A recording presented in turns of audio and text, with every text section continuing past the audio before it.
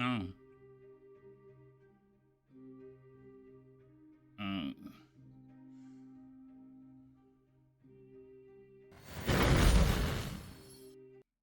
Greatest fears in real life. Oh. I'm not afraid of it because all right, so we're gonna continue the conversation we were having before we started the chat. Hi everyone. But I played football and I competed in like combat sports. So I got hit in the face a lot. It wasn't really like a fear.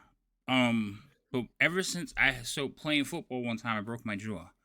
And basically I didn't know I had broke it, so I just kept playing and from here to here was really, really messed up. Like broken multiple times. So they had to wire me shut for a few months. But basically ever since then I've had nothing but teeth problems. That was a long time ago. And I'm bad about it to begin with. So, yeah. It sucks. But it hurts like hell. And it's one of the things. I got banned from one dentist. I couldn't go back there. Because... Did you knock his teeth out? No. He didn't listen to me. And I had told him, I can feel what you're doing. He's like, no, it's just pressure. It's your brain. I'm like, no, I can feel it. And as soon as he touched my tooth, I got mad and I grabbed him by his tie because he was over me. And I grabbed his tie and I pulled him down and I was like in his ear, like, I can feel that. And he looks over to the nurse. He's like, get the gas. So they knocked me out, but I don't like dentists. And then I took a needle away from another one because he was trying to numb me out and he was trying to stab at me. And he was trying to get the nerve, I guess, and he finally hit where he was supposed to, but too good, and he hit the nerve. And I just sat up and grabbed the needle. I was, give me that shit. And I was like, let's see how you like it. And they were like, okay, calm down. So, yeah. Us Americans, we're a different breed, aren't we? Yeah, so I told my dentist now, I was like, so I have to, it's a new dentist. So I was like, you got straps on these chairs? Because you might need them. We're not that kind of establishment. He was like, what? He's like, yeah. I've got some extra belts. You'll need them. You have to pay extra for that service. Funny. I do not I think I've got a ratchet strap in the car. No dentists suck. Monday morning, that's bad enough. Oh, sorry, Thermal. All right, so first things first. I was notified that when you guys are being watched on YouTube, you are all a little bit lower. So I want to make sure that we adjust the volumes before we start playing so everybody can hear you guys. I can hear you fine. The problem is I have you on Discord and I need to adjust the sound in the chat. So just talk at the normal level that you would talk during the game. BT, I always hear you fine, so let's start with you. I mean, I do have quite the booming voice, in fairness. Right. Like, yeah, so you're like a good top level because you're in the yellow. Like, it doesn't seem like anybody's too low. I'm just gonna raise it a little bit. Naboo, stop pressing buttons for frig's sake. Naboo's literally just alternated between all four of his buttons: dad, food, water, toilet. Oh, that's but he's just been out before stream. He's got a full bowl of water, dad, full food, toilet water.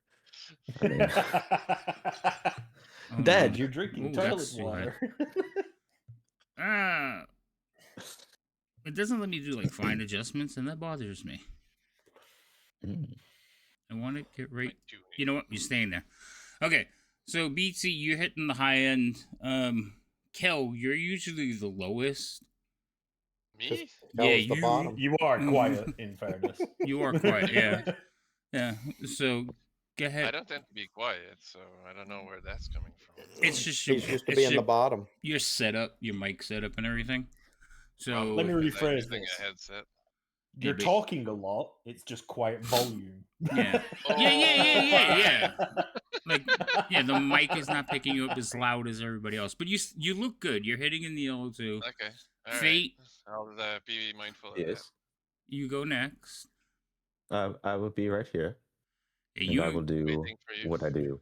Yeah, I probably run the lowest, actually. Yeah, in terms of register. Yeah, you and Kel are in about the same place, so I'm gonna raise you two up a little bit.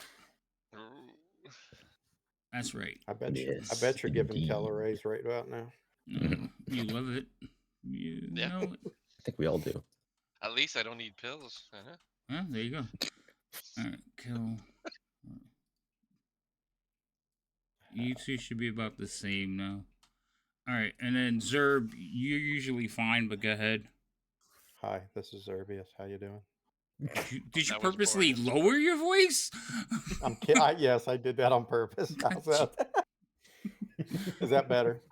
If I talk in my normal voice? Yeah, you're like right in the middle of everybody. And then White Seer, go ahead. The problem with Kronk is that he can be speaking like this in one moment and then shouting the house down in the next. Yeah, but your normal is fine when he's spellcasting. No, that's still good. You're at the high end like BT. Like your mics pick you up really good. So chat, what do you guys think? Everybody sound good? Somebody answer me, please. You sound okay. Yeah. Can you hear everybody about the same level? On YouTube. I'll go like this. Druid, do we sound good? She might not be able to answer though. I'll say there's. Well, no, she'll stop if she's doing. If she's listening. Yeah, no, she'll stop. Like, if hold she's here, on. she'll stop. Hold my beer. All right. Yeah, if she's not scrambling to wash her hands, she's like, I'm fucking elbow deep in dough right now, you bastard. Right. I was gonna say she might be busy bandaging another finger. Oh God. Or she's prepping herself to not have to lose a finger by putting on, proper gloves. Yeah, right. Chain link. Yeah. I'm about to buy her a set. Those I mean, out of everybody in the world, she can't afford to lose anything because she's already tiny. You don't want to be cutting pieces off that. Oh man, maybe I want a placard though, so maybe I should. All right, I think we're all good. All right, we got no response, but I'm gonna say that according to the little yellow bars, everybody's about the same. I'm only slightly above you guys, so I think we're good. All right. No, that was my other complaint. So messed up face, numbness, and all that stuff, and pain. But the pain I have to deal with until January 5th. That's when I go back. But Friday night, my city broke a water main, and the backup water main was under repair. So we have had no water since Friday night. Oof. Zero. Yeah, zero. I'm like, you gotta be fucking kidding me with this. So it snowed today. You don't think I went outside with like some pans and collected snow to make water? You are sadly mistaken. Like, I would have done the same thing. You gotta do what you gotta do. So luckily it snowed enough that I was like, I don't have to, have to touch the bottom. It's all fresh. But Jesus Christ. Pulling it, sieving grit out of your water. Right, it's like gotta boil it and then yes. All right. So hang on, I've just got to strain my water before I make a cup of tea. It's like the sugar is really coarse. That's dirt. Anyway, why is it salty? Oh, I had to melt some ice. All right, so everybody, let's start out with introductions. Let everybody know who you're playing and who you are, and we'll go across the board. Anybody want to go first? No? Okay. So we'll start with Zerbius, and we'll go from left to right. Hi, I'm Zerbius, playing Mohara Shadow Mist, the party's rogue. I do like to gamble just a little bit. I love the ladies.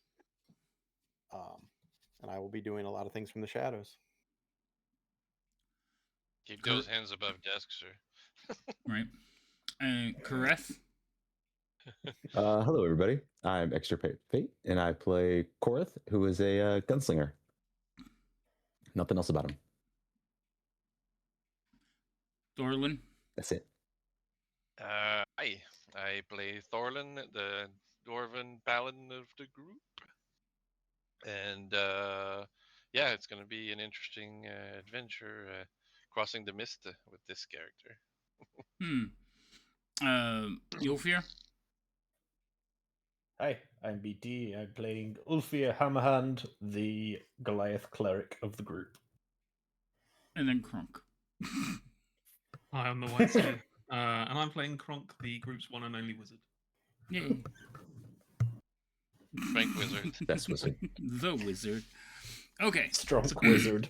The physical wizard. Right. Fizz whiz. Fizzy wizzy, let's get busy. Absolutely. All right. Wait, wasn't that from Sooty? Was it the Fizzy Wizzy was a bar? Sorry. I think it was Izzy. I don't know. All right. So, do you guys remember where you last left off? We woke up. Nope, because it was 2 weeks ago. I don't. Sorry. I think we're heading back to town. You were waking up. Because... We were waking up, yeah, in the farmhouse on the outskirts of town where a bunch of murder had happened. Yeah, we dealt with some werewolves and wolves and all that stuff the night before. Right. One was burning in the backyard because we made a fire out of it. Yes. You set fire to one. You chased two off. Actually, one off. And you were basically trying to make a decision on what you were going to do.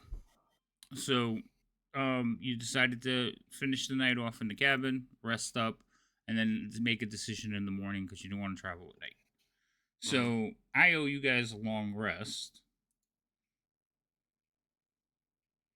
And we'll continue from there. So I put it back in your hands. Go ahead.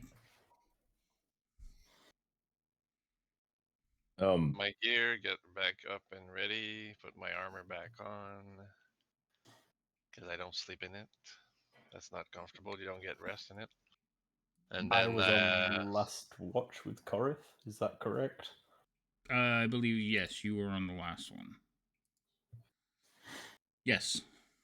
So I'd already be dressed, but yes. Once people start getting up, I would go off to go and do my morning blessing. Okay. Now, when you say your morning blessing, what does that mean? It's literally pray to my God and receive the blessing of the forge. I could honestly think you could do that at the end of your rest. Like, during your, you know what I mean? Your rest is supposed to be 8 hours of, like, light activity other than reading Well, it's and just stuff. after a long rest, so yeah, it would be then. But I would have held off until other people were up, so I'm not interrupted or anything like that. If we get attacked, someone else can got it. Give warning. I'm not interrupting the watch, sort of thing. All right. Cool. Karth, but this time I will activate it on my hammer, so we have another way of damaging werewolves.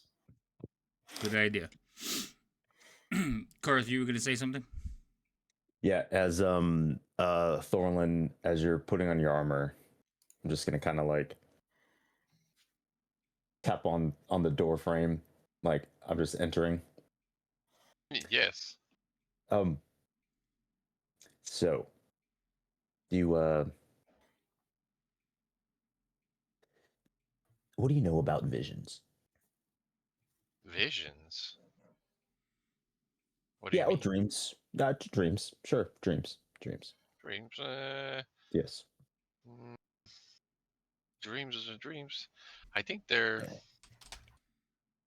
I don't know, honestly, but it's probably something that you have to work on, or sometimes it might be something from a higher calling inspiring you.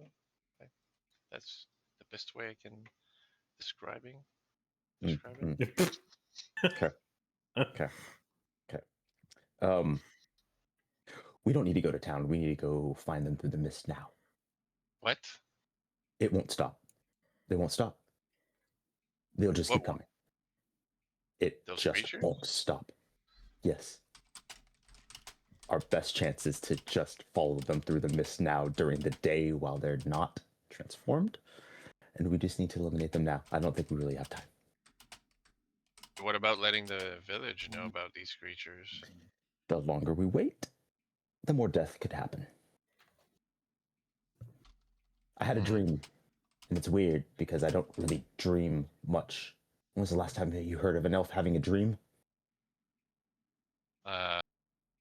Exactly. I think we should just go. Maybe it was a premonition. I mean, just maybe we should go to that homestead right next door to give the info so the town people can bring that back to the city watch, and then head towards where we want to go. Because I think they were gonna bring the stuff we found in that home back to the woman and her child. So if they can do that trip and let the captain of the guard know what we're dealing with and that we're pursuing the creatures, then perhaps we could to kill 2 ravens with 1 piece of bread. Or 1 corn. Why we killed the nice birds? It's just an expression. We knew that. So you think you convinced the rest of them to go? Yeah, sure. Cool. Because they think I'm weird. No, I don't think you're weird. Oh, good. Good talk then. On with it. And I walk away with like the most uncomfortable, like, this is yeah. I'm visibly just uncomfortable. Not agitated, not angry, just nervousness, and it's very palpable. No one needs to roll to figure that out. I'm gonna be rowdy and coming down after getting prepared and start like moving things around, making sure everybody wakes up, and kind of like the when your mom used to do the vacuum at fucking 8 in the morning, make sure you didn't sleep till noon. So it's only vacuuming the rug in front of your door. Yeah, so it's making sure you hit the door every now and then. Make sure they're up and awake and they stir up and get ready before. So we have to leave. And once I start seeing them start to get up, I'm gonna say, let's make the most of the morning, since those night creatures prefer to stalk us in the night, and see if we can get back at them. Zerb, you're muted. As Thorlin makes his way downstairs, Mohara's already sitting downstairs on the counter in the kitchen. Well, it's about time you late risers make it down here.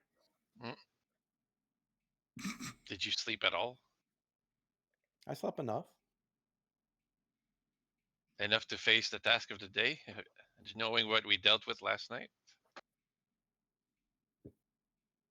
Yep, I'm fine. I'm ready to go. Good to know. On. Yeah, we're fine. What's Gronk doing? Gronk's annoyed that he's been woken up, but he's going to stay in bed as long as possible because he sleeps in his wizard robes and that's the only armor he has. So he kind of does that can't be bothered to carry it thing with his staff where it kind of hits every step on the way down. Kind of dragging it behind. And then wants to go and find the person who's also always talking about the forge to see if he can make his heavy staff silver.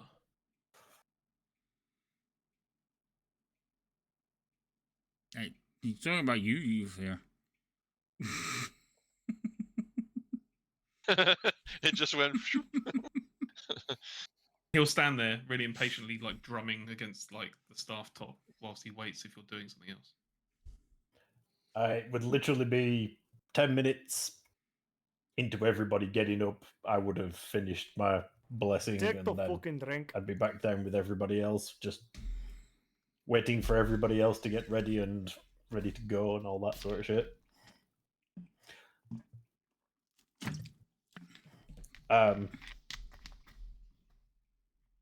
We don't have any silver yet, Kronk. I have gold. We have coins. We can swap it for silver. I also don't have a forge.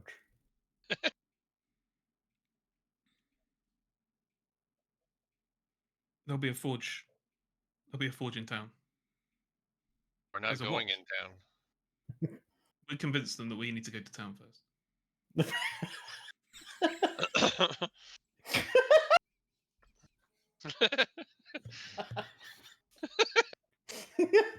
We're the biggest.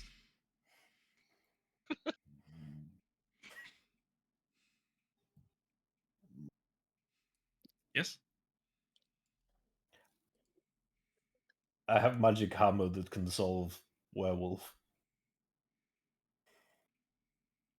I have magic spells, but I also need a magic hammer. You're not having this one. I know. I want a silver one. I'd suggest you talk to the rest of the group about this, because I was under the impression we are going after wolves now. I think that is the better idea. Put an end to this. Half of us can't hurt them. That makes no sense. Kronk wants to hurt things. He kind of goes off in his own mind for a second. You can just imagine the carnage. No magical blessings you can do, Kronk? Okay. Ulfir just grins. Overhearing this and just being like, oh, we just need to go, you silly wizard. I'm just gonna approach Ulfir and be like, how hot does it need to be to just melt silver? Couldn't we just do it in a pot and just dip his staff in there? Just let him have it. Just cap, silver cap. He looks over at Kronk's staff. What material is your staff, Kronk? The heavy staff. He pulls the maul off of his back. Oh. Like, as a short fix, we could just hit some silver really hard and hope it sticks. Can you just melt it down, though? In what? We need to go and get silver. In a pot. What were we asked to do? Deal with the wolves. Were we asked to deal with the wolves or investigate the wolves? Well, to stop the threat, basically. Is that what they said? Yeah.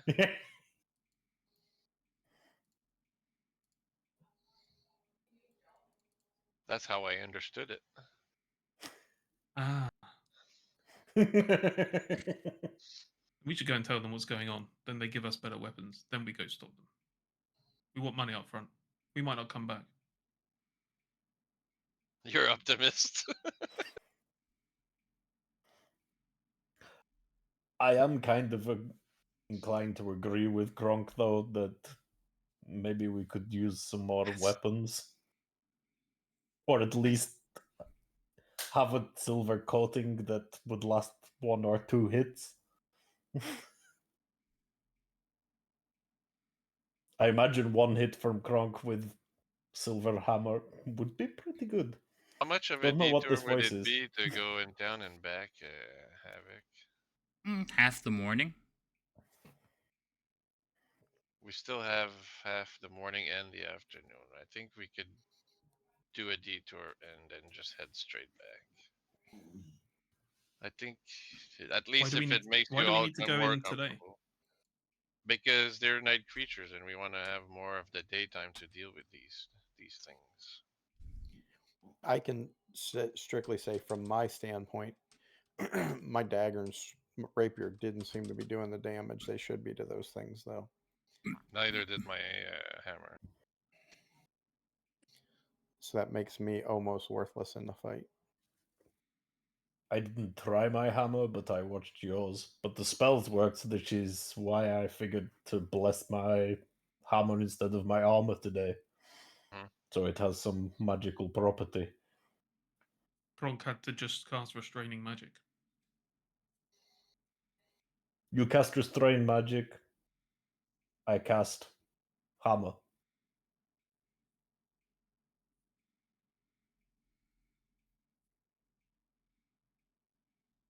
Team, vote. Let's make a quick stop, but let's not waste time. And then we can head back and follow them. Fine. To be fair, Corey, you can shoot. Not everybody can do this. Would be more sensible for sure, yes. What are the chances of them having silver weapons in town, though? Well, maybe not weapons, but means to an end, probably. Then you must hurry and go now, please. Kronk is ready. I'm ready. Would I have an idea, being a smith, of how much silver we're going to need to be able to coat the weapons in silver? You have an idea of what the cost is, yeah. Generally, you need enough silver to coat the weapon. Okay, so a maul is fairly large, but it's also the expertise to make it stick, or else it's going to come off in one hit. Right. So it usually costs per weapon about 100 gold. Okay, that's the cost of silver and expertise, but you guys could probably cut that down to just the cost of the silver if Yulfir is doing the crafting. You might have to pay to rent somebody's forge because you don't have one in your pocket. And I'm not a guild master. Right. And how much and how long would this take too? We got to factor that in as well. It doesn't take, he could probably knock it down in like half a day or like a couple hours actually. It's really melt the silver down, apply it to the weapon, and cool it properly so it doesn't just shatter and fall off. You also have to heat the weapon a little bit so the surface and it can bond. Yeah. So it's not overly difficult, and it wears away after like several hits. The better it's applied, the better he does, the longer it'll last. Okay. But if we're just melting down some coins and doing it, you're going to get a couple of hits and that's your lot. Yeah. Yeah, like every time you hit something, there's a chance it's just going to fall off. The more times you hit something, the higher the chance gets. Until it's just, that was enough.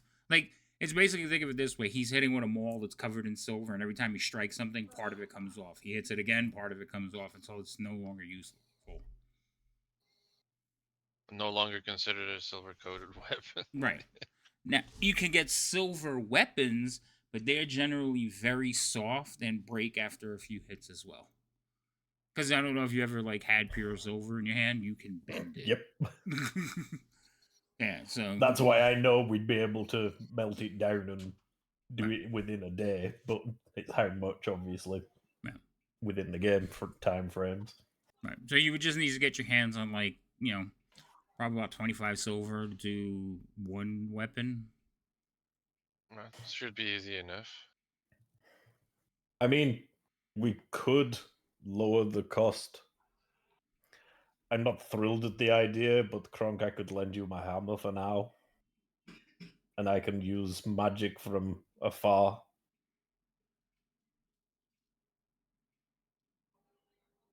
Okay, Kronk, just use your hammer. And then we only need to... If Kronk needs to. It'd just be Mohara that we need to get a weapon. And me. Kronk not understand that weapon could break. Alright, let's get going, gentlemen. I'm the first out the door, walking back to town. As soon as conversation's done and everyone's ready to go, I'm already out the door and set off as well. Following Korath. Right. To the village we go. So as you guys go outside, it's still very overcast. It's not raining, but it's like a misty wetness outside. Like you can feel, it's not pouring, but like there's that haze of water in the air. And then on the ground, there is a layer of fog. It's probably up to your knees, and you can tell it's dwindling because the night, almost everything was fogged over. But to the north, looking towards the Misty Mountain, you can't even see the Misty Forest. Like, it's just a wall of white.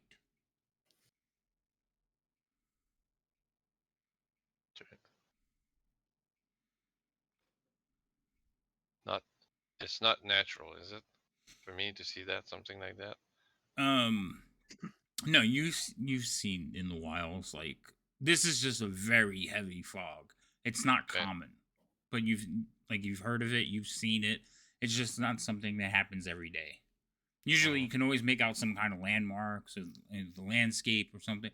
This is just like, everything is just basically like you turn around and you're looking at a cloud. So we're in Silent Hill.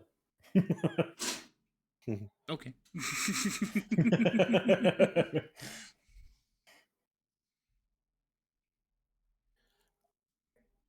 As we're walking along, even though we can't see very far in the fog, does it appear that we're following the same road back to town that we came in on?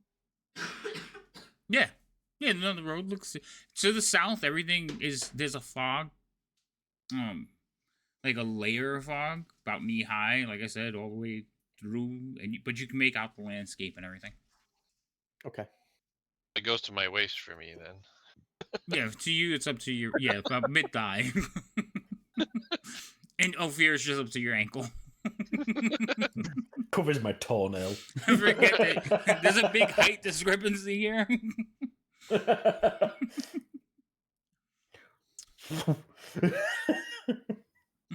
no gradual in this group. So you guys head back towards town. Everything seems very quiet and still. No birds chirping. Just a very bland landscape. Very off-putting.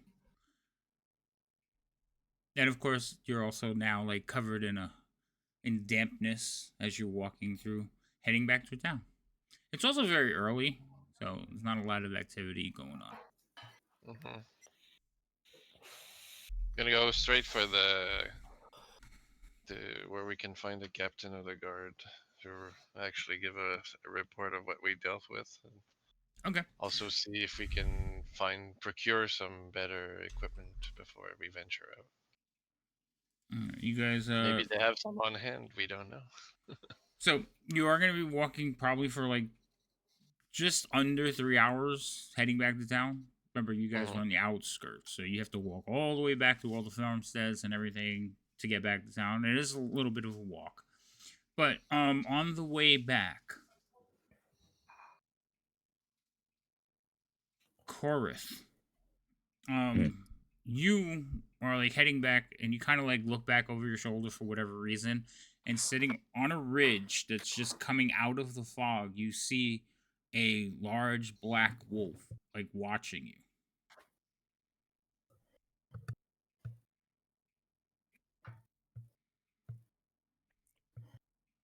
And it's off in the distance.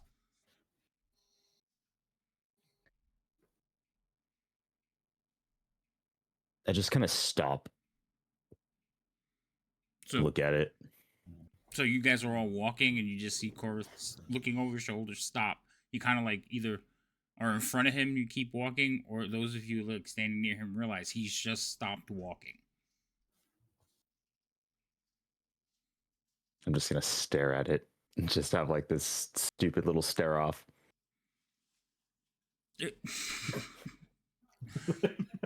All of you see him like staring at this, and by now you realize, after a few feet, you realize what's going on. You turn back, look at him, see him looking off in the distance, and you see him like giving the finger to the mist.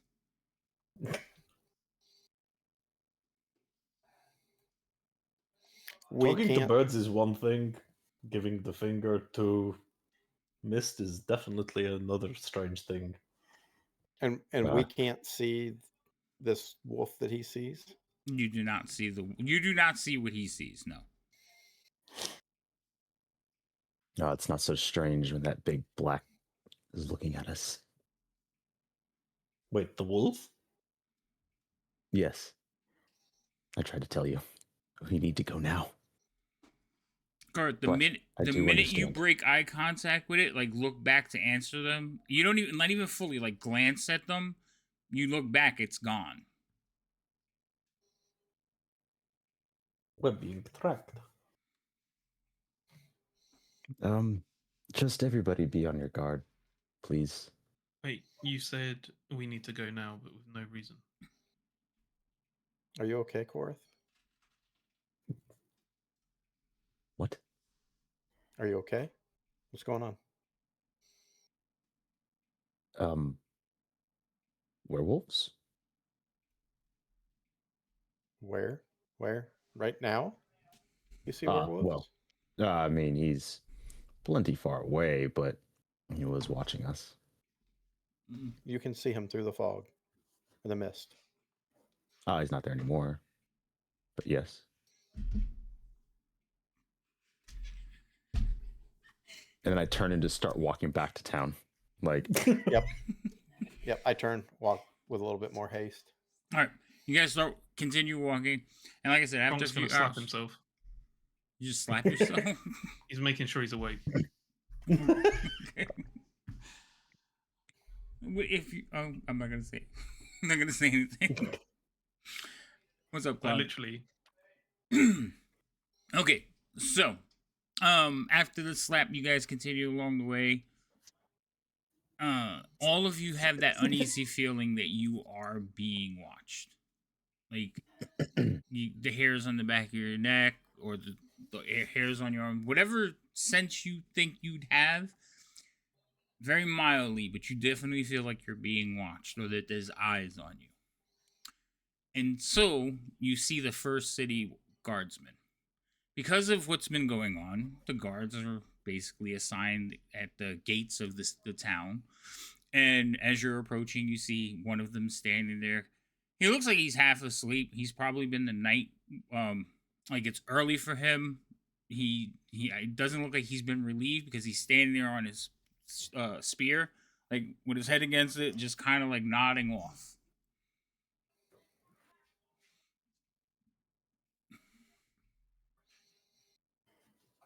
You get right to him. He doesn't even realize you're there.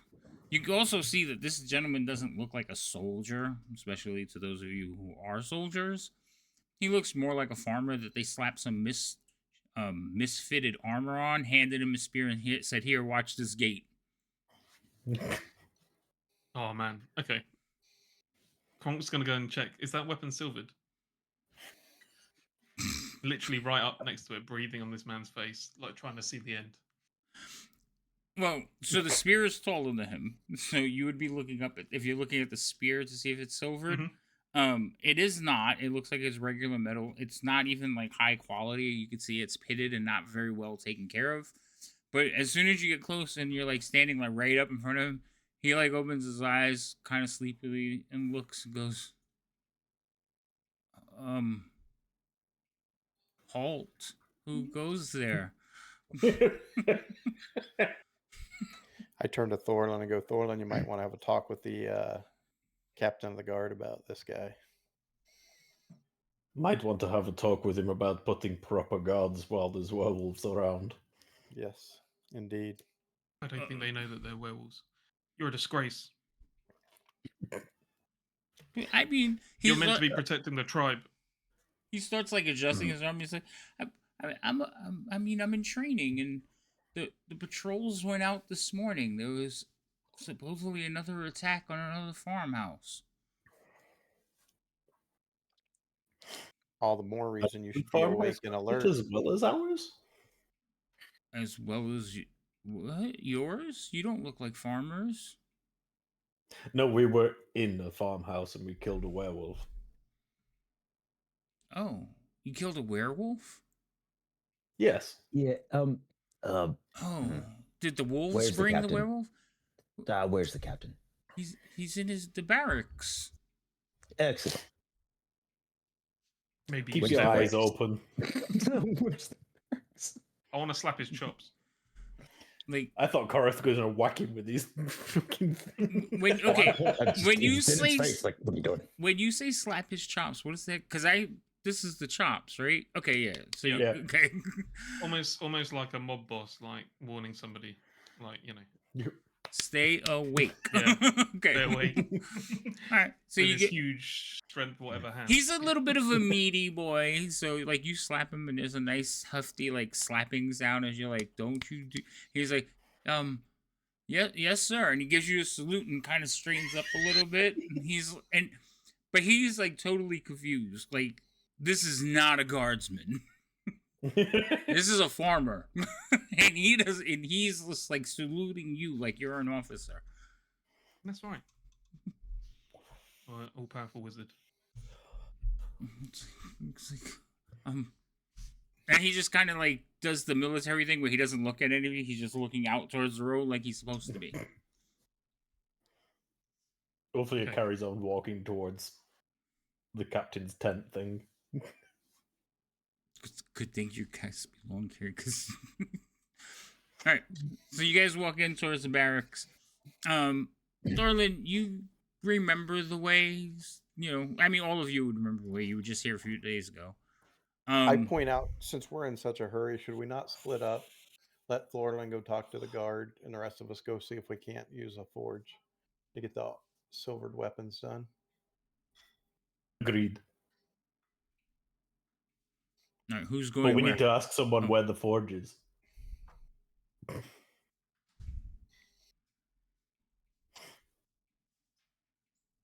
And I imagine the captain would have their own forge for looking after their gear. You're sick. Open a different one and use a glass. Seriously? Yes. Really? Yes. This fucking kid. And he's like, so we don't have water, so I'm drinking soda. So we bought bottles of soda, right? Because all the water is gone in all the stores. And a little bit we can get out of the snow, I'm going to use to make food. So I took a bottle, but she has sick. She's been sick for 2 days, and she keeps trying to drink out of my bottle. Like, go away. Fucking kid. Wait, is this the plague that you gave her? No, she didn't even get sick. She went home fine. I was sick, and then she came back sick. It might be. It just took like a week and a half to incubate. Oh, it was the kid. It was her little sister, her mom's daughter. So anyway, okay. I'm sorry. So what were you guys saying? Because I was fighting with her. You think the city guard has their own forge there at their barracks? I mean, I'm willing to go find out. I look at Thorlin. They hire out.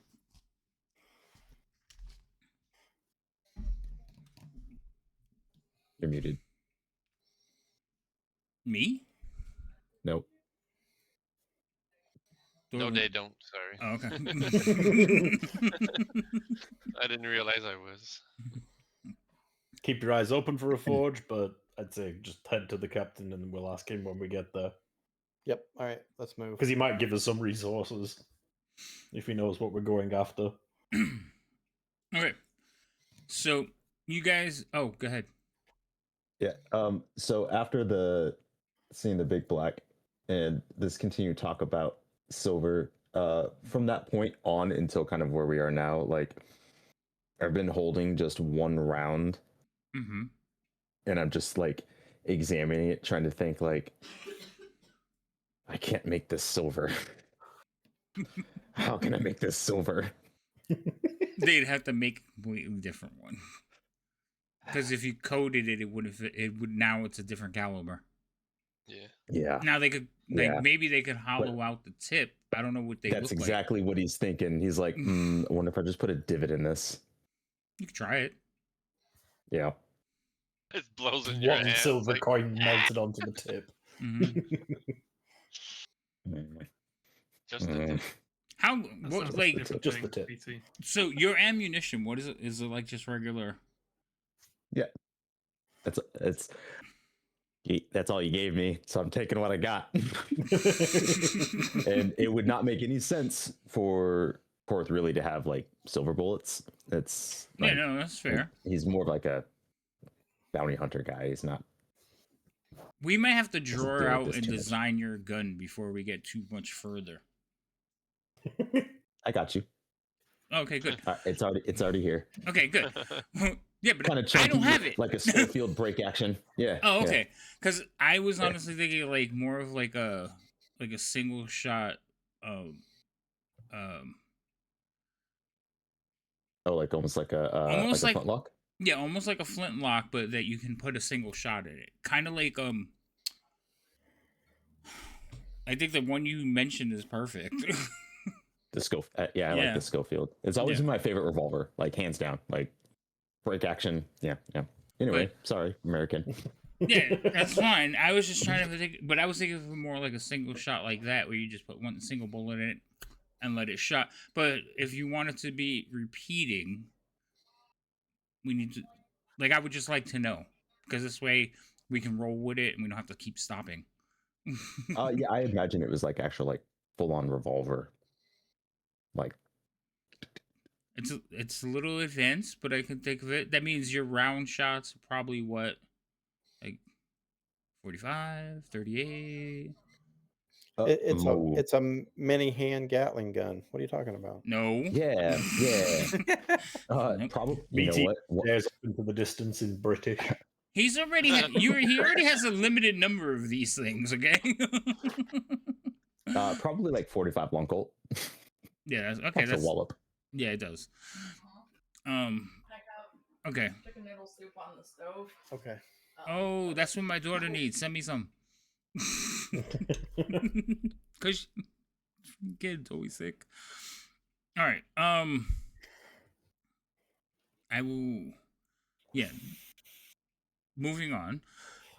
Yeah, you're looking at your bullet. That's probably what you're gonna have to do. You'd probably have to hollow it out and try not to ruin it, and get some silver in the tip if you wanted to do something like that. Or remake the bullet, but you don't have that knowledge yet. Correct. Is Zerb talking to us or to his chat? He might be talking to I'm talking to my chat. I just got raided. Ooh, Okay. raids. Hello, Raiders. They can hear us too, can't they? They can indeed. Okay. That'd be quite an interesting stream where it's only just one player's voice. Right? Nobody else knows what's going on. The theater of the mind. Yes, I muted all of you for my chat, so all they hear is me. You narcissist. It's mime time. It's not like they listen to you anyways, but yeah, sure. All right. Can we kick this guy? No, you can't. Okay, so you guys walk through town, and again, it is very early. Well, no, it's not very early, but it's very quiet. In the town, there's not the lingering mist that you had.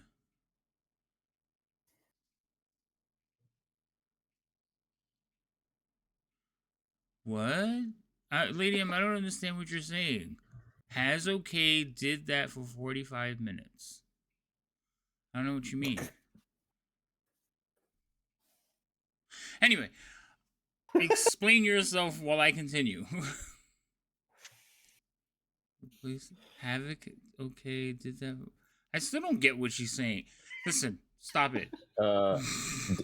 Did you mute yourself for like 45 minutes one time? Oh, yeah, I did. Okay, I think that's what Lydiam's getting at. Seriously, you had to bring that up now? Here? Yes. Anyway. Perfect.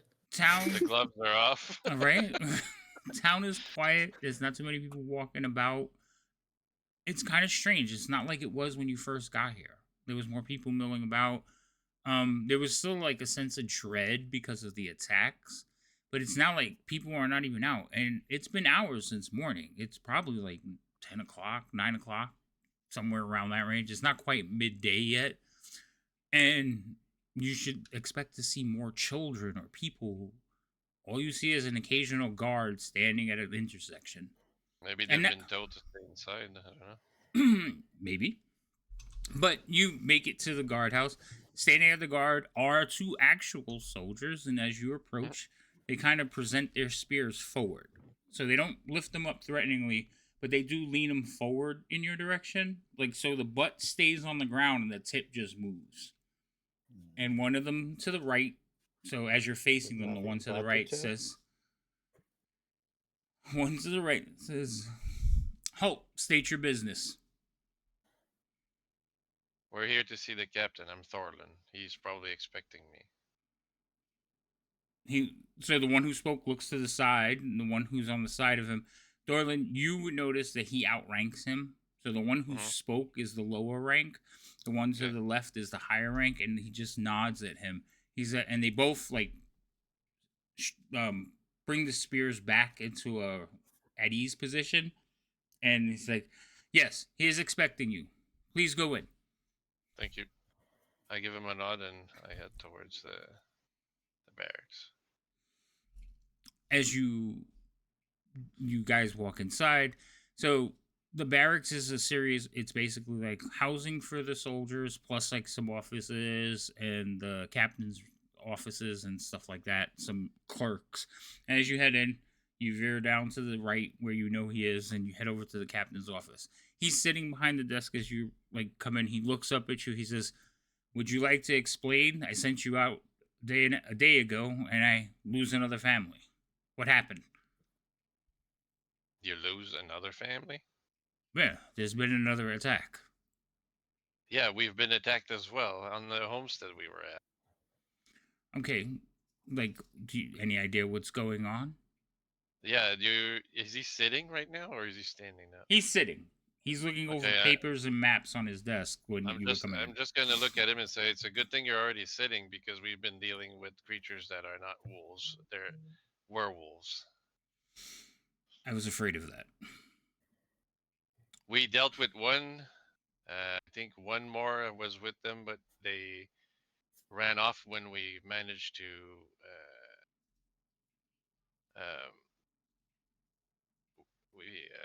what's the word I'm looking for? Restrained one and interrogated it, and ended up killing it and burnt it in the yard. So this one is totally dealt with. There was a pack of wolves, there was mist, and they attacked the homestead we were at. We didn't know another homestead was going to get attacked. We figured if we stayed there, they would come for us, which they did. But if we're going to deal with such creatures, we're probably going to need better equipment than what we have to be able to actually deal with them efficiently. So while you're talking to him, he's listening, and he gets ready to say something, and as soon as he opens his mouth to say something, you hear ringing like bells. Clink, clink, clink, clink, clink, clink, and shouting coming from outside, and he looks, and he's like, "With me," and he starts heading towards the door to run outside. Oh, well, I follow along. I say, let's see what's happening, guys, and rush after behind him. You rush outside. When you get to the door where the other two guards, they're not in their position. They're actually down the steps in the street leading up to the barracks. And laying on the ground, covered in blood, in armor, torn, shredded armor, there's a soldier, and he's just laying there, eyes wide open, covered in blood. And the two other soldiers are holding him, and they look over, and one of them just shakes his head back and forth. And the captain's like, "Damn it. This man was part of a patrol." Is the man still alive? No, he looks lifeless. Okay. The senior soldier from the doorway walks over. He says, "Captain, it seems that the patrol was wiped out. This man barely made it back."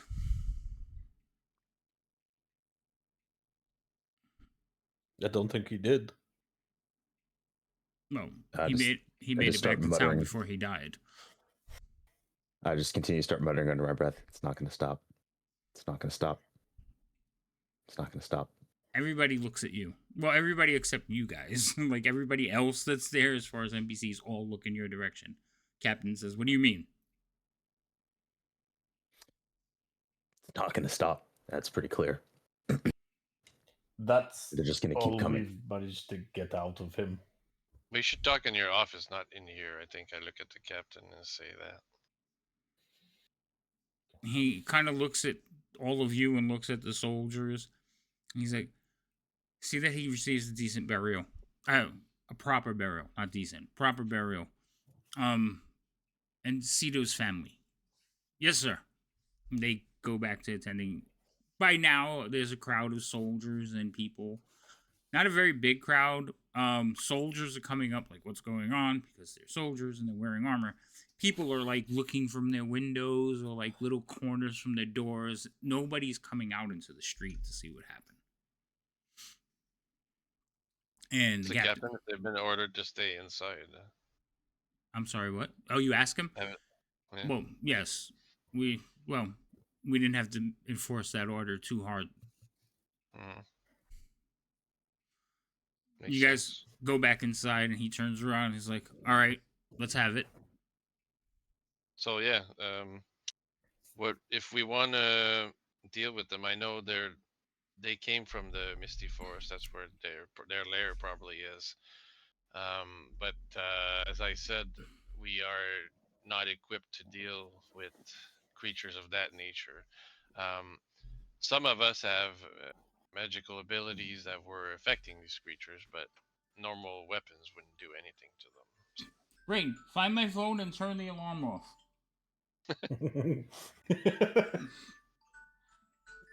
Oh man, my immersion is broken. Sorry. I was like, I didn't even know where it was. I was like, sorry. Okay. All right, go ahead. They have cell phones in this land. Why can't we just get one of those? It'd be way quicker to communicate. Smoke signals. Fuck. Oh no, there's fog. We're fucked. I mean, Krunk's in an apothecary right now. Surely he's got some potions there. Just varying degrees of like fermented mead. So we actually had the idea if we could find a forge to try and add some silver to some weaponry, that might actually do us some good. But we also wanted to ask if maybe there is some of those already in town that you guys could lend us for the duration of the mission we're doing. It's also worth noting, during the interrogation, the werewolf said they were sent. Sent? By whom? We didn't find that out. She just said she had been sent. Because better here than his lands.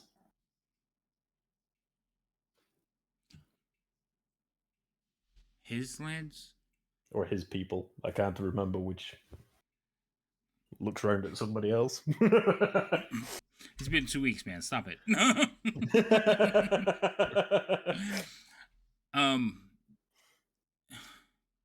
It seems like you bring me more questions and solutions. Can you deal with them? We could, as I said, if we had better equipment to deal with them. Which is why we've returned. So I'm going, because all of you who deal with weapons on a regular basis would know this. Silver weapons suck. All right, no, they're basically ceremonial weapons. They don't cold shine. They just basically, well, they can be polished, but they're not meant for combat. So when you say better weapons, they don't think silver. And dealing with werewolves or creatures that require silver, that's it's not a common thing. You know what I mean? Like, we think of it and go, oh yeah, we put silver on our weapons. It's a very specific thing for killing a specific thing. Right. So, just so, like, that conversation would probably may have transpired a little bit differently. If you ask him that you need to silver your weapons for this situation, we can make that happen. We don't have a forge here. We'll have to talk to the blacksmiths. And he will go to his desk and sit down and start writing on a piece of parchment. Give him this. Do you happen to have any silver? We have some silver coins and some gold coins that we could swap to silver. Yeah. Wait, say that again? Oh, gold coins to swap 2 silver? No. The blacksmith's not gonna have the amount of silver that you require. Here. He writes down another piece of paper. He's going to say, take this to the general store. Tell them that I sent you. They will provide you with the amount you need. They're not rich, so if you can make it right for them, that'd be fine. But do what you need to do. And he hands you another scroll. Well, not a scroll, but like a piece of paper. Okay. I grab those, both of those. Thank you, Captain. I need to see to this man's family. Please do your best. My soldiers are ill-trained. Several patrols are out trying to protect the countryside, but I do not have enough men. No, but now that you know what we're dealing with, you know what they can expect on the roads. Correct. And we will go through the town and gather as much silver as we can, but I will need to equip my men as well. Hopefully you can... Did, perchance, a lady and her child came into town last night or yesterday? A lady and her child? I haven't... From the homestead we were investigating, we sent her back to town because it wasn't safe for her to stay there. Her husband was dead in the house. I have received no report, but I can check with my men from last night. Just to make sure they came back all right. I'll check. I could look into it. What was their names? Did she give us her names? I don't remember as a player. I don't remember. I don't think so. I never asked their names. Asking for names is a dangerous thing. So it's one of those parts. I know I named them. I don't know if I gave it to you. I don't remember a name. Okay. Nope. Korth never asked because he knows how dangerous it is asking people their names, and he respected them. That's fair. The boys was from a different homestead. We did pass stuff on to Cletus, though, who said he was going to bring them to her, try to find them. And Cletus' son knew who they were. So I know I named them because I know who I named them after, so I know I gave them a name. But if you guys don't remember, I will tell you that the mother's name was Ellen. And wait, was the daughter's name like Rachel? I don't think it was Rachel. I don't think it was a daughter. No, it was. Yeah, it was a daughter. Because this little girl that I gave my flute, my pan flute to. Oh no, I was thinking about Cletus's child. That's why I was thinking of that. Oh, the boy that was hidden in the barn. Yeah. Yeah. Okay. I wanted to double check before, so I had to go check my note. So it was the mother's name was Ellen, and the little girl's name was Rebecca. Rebecca was close. You were. That's why I was like, did I say it wrong? So I had to check my note before I gave you bad information. I would have remembered that. That's my mom's name. Oh, so maybe I know I named them. So yeah, all I had in my notes was mother and daughter. That's fair. Yeah, usually NPCs, but I try to name all of them because I know my players are somebody's gonna be like, "What's their name?" I'm like, "You fuck," and that's when I don't have it, so I try. You're okay, Drew's not here.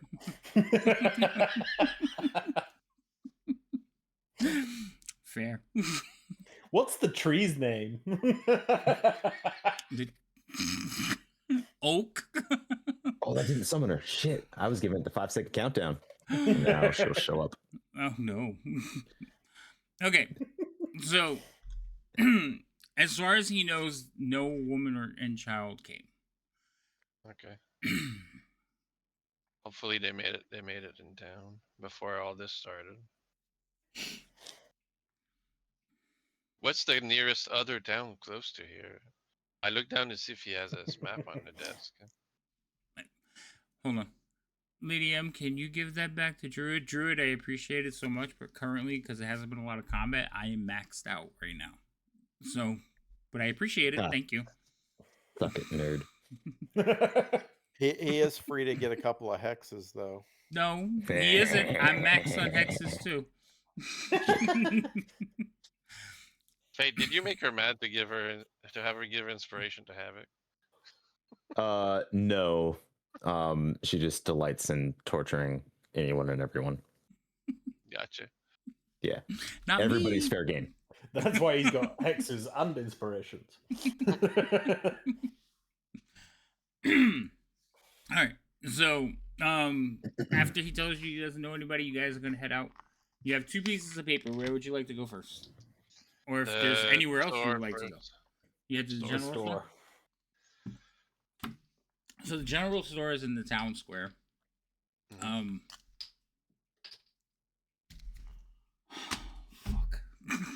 It's in the town square, and it is just like a regular. There's a little step up, little plant. You walk in, no glass windows. It's more like panes. Panes? Or like the shutters? Shutters? Yeah. Everything seems to be covered over. Okay. So when you walk in, there is a little bell that kind of goes off like ding-a-ding as you walk in. And you see an old man, old lady standing side by side, looking like peeking at you from the counter. And they're leaning to the side because the aisles like block the stuff. And which one of you walked in first? Me. Yeah, so they're definitely like looking for you. You're like, oh, well met. Good morning. How can we help you today, fine dwarf? I bring tidings from the captain, and I put the paper on the counter saying we require some silver for silver an endeavor. If you have silver. Silver weapons, magical weapons, anything you might have. So he takes the piece of paper and kind of looks at it and looks at you and looks at the paper and looks at you. And he looks at it again and she's like, give me that. And she snatches it out of his hand and she reads it and she says, yep, well, ain't this a fine mess? So I suppose we're supposed to just hand it over to you? How do we know you didn't like force him to give you this? And she just starts laying into you. I mean, you don't look like soldiers. You don't look like you're from this town. Would we be able to hear her going off from outside? Yeah, you can hear like the conversation. Ulvia will walk through the door. Kronk was already following. I'm going in. Yeah, so Krunk, you like went in right behind him. Because I said who went first. I didn't go at who was next. But was anybody planning on staying outside? Kronk's already tried swinging his weapon over Thorin's head to see if he can do it. So he's happy to follow Thorin around. Okay. I could cast over him.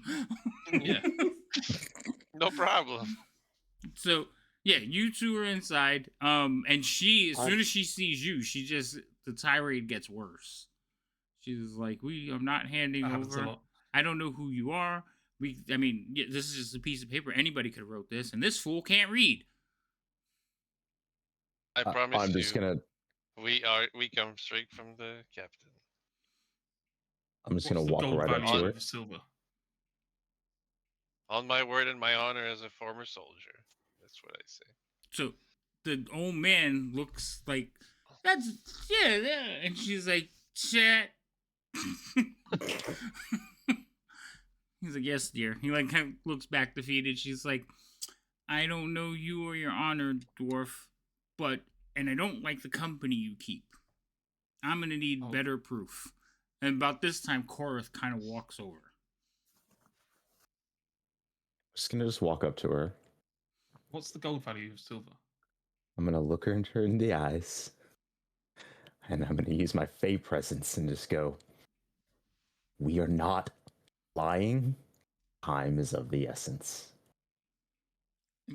About that time, Kronk gets out, what's the gold value of silver? And she's like,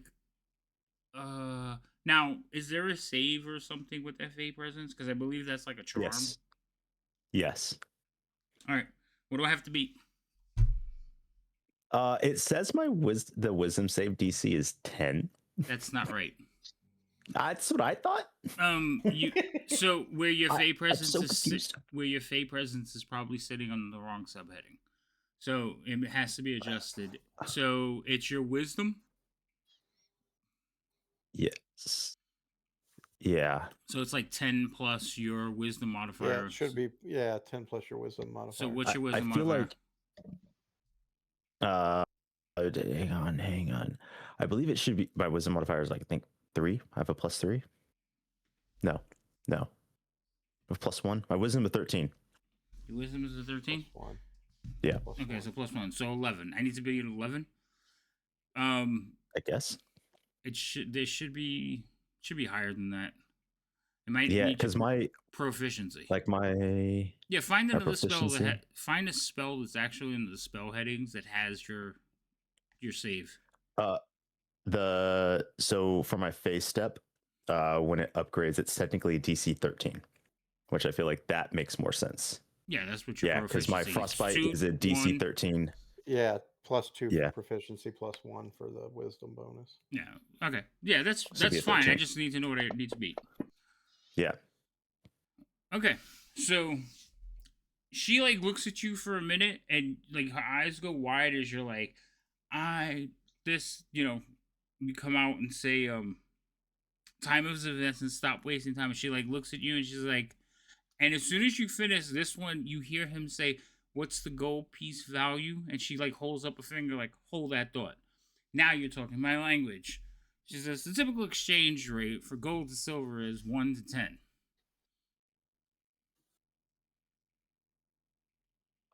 Grunk. Which would make sense if I knew how much you needed. I can't read that sheet from here. She like holds it up to you. And it basically says, Captain, I forgot the captain's last name. Hallahan. Captain Hallahan, give these men whatever they need. We need the big guy. We need a big guy? We need the big guy, the forge guy. Oh, I have to wait for Ulfir to come in. He's already like ducked under and just he's standing there. You're talking money. She's there. The old man is looking up at him like. We need roughly 25 silver for each weapon. Ooh. How many weapons? How many weapons? 3. 3 weapons. 75. And quickly, what did you say? 35. 75. 70, I was gonna say your math is off. Yeah, so she comes out 25. So it's funny. I calculated as 30. Nope, those are some big weapons too. I'm saying so. Let's call it 4 gold, and we can conduct the exchange. Oh no, I'm sorry, not 4 gold. 8 gold. Ulfir just puts 8 gold on the counter. My kind of businessman. See, now we're getting somewhere. By the way, she made her save, Cora. You could sell. So she says, "Well, start counting, Harold." Did her husband? No, he. 10-foot cube. Yeah, he's just curious. Oh, I didn't know it was cube. I thought it was person. Yeah, it's a 10-foot like AOE. Like when we in session 0, like all the guards and everyone around me looked at me like, "Oh shit." That's right, I remember. Yeah. So no, he wouldn't have. He would be like already counting out silver coins and putting them on the table while she's talking, and she's just kind of looking at him like, "Hold on, we ain't done yet, Harold." But by the time she says, get these men their money, he's counting out the coins, and he has made little piles of silver coins for you guys. Basically 7 neat piles of 10 and then a pile of 5. Okay. She says, she holds up your coins, makes sure. She's like, I haven't seen these in a long time. Wardahavian? You'll fear she's asking you. I don't know. BT doesn't know. From Waterdeep. Waterhaven's Waterdeep coins. She goes, I don't know where they came from. I just have them. No. They look well minted. I like them. And she kind of takes them and just tucks the whole purse into her dress. She says, "Anything else we can get you fine gentlemen?" That's it for me. No. By chance, do you know if a woman and her child made it back the other day? Came into town? A woman and child traveling alone? Not that I've heard of. Do you have another pan flute?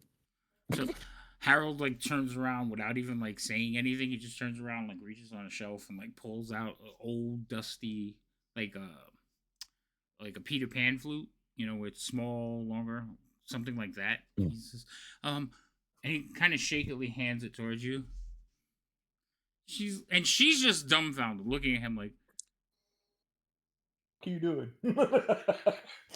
That'll be two coppers, sir. Okay. It's not like very expensive. It's very simple, but it works. I'm just gonna set down 1 gold coin. Ooh. You can see it in her eyes, the coin. She's like, Yeah. Thank you so much. Thank you. Speaking of, we might want to get more rope, but maybe some oil and some rations. I don't know what you guys think. I think you guys can figure that out while we go to the forge. Time is of the essence. I agree. How many times do we need to say it? Again.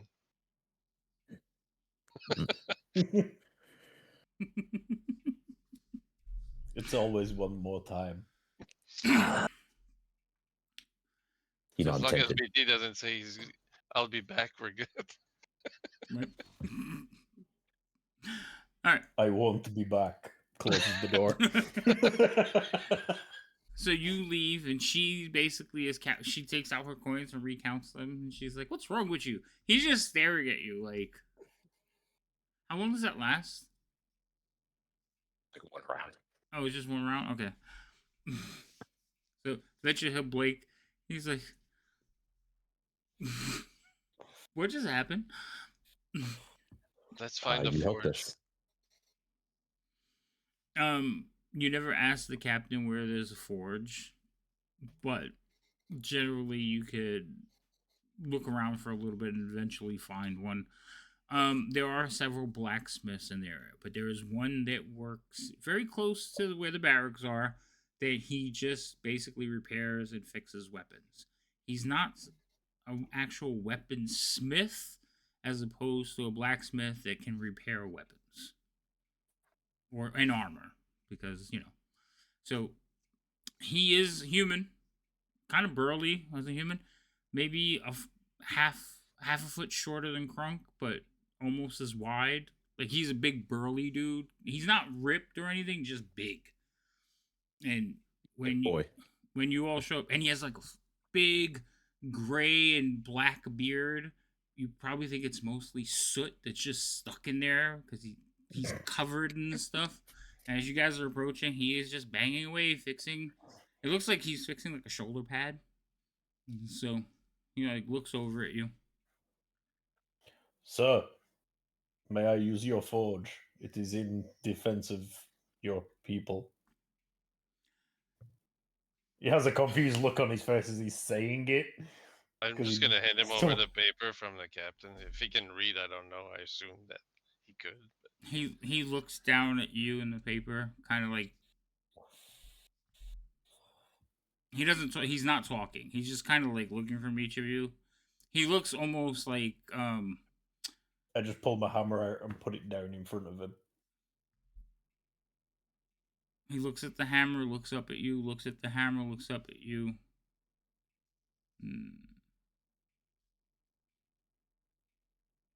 How long?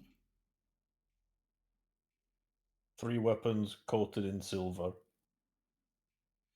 Using silver coins we need to melt.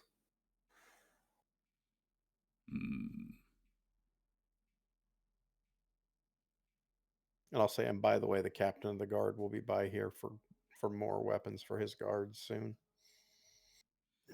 So any leftover gold that we have, you can use to coat those weapons. Silver. I knew what he meant. Sorry, silver.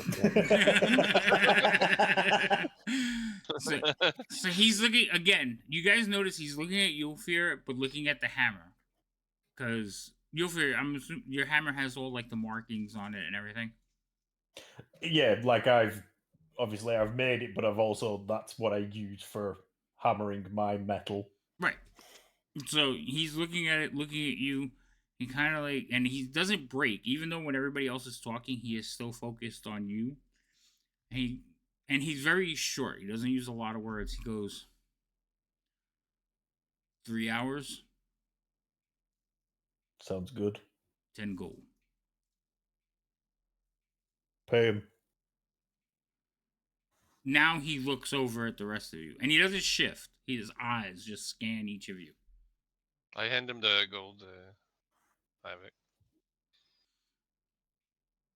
He takes the gold, kind of like does that thing where you like heft it and feels that there's 10 in his hand, puts his hammer down, and walks away. Doesn't say another word. I'm gonna follow him. So as he's walking away, you basically see he's like untying his apron and letting it like kind of hang, like taking off the strap and let it just hang in front of him. Just walking along, very serious, no smile or anything, just walking down the road. I quickly take off my chainmail because I'll be fucked if I'm working in my chainmail. Yeah, you get ready to do your foraging. You guys watch as Kareth goes down the street following Blacksmith. Oh, okay. I let him do his thing. I'll probably go back to the store. Sorry. Should we let him chase after the blacksmith like this? Should somebody go after him? Well, Crow friend is a strange man. I'll pull out my rapier and I'll lay it up there for them to work on as well. Grabs it and hangs it with the rest of the swords that are there, just so that it's ready for him to grab. Yeah, okay. I'll leave you my hammer as well.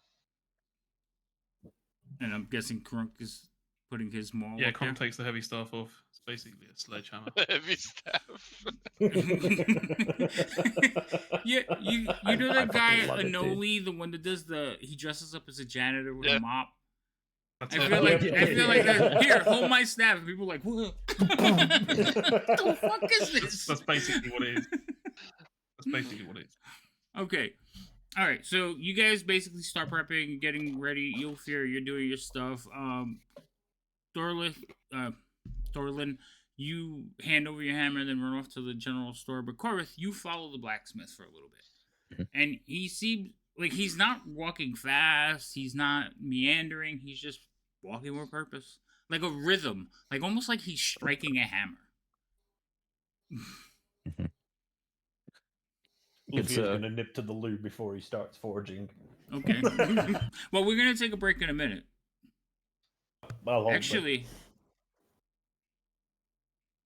no, we still got like a half hour. But go ahead. We'll get back to. I thought we were closer. All right, go ahead, Garth. Sir. He's just walking. He doesn't stop. Okay. All right. We don't have time for this. So I just kind of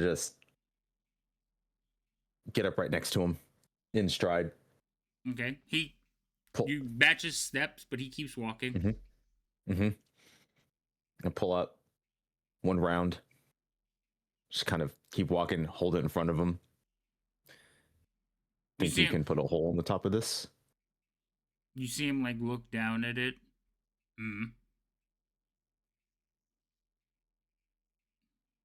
Bore a hole in this. He acknowledged you. I probably didn't come up to him right. He doesn't say yes or anything. He just kind of grunts in affirmative. He's like, But he keeps walking. My other friend's a little busy. Think you could help? he finally stops, and he not snatches it, but he like takes the bullet from your hand, and he like looks at it for a minute, and you watch as he takes it, and he goes like this, and he bites on it, and you watch as he looks around for a few minutes, and this is the first time. This is the most animated you've seen him, other when he's forging. He like looks around, and he sees something. He like walks over to it, and what you see is he walks over to like a nail that's kind of sticking out of a piece of wood, like the end of the nail. And he like walks over to it, presses it, lines it up a little bit, and then just turns.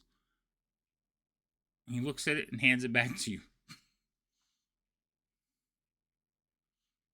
There's a hole in it, like a little divot.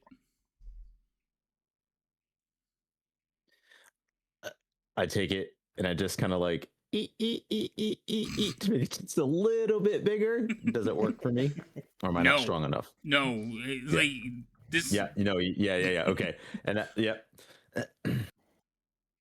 he takes it from you again and does it again. A little bit. This time you notice he does it with a little bit less force.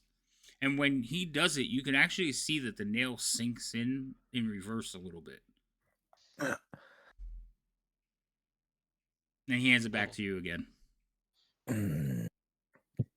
I pull out number 2, number 3, number 4, number 5, and number 6. And then I just pull out whatever I have left. I would imagine I don't really have much gold. If you're cool with me saying I have 3 gold left, I'll just pull out the 3 gold and go. Have you spent any gold since we started? You should have like at least 5 or 10. Yeah, I didn't really take any gold because you gave me revolver and bullets. That's fair. So I didn't try to press my luck more. Roll a d10. So you have at least 1 already. PT knew exactly what I was looking for. Was physical dice because they're not in front of me, and I was like, "Where's my shit go?" Which is why I laughed as soon as he looked at him. I thought he was looking for his mouse. No, my dice go. Right, where's my dice? I take that back. Roll a d8 because you already spent 1, at least 1. So that's fine. 1. Is that what you roll? Seriously? Yeah. That's fine. 2 gold. I don't think I honestly 2 gold to just put a hole in 6 bullets is far more than what it's. So you hold out the rest of them and you hold up 2 gold. And again, he stands there like a mountain. He doesn't move around a lot. He just moves aside. What's up, Crispy? Thank you for the bits. Welcome in. He doesn't move around though. It's just his eyes, and he's a mountain of a man. He kind of like looks down at you, looks at the bullets, looks at the gold. His one hand goes over the gold. He takes it out of your hand, and then he like opens his hand for like the bullets. So as you hand it to them, he walks over and does the same thing. But this time he places his hand on the head of the nail so it doesn't pop back out. All right, and he does that 6 times. And he checks each one. He checks his work. Like he holds up the work, looks at it, hands it back to you, takes another one, does it, checks it. He gives them back to you. All 6 are identical. There's no difference in the size. Now, you'd get about, I would say like a less than a pea, just slightly smaller than a pea of whatever you're trying to put in there. Okay, so we'll say the size of a pea. Like if you put a little bubble on it, it'd be about the size of a pea. Yeah. Because after that, the bullet's not going to fly or do anything. No, for sure. Thank you. And I just pull the revolver out and just. As you do that, he just and continues walking in the direction he was walking earlier. We're thankful. A man with a purpose. We thank Is he you. going to the bar? Man, what a strange man. The irony of Corin saying he's a strange man. Yes. All right. And then I'll just like sheepishly walk back to the forge and just watch. Yeah, you see everybody. Yulfir is like taking off his armor and gotten a little more comfortable, and he is working the bellows, getting everything heated up because he's got to put this like metal pot on there that won't melt but melt the silver. So he's just doing his thing, getting everything ready. He's also heated. You see, he's heating up like each of their weapons that they left him. So it's the rapier, the maul, and the hammer. And you notice the dwarf is nowhere to be found because we're going to cut to him now. So what are you doing, dwarf? Thorlin. Thorlin, I what are you have a doing? name. Sorry, Thorlin, what are you doing? I'm People going sometimes to- when they don't know your name, they'll just refer to you as like, The human. you're not a human. No, I know. But you are. I'm going to the general store, yeah. Going back. I know. To deal with the lady. Okay, so you go back into the general store. Dealing with her? Okay. If you weren't an ex-soldier. Well, actually. It's not as fully as he thinks he is. Why do you think I'm a former soldier? Dealing with old ladies. We'll do anything for gold. We don't kink shame.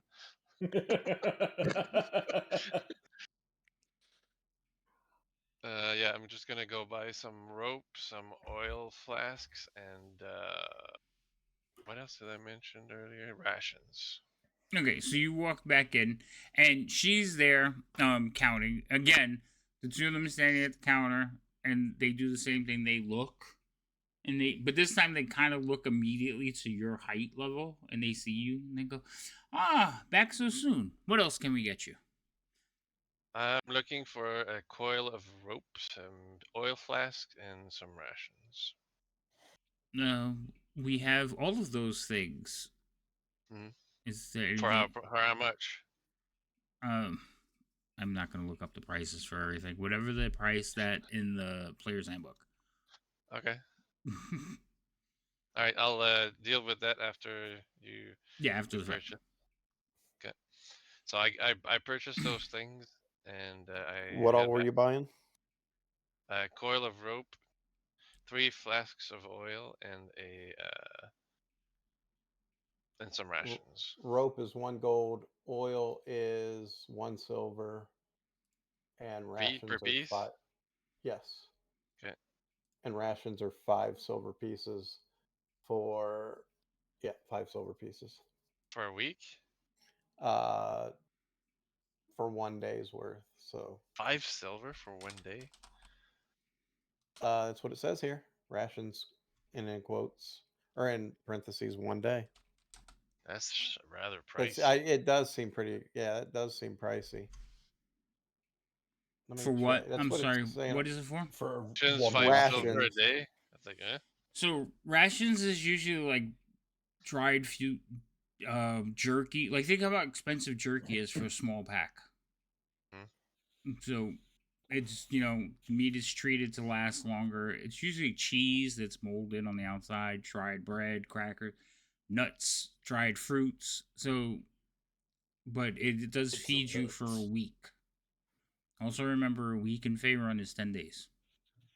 This says the rations for 1 day. Though, 5 silver for a day. So I was like, what?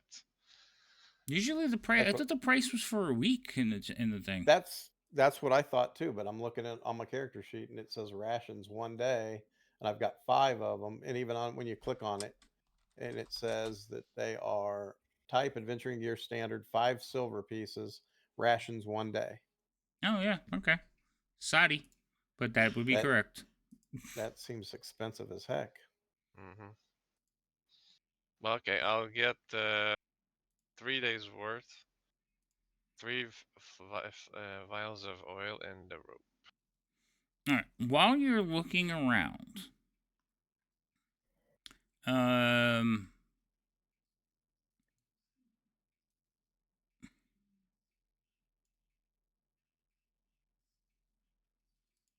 Hold on, I need to roll a dice. 5 silver in this economy. That's good.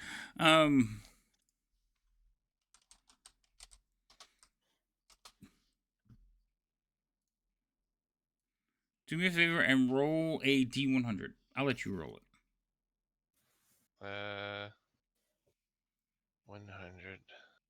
So it's the last dice on the right, the one with the double zeros. You just pick up that one dice and it'll roll 100. You don't have to. You want it in the tower or on the table? No, you can roll it openly. Okay. 57.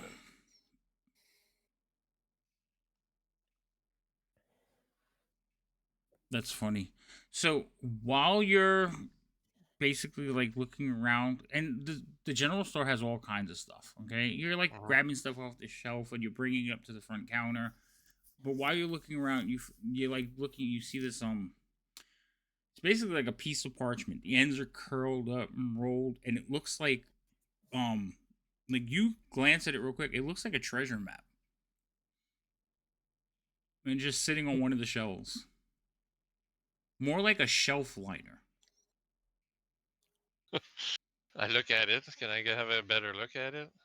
There's some items sitting on it, but you could Yeah, it's literally a piece of parchment that's being used as a shelf liner. But you see the writing on it. Oh, okay. I'm gonna pull it off. I move the stuff away from it and try to take it off. Yeah, it's old, dusty, and the only reason it sticks out to you is because it's written Dwarven. Oh. What does it say? It basically, the words say, guide to the cache. Like treasure cache, not cache as CASH. SH. Right, it's CACSHE. CHE, yeah. Okay. Right, and I just add that to the counter and I say, how much for this piece of paper? For the piece of paper? Yeah, no problem. And you can have it. And he takes it and like sets all your items on it and starts to like fold it over the items. Like a wrapping paper? Yeah, like a wrapper.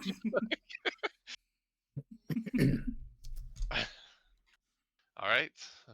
Well, I give him the coins for my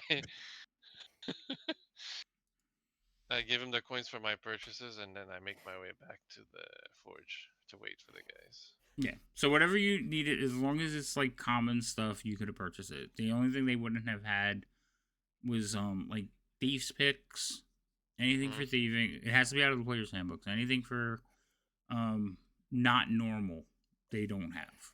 But they would. Once I get back to the forge, I'm just gonna put the rest of the stuff that I bought in my backpack, but I'm gonna take a closer look at that sheet of paper and see what it reads as Ulfir is working, basically. So it's obviously been like covering that shelf for a long time, so there's dust on it. So you have to like work it clean, but it's at one time it was probably a very beautiful piece of work, like an artwork. It's just with time some of it has faded, but it looks like a treasure map. Alright. Are you sitting back here? I mean, I'm at the forge. That's he came back to the forge. Okay. Yeah. Yes. You're good with anything written, right? Maybe. I show him the paper and I say, "Do you think you have ways to make this like sharper, cleaner, like?" Because it might have been sitting somewhere for a long time, but I think it's of importance. If you can read Dwarven, maybe you can understand what it says too. Unfortunately, I do not. I don't understand how to read I'm gonna that. wait for Ulfir then, because once he's done working, maybe he can have a look at it. Can I overhear this? Yeah, you overhear it. You're all standing there. The only noise that's going on is the occasional kicking. Kronk reads Dwarven. Oh, you read it too? Okay. And he's a map god. Map god. Well, look, and I show it to Kronk.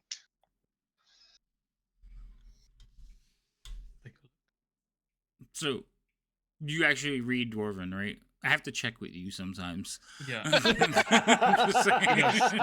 Okay, just making sure.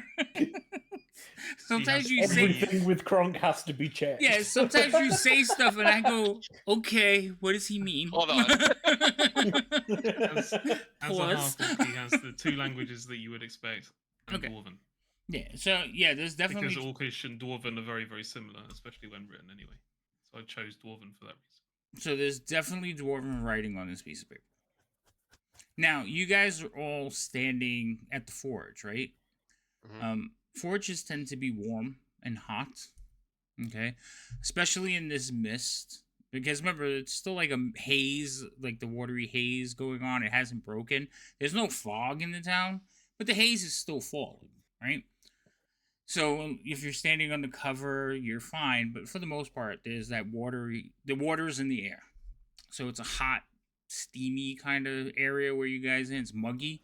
But when Krunk, you hold the map, like, you notice there's something odd about it. Like when you pick it up. As soon as you hold it, you just feel like there's something odd about it.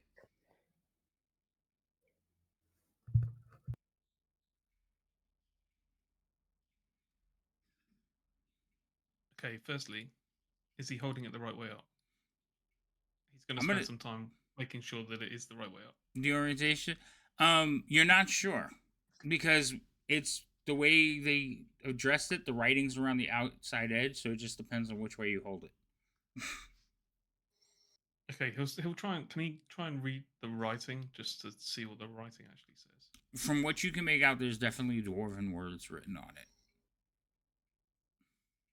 So it's Drolith? I think I'm forgetting a syllable in there. What else is new? I was about to say, shocker. Shut up.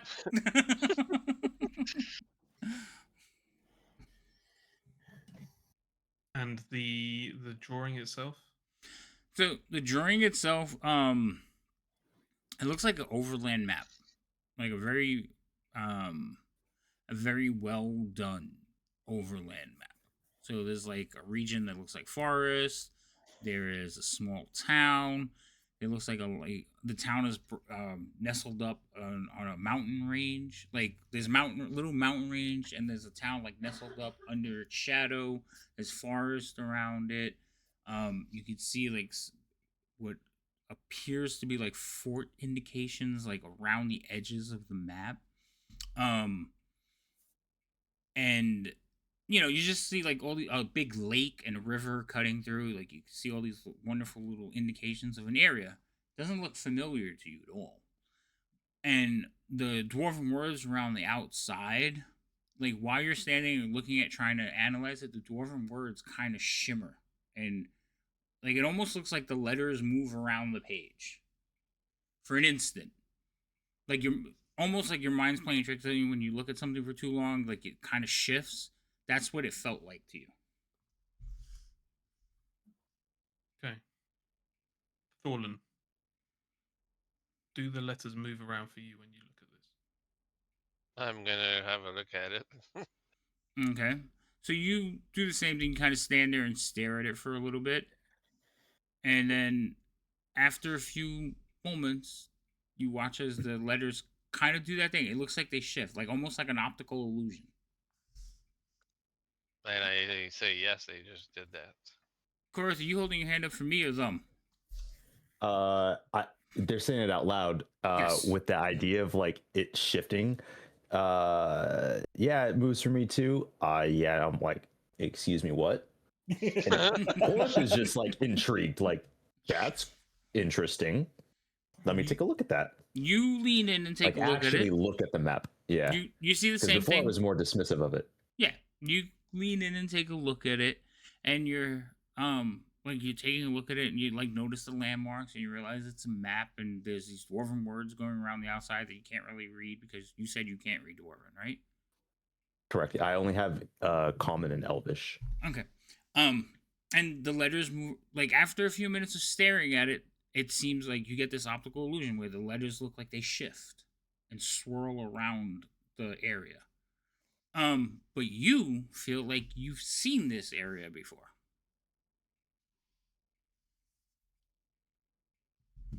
You. Just may I borrow your map? No, the guy walking down the street that's called you. No, but remember, Corit has a U inside him too, so it's like you. I would just add more bullshit to it.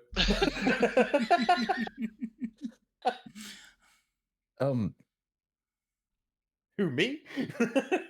I mean, Not you. You. not you, me. Turns Me? into a whole nother. No, I am you. Huh.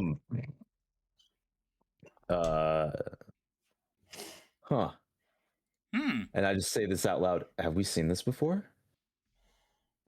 No. It doesn't seem familiar to me either, right? No, the landmarks don't they don't add up to you. Okay. It doesn't ring a bell. It's nowhere near here. Yeah, the out loud "Have we seen this before?" was to Korith. No. As no. Quite literally, you. or it says the shit out loud on purpose, knowing that it's weird. Like you haven't lived 170 years and not fuck with people. I mean, come on. I also think it's like Fate's way of poking at the DM, going, "I was saying that out loud to me. Hello." You definitely recognize it. Like you're convinced that you've seen this, like you've been here, but the other part of you is saying, "Nope, never been here." Like I couldn't name it. It's on the tip of my tongue. I've seen this, but I can't remember where it's from or how I know it. That's the feeling. Oh, that's fucking. I hate that. Yeah. Oh my god. I just like. What the fuck is going on? And then, you know what? Honestly, I'm going to take a page out of Kronk's book and just give myself a little like, I'm not fucking dreaming, am I? We're not dreaming, right? Let me add another one and I pat him on the cheek. I was gonna say, I reach over. I was gonna say, yeah, I reach over and I pinch him. Did you feel that? Unfortunately, everyone's yes, just please like do it again. slapping the shit out of Corinth. trying to work out whether this is some ritualistic friendship thing. I'm the strike. He's gonna slap him on the arm real hard. Yeah, just it's high fives shoulder, for the women and open mouth kisses for the men. Absolutely. So you take 3 repeated hits real quick from the 3 of them, including your 4th one from yourself. Kronk hesitates though. He kind of leans in and like looks up to see if he's thinking about it, and then just goes.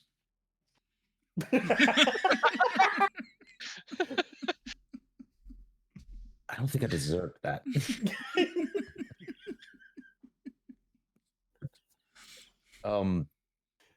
Said this is a fantastic group.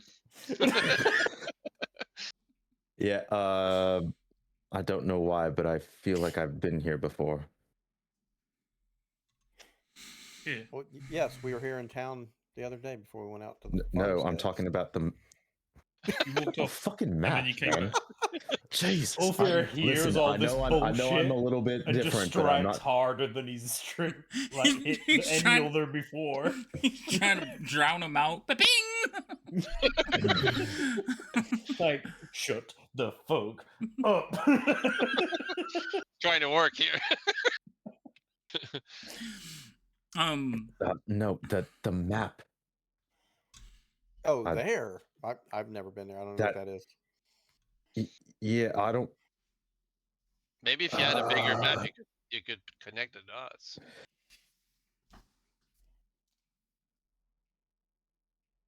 It's one of those things. You know, it'll come to me. Is it local? Do you recall? Was it nearby here? I don't think so. I can't place it. Like, I feel like I've seen these landmarks before. I mean, don't get me wrong, I could be wrong, and I'm not opposed to that. But it just, something about this just feels reminiscent of the past. It is known. I mean, to be fair, I might have just seen this map before. But I feel like I've been here. Whatever. And then I just dismiss it as if it's like, So you dismiss it and basically hand the map back to Thorlin, but like you still have that yeah. You dismiss it, but it's still like. Yeah, I'm trying to it's gonna come to me. Like, right, you're trying to do that thing where you like, if I don't think about it, it'll come to me.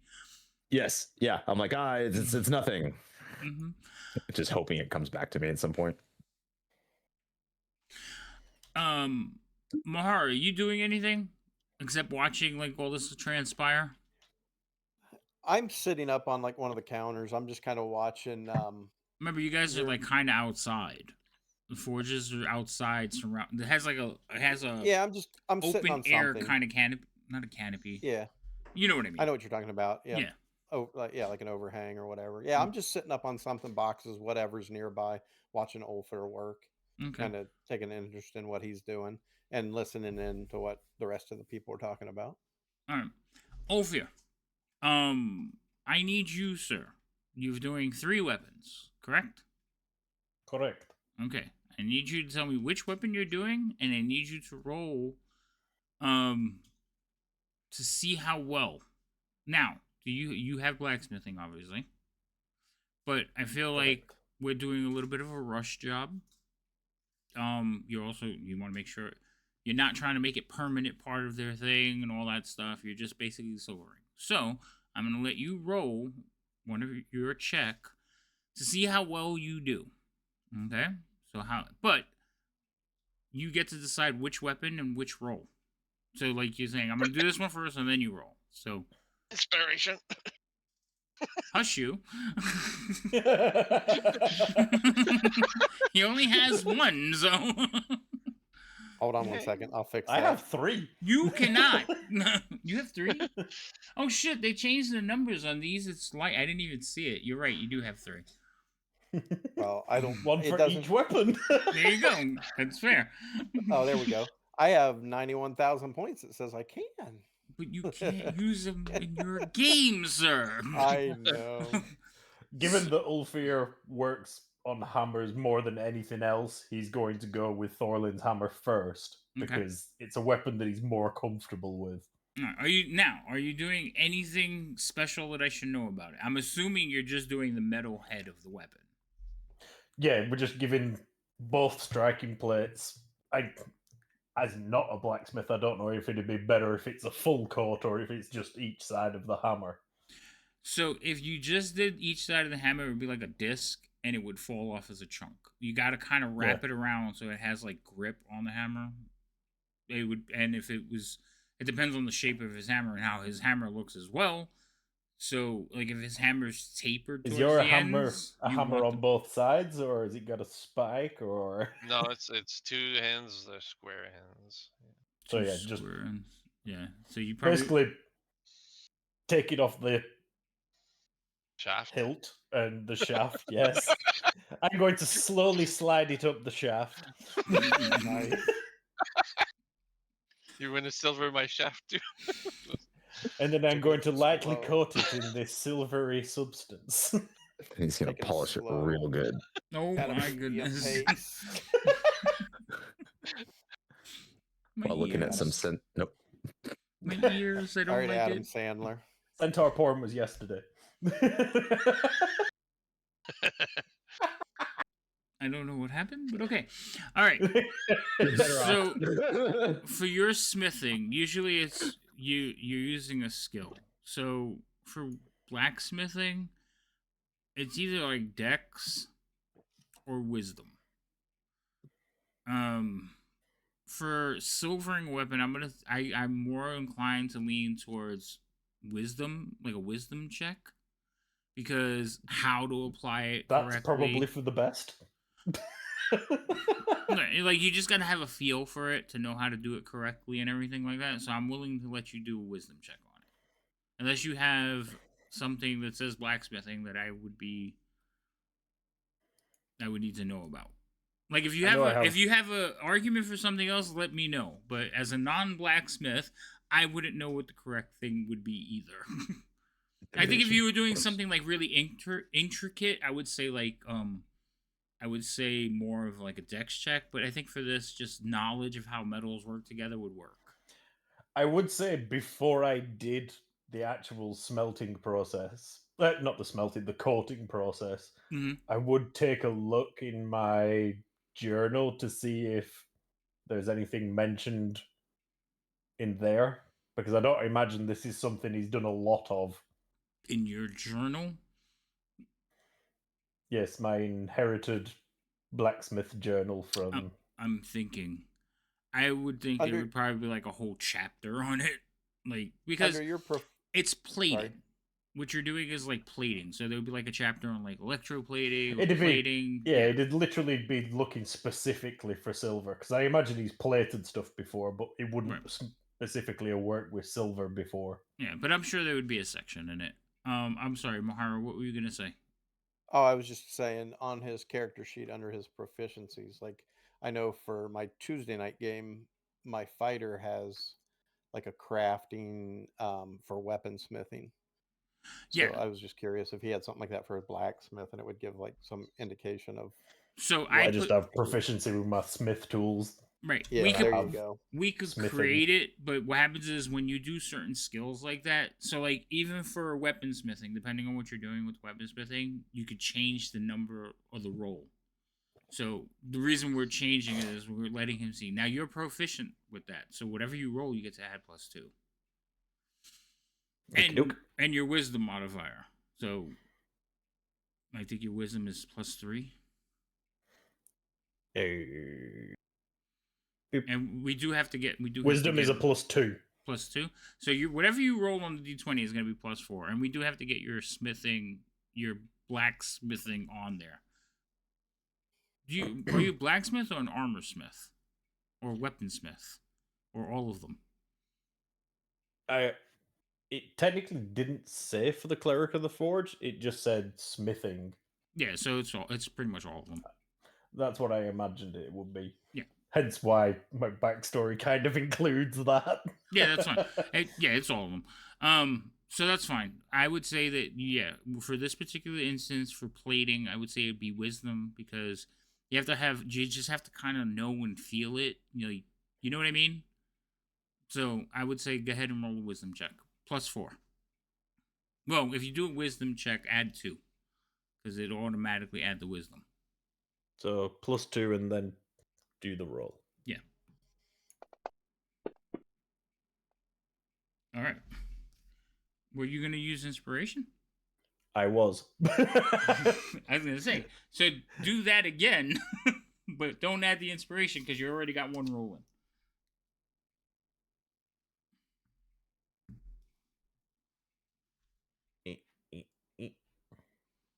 Also, do me a favor, roll the next one in the tower. Because I don't want you to know. Okay. All right. So... do I need to untick the inspiration as well? Or do you do that? So once you roll, the inspiration should come off. Oh, no, I'm sorry. I was thinking of the advantage. Yes, you have to tick off the inspiration when you use them. Okay. All right. So that was the hammer. Who do you want to do next? Next, the club, and then the rapier last, because I imagine being my size, a rapier is not something I would have worked on. Yeah, the rapier is particularly often. The rapier is going to be the most difficult. The hammer was actually the easiest. All right, so Kronk, not Kronk. How are you doing what are you doing to the staff? Or the maul? Because it's not even a staff; it's a maul. So you're just dipping the entire head in it. Now your maul, is it like a ball with spikes, or is it a hammer, like what, or a big sledgehammer? It's like a sledgehammer. Big sledgehammer. Okay. All right. So you could do almost the same process then. Yeah. So I would repeat the same thing. All right. So this is what you're gonna do. Make sure you click +2. Click advantage. Yep. And then do in that. The tower. Do that check in the tower. Yes, please. Fuck. I didn't like that noise. Not sure I did either. And now untick the inspiration again. Okay, yes, and then untick the inspiration. All right. Kronk will say some magic words whilst he's doing it. Get it fucking right. Yeah, a little bit of charming. Don't fuck this up. He hands you the maul. And he's actually speaking to the maul when he's saying that. Okay. All right. So now for the rapier. Now, like I said, the rapier is going to be a little bit more difficult. This is where he needs the inspiration. Well, he used inspiration on all of them. I'm using it on every single one because I figured I've got 3. It's not my weapons. I don't want to fuck it up, so let's use the inspiration and give it the best chance. That's fair. All right, so Mahara, I'm sorry. Same situation. All click on +2, advantage, because you got to put advantage back on because it comes off every time you roll the dice, and then roll that in the tower. And let's see what we have for Mahara. Specifically for that, seeing as I've said what I'd do with the others, knock the pin out of the hilt that's holding it together. So he's separating the entire blade and then dip the blade whilst leaving the bit that sticks in the handle not in the silver. Okay. That's fair. Yeah, because you have to heat up the weapon anyway, so you want to take off the decorative stuff and make sure that it's not getting damaged. Yeah, that's fair.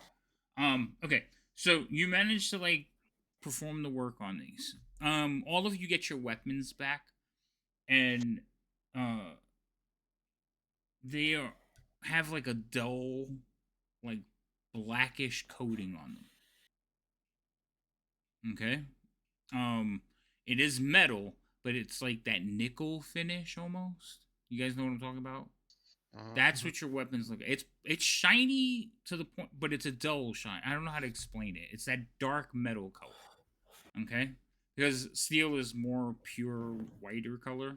So anyway, he manages to do this to all of your weapons, and this is how they are presented back to you. Thank you. I'll figure. Kronk is grinning at the additional weight. It doesn't have any... No, it looks like he did a great job. It looks like he did a fantastic job. And again, this took 3 hours, so it is now past afternoon. Yes, Korath. Now that he's done with all of that, is there any more silver left in the pot? Yeah, there's look at the pot. Yeah, there's residual. Excellent. I just pull out the revolver, snap, dump him out, and show him I've got a nice little pea-sized hole in the top of that. I'm like that. They take 1. I'll be right back, guys. Stare at the hole a little minute and then be like... And then I'll look around for almost like a nail that's lying around. Something so you could drip it in? Yep. Okay. Yeah. So just basically scoop some silver up and then use the nail to drip it into the thing. Yeah, you can definitely do that. And after the first one, I would wait until it sets to see about the rest, because I've never done this before. That's fair. I am like a child in wonderment, going it's working. Once it's cooled, I'll pass the bullet back to Korath and just wait for a reaction to know whether I do the rest or not. Okay, so here's the thing. You still got to roll. Yep. Yeah. Now, do you want to roll each one, or do you want to roll as a group? I'll let fate decide. Fate, that's you.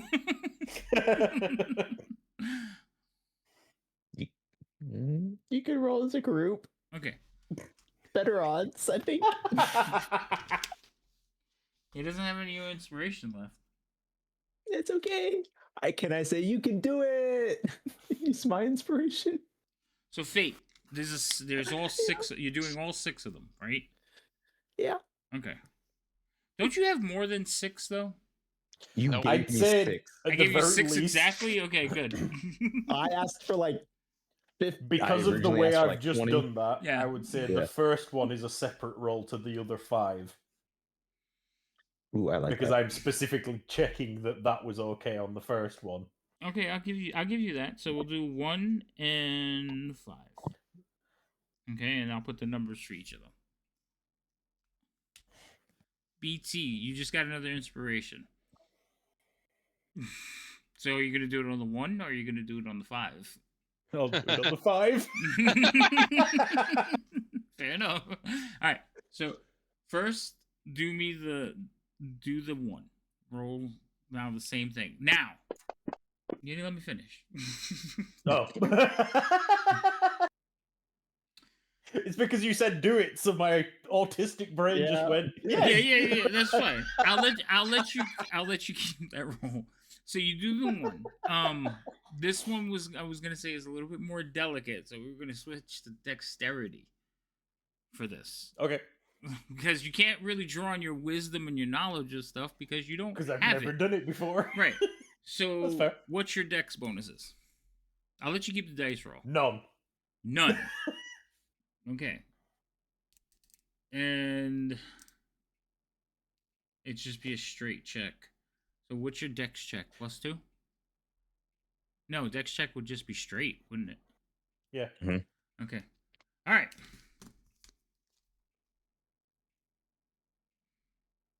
Does proficiency in the tools add anything, or is it just because I can use them? That's because you can use them. Sometimes, tool proficiency, sometimes it will just be like roll tool proficiency depending on what you're doing. But, again, we would adjust the number because at the end you could change which one you're applying it to. Okay. And so just flat dex roll. Now you're going to do the 5. Yes. Advantage. Dex roll. Go. Do you have halfling's luck? You do not. No.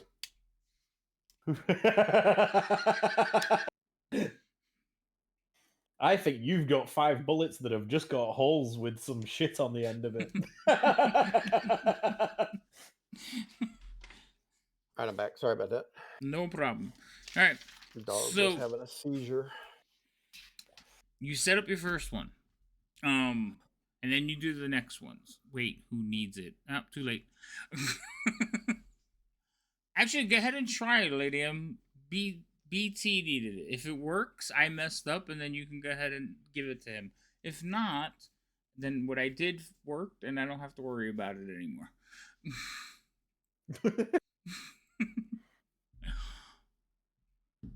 Damn it. They gave you halfling's luck. God damn it. I thought you were going to try and give him inspiration. Go ahead and roll. Roll again. You get to re-roll one of them.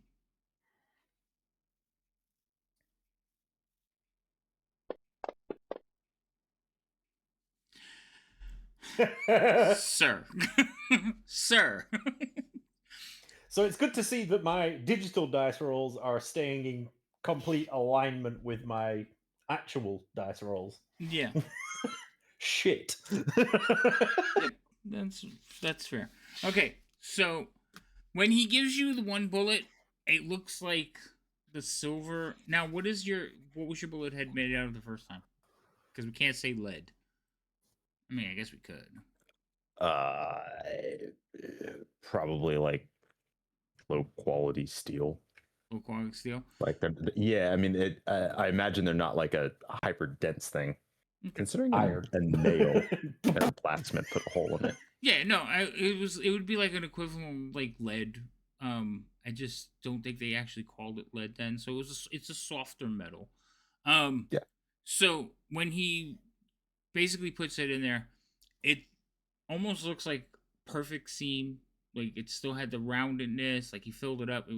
But it was just a slight discoloration because of the two different metals. But it looked perfect.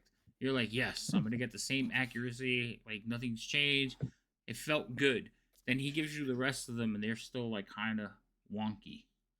Like it's not as perfect.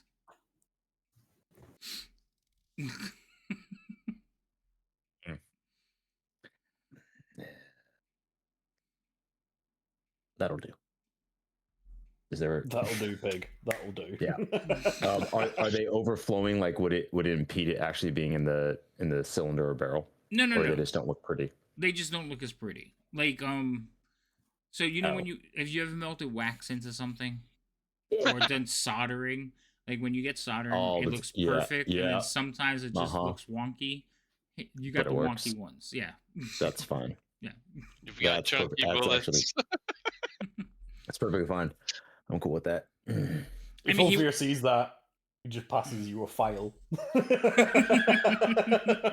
Here, make him look pretty. He does. He gives you a file. All right. And I absolutely will. Like, yeah, you can sit there and start working on them. Just like, you know.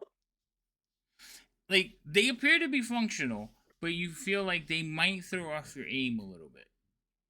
They're not as aerodynamic as they were. Use them at closer range. You're gonna work on fixing them. That's fine. Okay, with that, we're gonna take a break because it is. Just to add, Ulfir will clean up like it was before he started working. Okay. Yeah, you finished a little bit early. He's meticulous with that shit. Yeah. That's how he keeps his forge. That's how he's gonna leave this forge. Yeah. That's fair. Like the minute you finish cleaning, you see him walking back up. Like he timed it perfectly. He comes back up, doesn't say a word to any of you, picks up his hammer and just starts working again. I'm gonna show him. I just nod as I walk past. I'm gonna come back and show him the nice silver tip, and just be like, eh. So again, he's working. He does the side eye where he looks at it, and he like goes back, and you see just the slightest curl to his lip.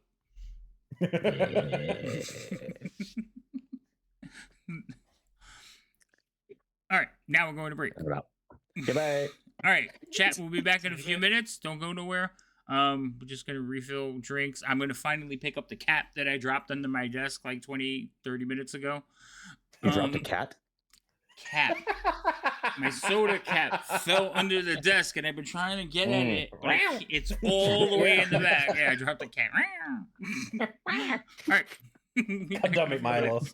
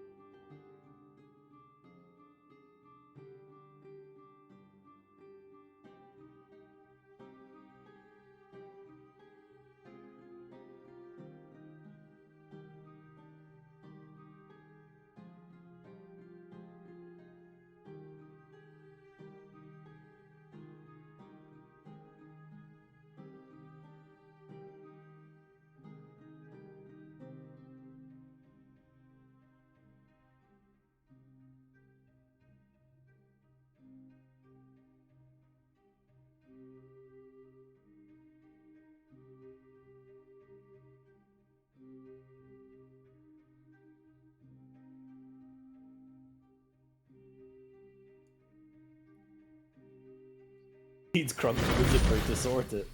Right. Yeah, I'm trying. Hi, chat. We're back. We're still waiting for 2 people to get back, but they should be here any minute. How was everyone today? I need to rewatch to see whether Kronk's little magic spell worked, just like it worked on the old like it worked on Are the you old going magic to look at armor my last week. rolls? I want to know. I want to know what my rolls are just to see how bad they were.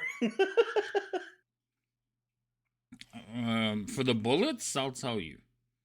The other ones, I mean, I could tell you. It's so I would like to keep the uncertainty because they're gonna work until they don't. Yeah, If you know, then you know when they're not gonna work anymore. So that's why I'm not telling you. But for the bullets, I'll tell you because he's trying to fix them anyway.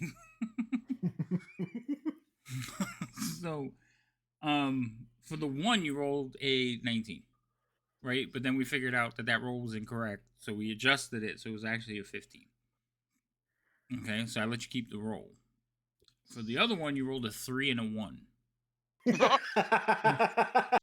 And then I was like, all right, re-roll the 1, halfling's luck, because Lady M gave it to you. And you rolled another 1. And I was like, geez, okay. I'm the Nat 1 king. Yeah, you are. It was destined. But on the I've not landed a single critical in Stormy's campaign. On the flip side of that, I will tell you, because I think it's fair, you roll 2 20s on the other rolls. Ooh. Okay, I'm just not going to tell you who got the 2 20s. Lucky for you, it just doesn't fit. 2 20s. I reckon you rolled both 20s on Kronks because he used an incantation. Just like the Dwarven Armor spell last week. If that's the case, it'll be fucking hilarious. Right? We're going to ride this all the way to the end of the campaign. It's magical. He's a wizard, man. That's hilarious. So, I am going to give I'm going to put 3 items in the tracker. Basically in the party sheet. They're going to be silver versions of your weapons. You have those until I tell you otherwise. Okay, so instead of using your normal weapons, you're going to use those. Korith, yours is a different situation because yours is per shot if you're going to use them. You know when I'm going to use them. Right. And then, like I said, it's going to be a different effect. Sure. Works for me. It is nice to know that my actual dice aren't cursed. It's just I'm cursed. That's fair. Okay. I mean, the beard giveth and the beard taketh away. So there is a silvered rapier. It takes away a lot. It's your fault. This is funny. They don't have silvered blunt weapons. Well, that's just ridiculous. You're going to have to create them. I don't want to. Call it a magical weapon -1. Right. So it doesn't get the +1, but it's magical, so it does damage. No, I could just put it. I would have to put it on the properties, and it'd just be silvered, or is it on the damage? I think it's on the damage. Yeah, it's on the damage. So here, this is what we're gonna do instead. Those of you who have silvered your weapons, open the weapon that has been silvered. Except for you, Cora, don't do it because your bullets are ammunition. So Krunk, Thorlin, Mohara, open your normal weapon, okay? And on the weapon, you're going to edit it. So Mohara, I'm gonna open your character sheet because I'm gonna do it with you. Actually, I just drug mine, the silvered weapon rapier over. Well, we're gonna delete that. So you're gonna fix the one the new one, your old I weapon. already deleted it. Let me grab another one. You deleted your rapier? Yeah, because I have the silvered one now that was dipped in silver. Yeah, but it's not permanent. Well. So put your old rapier back on. Let me grab the book and grab the... Where the heck is the stupid player's handbook?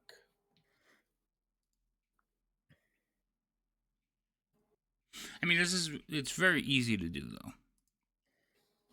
Actually, what am I doing? Just items. Where's the items? There we go. I've just realized that I can actually fairly fuck up a werewolf now. Oh, magical weapon plus sacred flame. Yeah, yeah, probably. No, Searing Smite is what I was meant to say. Okay, so when you're looking, when you go to your actions tab, on your actions tab towards the top, you see all of your weapons, right? The weapon that has been silvered, there's a little magnifying glass all the way to the right. Click on that. It opens up another weapon that has the attack, the bonuses, and all that good stuff, right? Yes. There is a line that says type piercing. Okay, what you're going to type on that line is comma space silver. That's it. That is now a silvered weapon. Okay, so just put it on there. I accidentally deleted mine, and I don't know how to put it back. You deleted it? How? Because I was trying to see what that red line was, and I clicked it, and it went away. Oh, that's like, that's delete. yeah. Now I know. Oh no, Lady M, I haven't done any. I'm sorry. So to bring it back, Kel, go over on the right hand side, items. Which and you then have down on the bottom. Kel, what did you have? I was trying to teach him how to do it so he can do it on his own. Yeah, I know. Like add item. No, yeah, you can type it. But what did you have? Like a Warhammer? No, Warhammer. You had a Warhammer? Yep. So just type war. Like on the line. The bottom line of the items tab. Just type war. Hit enter, and it should come up. Oh, it doesn't come up with just Warhammer. It does. Warhammer came up. Oh, you know what it is? I have all the magic items. So it comes up with a bigger list. Now Havoc's bragging about his being bigger. Okay. Oh my god. Anyway, find the one that says Warhammer. It's all one word, right? And you're just gonna drag that to your character sheet. Where do you find that? That's my question, though. Oh, okay. So on the right hand side, all the way on the right hand side. Jesus Christ, I'm tangled up in my microphone cord. There's a tab that says items. It's gonna open a window that says items at the top of it. Right? You see that? I have inventory. That's it. No. On the right-hand side, leave your inventory and your character sheet open, but on the right-hand side of the table.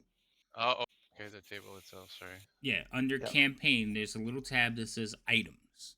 Oh, there it is. Okay. Click on that, and that'll open up a little window that says items.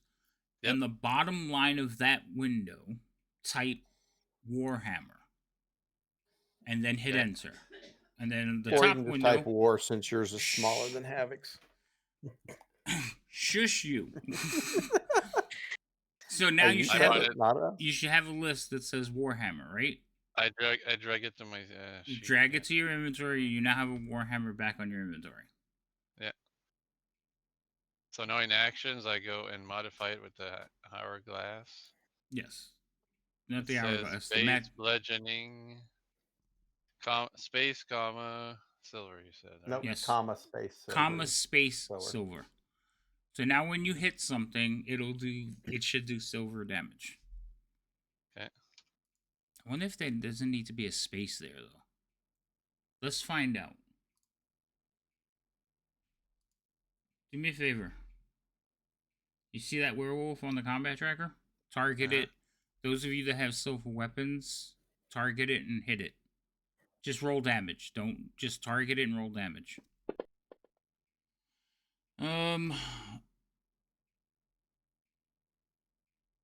5-5. Okay, so Thorlin, you're fine. Mohara, make sure you do yours. All right. Explain to me what is going on. If I've got to unlock, the rapier's there. As soon as I hit the lock to lock my actions tab again, the rapier disappears. No, your rapier's there. What are you talking about? On my actions tab, though, when I hit the lock up top to lock it back, the rapier disappears. I don't see it in my list. Hold on, because I do see it on your list. Hold on, I can only do... Go ahead and take care of them. Right. Let me try some. Yeah, weird. As soon as I unlock it, I can see it again. Okay, so Kronk, don't roll to attack. Just do damage. Yeah, I kind of just realized that. Yeah, right. So yours is fine. So I was just making sure about the spacing. So yeah, yours is doing full damage on it too. So Mohara, what do you lock your combat thing? Your rapier is the third one down. It's dagger, rapier. Here, no, I'll post a screenshot in the chat, and you can see what I'm saying.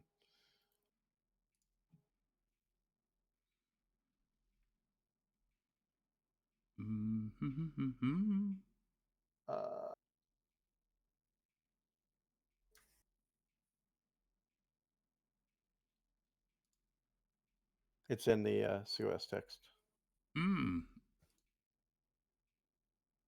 Once I lock it, for me, the rapier's disappearing. Is it still in your inventory? It is in my inventory, yes. Is it equipped? Because it wasn't. Weird. Is it? Can you see it now? Now I can see it. Yep. Okay. Don't forget to get rid of the silvered one.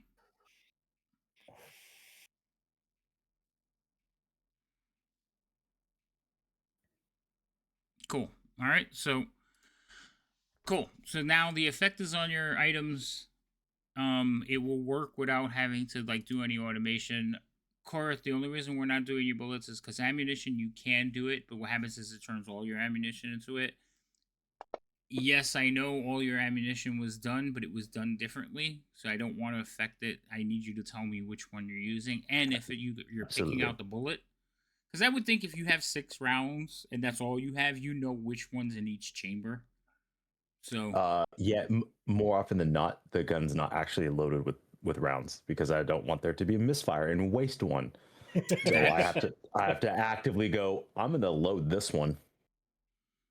Thermal, don't get yourself banned. Roll 20 is better. How dare you, sir? I like you, Thermal. Don't blow it. Roll 20 is not even the third best virtual tabletop out there. Not anymore. It used to be neck and neck between Fantasy Grounds and Roll 20, but there's other ones that are really good too. I just don't like Roll 20. I don't like the customer service. I don't like the people who own it. I don't like some of the shit they have said. So, oh, your comment was a joke. You jerk.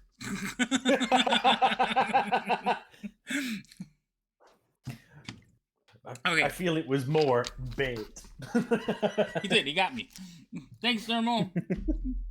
This is why I like them. And now somehow they're deeply entrenched with DM Lair or DM's Guild. They bought it. Like that. Is that what it happened? They bought it, and I don't like it either. So no. Yeah, but luckily Fantasy Grounds has the Forge, so they can get most of the stuff off of there now. All right, moving on. Can I just ask one very, very quick question? Yes, sir. And that was, did Thorlin take a hit after I'd arcaned his armor? I don't think you did you? What? Thank you. I'm just putting positive down for Kronk's pointless spell list. I'm so confused right now. Me, thank you. Yep. I'm so confused. And somewhere along the line, I'm going to screw that joke up because I don't know what's going on. It's just Kronk things. Just Kronk things. Kronkisms. That's correct. All right. So that's how to ask him. Just so if you ever need clarification, is that Kronkism or not? Yeah. Most of the time, it will be Kronkism. Gotcha. Okay. So you guys have finished things. Korath, you have a file that you were handed to by Eufir. I have a question, Eufir. Was that your file? Nope. Okay. Was the file returned? Was it obvious that it wasn't? I just took it from his tool rack.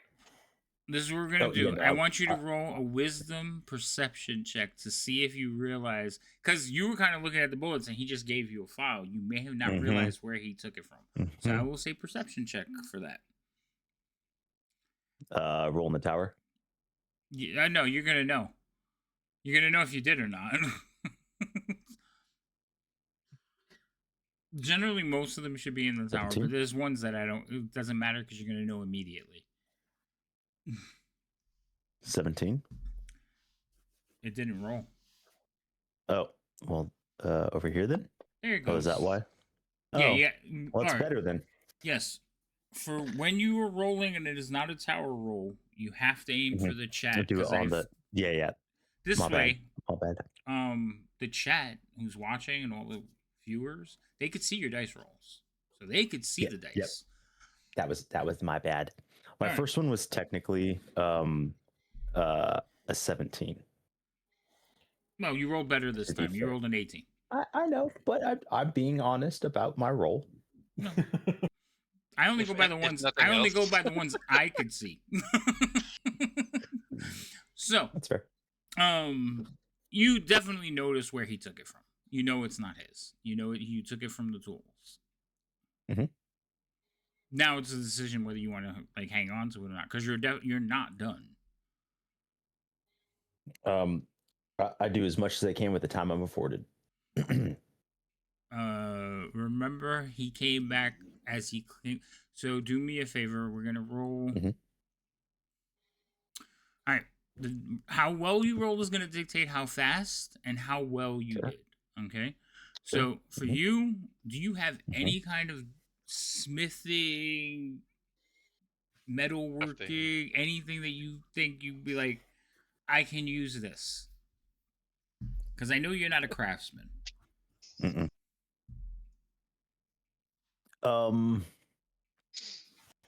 Nope. I could use sleight of hand. Probably my best argument is just because it's a fine detail work. I would say that yes, I agree that it is dexterity, and you're trying to now you're trying to smooth it out, make them look more aerodynamic, more like they were before you made the hole in them. Yeah, I'm cleaning up the edges. Right. Okay. Nothing in the center, just the edges. Right. You want to keep them to the same caliber. You want to make them as clean as possible. So I will say sleight of hand will work. You are proficient in sleight of hand? No.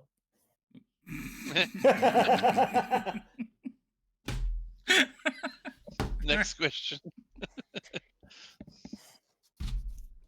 The only thing that I could think that I could use, religion, persuasion, perception, intimidation, or insight are the only things I'm proficient with. No, that's fine. You can still use sleight of hand, but if you're not proficient, it's just a dex check.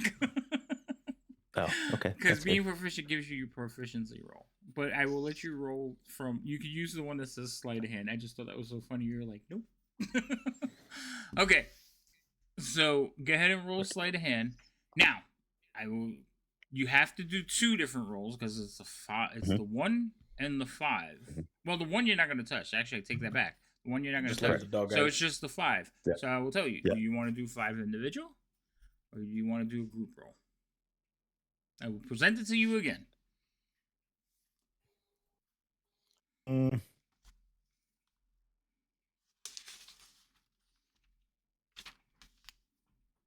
going to take my time on each one in that sense. Like, this is not something I want to mess with. So I'm okay with I have to revisit this at a later time. In that sense, like he's taking his time. You could always just buy a file. In fact, I will say that Mohara, if he's watching you, like he has files. They're part of a lockpick, thieves kit. So if you see him, Mohara can lend you one if Mohara wants to, or if he realizes what you're doing. But you will have to give back the file that you're using. And I absolutely intend to give back the file I'm using. Okay, so we'll do them one at a time. All right, one at a time. So we'll do again. If you roll really well, you might be able to get them all done. But if not, you'll get like 2 or 3 done depending on how you roll. Fair? Perfect. Cool. Yeah, absolutely. All right, so let me break these down to 5s because this is going to change. 1, 2, 3. Korath has a inspiration if you didn't see it. Yes, you do have an inspiration. It was given to you by Lady M because she likes when you guys do well. So you get to decide when you want to use it. Okay. Now these will be in the tower. Okay? Okay. So the first roll, you're gonna roll a sleight of hand check. Yep.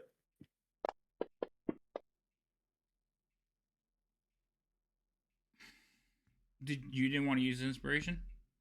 Nope. He's trying his hand first. He's testing this, and then if he realizes he's not doing well, then he's gonna lock in. Okay.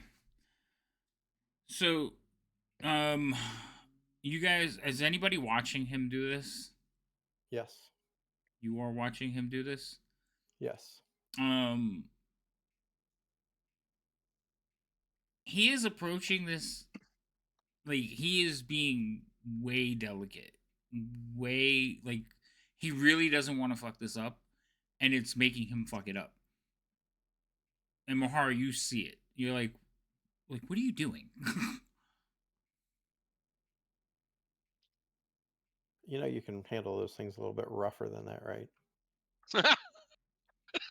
But sometimes I even like it when you're rough. You know, this is all you have. They're not a delicate little flower like you think they are. This is also a good time because I just remembered. Yeah. So family friendly. That's what he wants to say. No, not family friendly. Oh, Zerb is here. Yes, we have to be family friendly. We're on his stream. No, you don't have to be family friendly on my stream. No, so I just wanted to remind all of you when you do skill checks, one is not an automatic fail. If you have high enough stats, you could still pass the check. This is a hit, Korath. You rolled a 1. Yeah. But it's not an automatic fail when that happens. Because there's no crit fails when you're doing skill checks or ability checks. But you did roll really low. And I was just like, do they know that? I should tell them. If Kronk hears this, he thinks you're talking about half-orc women and comes over to investigate. Oh shit, your daughter's in chat. Never mind. Take back everything I said. She's fine. Leave her alone. So, yeah, Krunk, you see them. They're working on this small little vial-looking thing. It's really, really small. It looks like it's made out of metal, like steel. And you could see that Korath is trying to shape the end of it, kind of like almost trying to round it off like a blunt point. And Mahara's like, you could be a little bit more, like, you know, work the file. And Korath is just kind of letting the file bump off the top of it because he's afraid to, like, hurt it. That's fair. This could go so many different ways. You want Kronk to do that? No, it's okay. He flexes.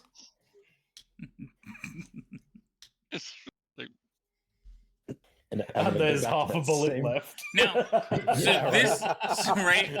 this is happening while Yulfir is cleaning up. Because as soon as Yulfir finishes cleaning up, remember, he shows up and it's time to go.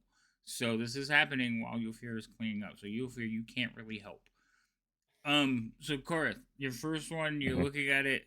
It's taking some time. You're going to continue working on it? Yeah, I'm going to work on the same one. Okay, you continue working on the same one with everybody's, like, expert tutelage. Okay. Do either of you use inspiration? Can I grab one and show him how it's done? Well, that was going to be my question. Do either of you have any kind of metalworking?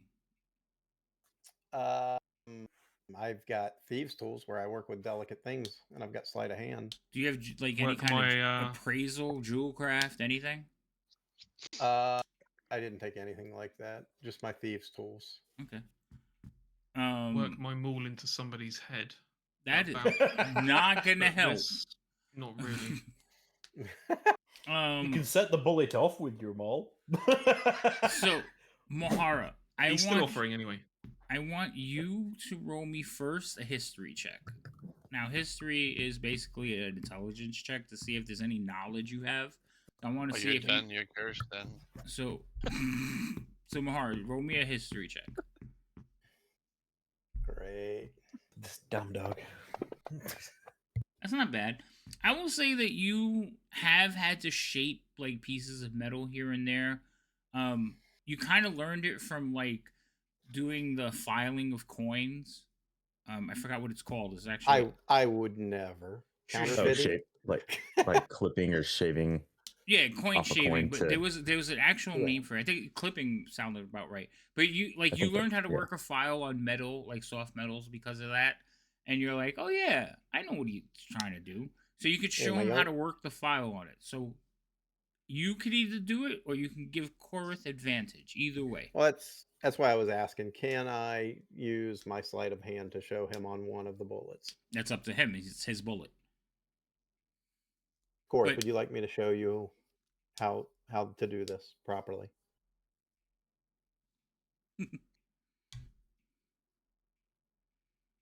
Yeah. That face. Hands it over. All right. You want this in the tower as well? No, you can roll it openly. Because you're gonna know. It's not bad. So he does shape it. He kind of gets it to like the one that you like, the one that was done by yours first. He gets it into that shape. The only difference is you could see the file marks in it. Because Yulfir's is perfect and smooth because he did it and gave it to you. This one has the file marks from shaping it.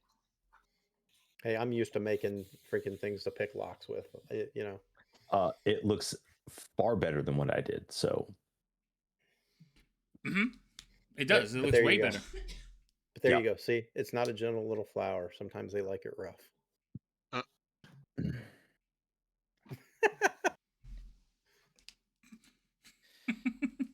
Sometimes they mistreated. To be mistreated. You have 4 left. Yep. All right. With that, I will then use inspiration after being showed how to do that. Okay. Do I just click the inspiration checkbox? Yes, you could. Well, yeah, you click the box to get rid of it, but underneath the chat, there's the ADV, the advantage button. You click on that. Got it. Okay.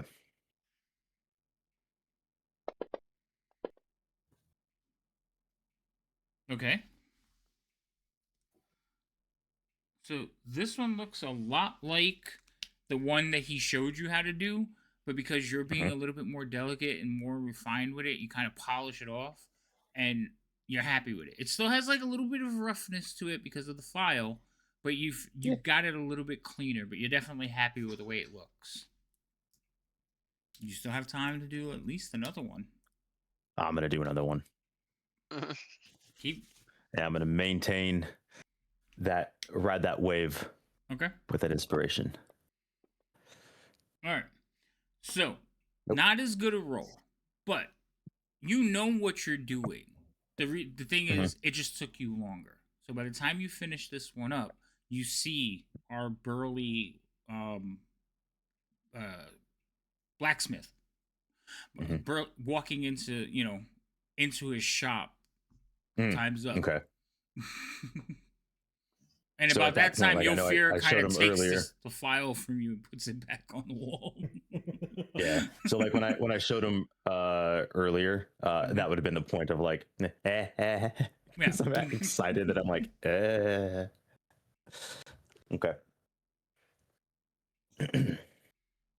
But so you did 4 bullets. You have 2 left. Okay. But those you could do later. Yep. Or you guys could buy this man a file. Would there be a file in my smith tools? Probably.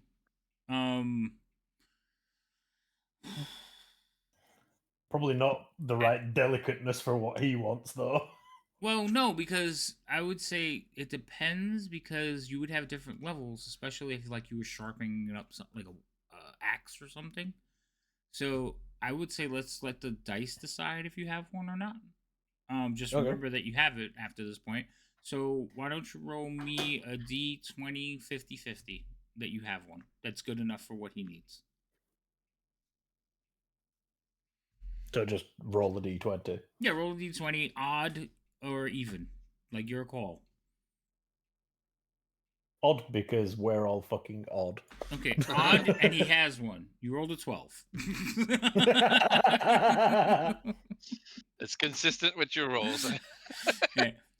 You have files, but 100%. they're a little bit more of the abrasive files, and it might tear up the fucking silver. I was hoping for a 1. You got a 1. It just had a 2 next to it. I slip one of the files out of one of my thieves' tools kits, and I give it to Korth. All right. So here, try these. These are a little finer. Yeah, they're definitely more for the type of work. So, Korth, you can take your time with the other 2. I'm not going to make you roll them. This was more to see if you can get done before the blacksmith showed up. It takes a little while. You like walking and, check them, and every now and then you hit it again until you get them. You could actually go back and polish the other ones off, too. Get some of the work out of it. This file is a little bit harder to work with. It'll take longer because it's finer, but you'll get more of the effect that you want. And now you know how to shape them into there. Okay, so you will get all your bullets done. I'm just gonna give a note. Knowing exactly what you're doing, I'm guessing you gave him a needle file, which will be perfect for the job you're doing. Yeah. All right. Yeah, because your things are not gonna you get one shot with them. It's silver no matter what, but you only get one shot anyway. Their stuff we need to know because after a few hits, the silvering is gonna go away. So that's what we're. How long until the clump of silver is worn into the wolf? Yeah, right. It's like... So okay. You gave the wolf a helmet. You hit him, and it's just like. All right. Oh man. What are you doing? What's next, gentlemen? How much time are we at? Is that like early afternoon right now or something? Yeah, it's after lunch. Okay. It's. I'd say we make a good time and hurry back to see, so we have some daylight still. Okay. And go back to the farmstead we were on and then proceed from there to venture in the woods to see if we can find these creatures. So, being that it is high sun, most of the fog or mist has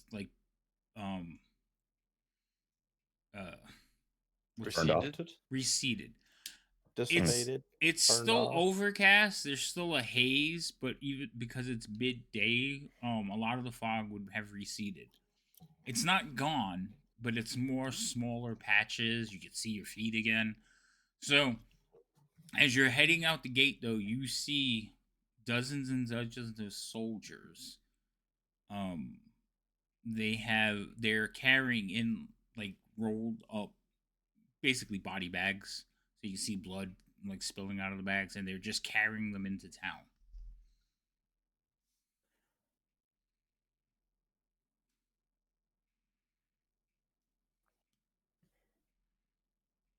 I told you this won't stop. It's bodies? What? It's the other homestead that got attacked. It's the bodies from the farm that they're bringing back. As you guys are looking, there's way too many. I mean, the homestead would have had to have at least a dozen people with it. Okay. Fully equipped patrols. You're all kind of looking, so I would like all of you to roll a perception check. On the table or tower? No, you can roll it out. It's. I want to see who rolls the highest because that's the person that's going to notice and get a thing for me.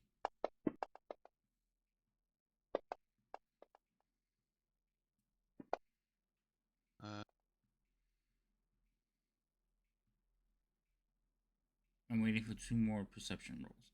So sometimes I'll have you roll stuff just so I could see who was the first to see it, kind of thing. You know what I mean? Yeah. I couldn't find it. I was staring at it for ages, where the fuck is it?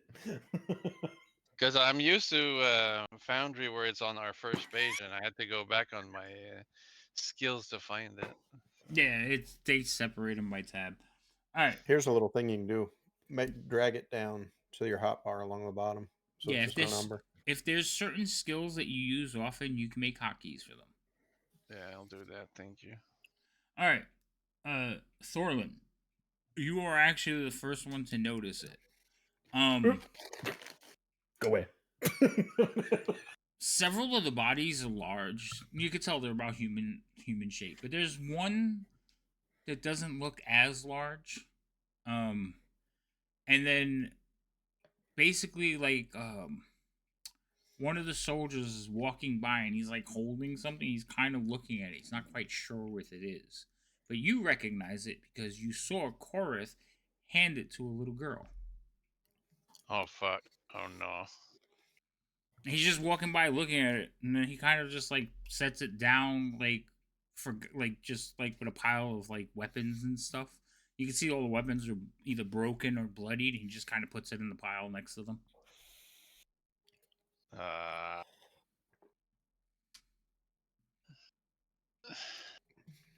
I make no mention of it. I'm hoping he doesn't notice or see it.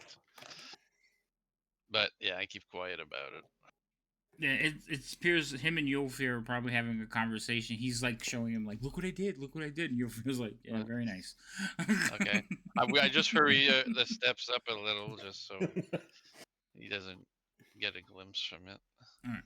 But what you notice also as well, and all of you kind of like notice, this is not you don't think this is the homestead. You think this is the patrol. Judging by the broken weapons and some of the bodies, you could see they're like really bulky, and when they're placed down, you can hear the clattering. These are probably the soldiers that went missing.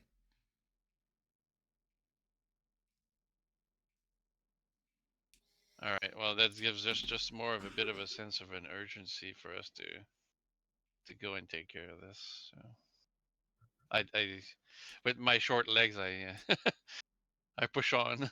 You put all right. So you guys push on and head out of town. Mm-hmm. Heading to the farmstead where you had to fight. So you're going back there, right? Yeah, and then from there we'll head into the woods where they came from, basically.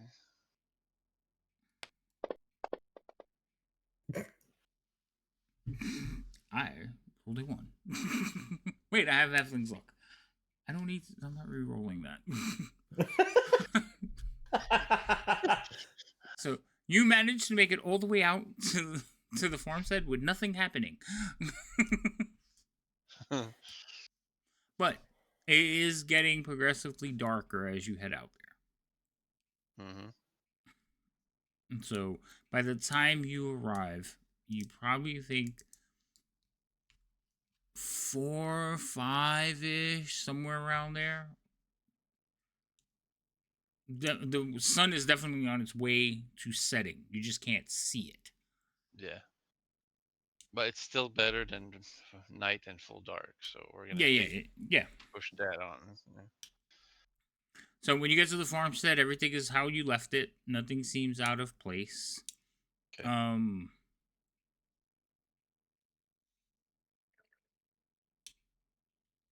No, that's it.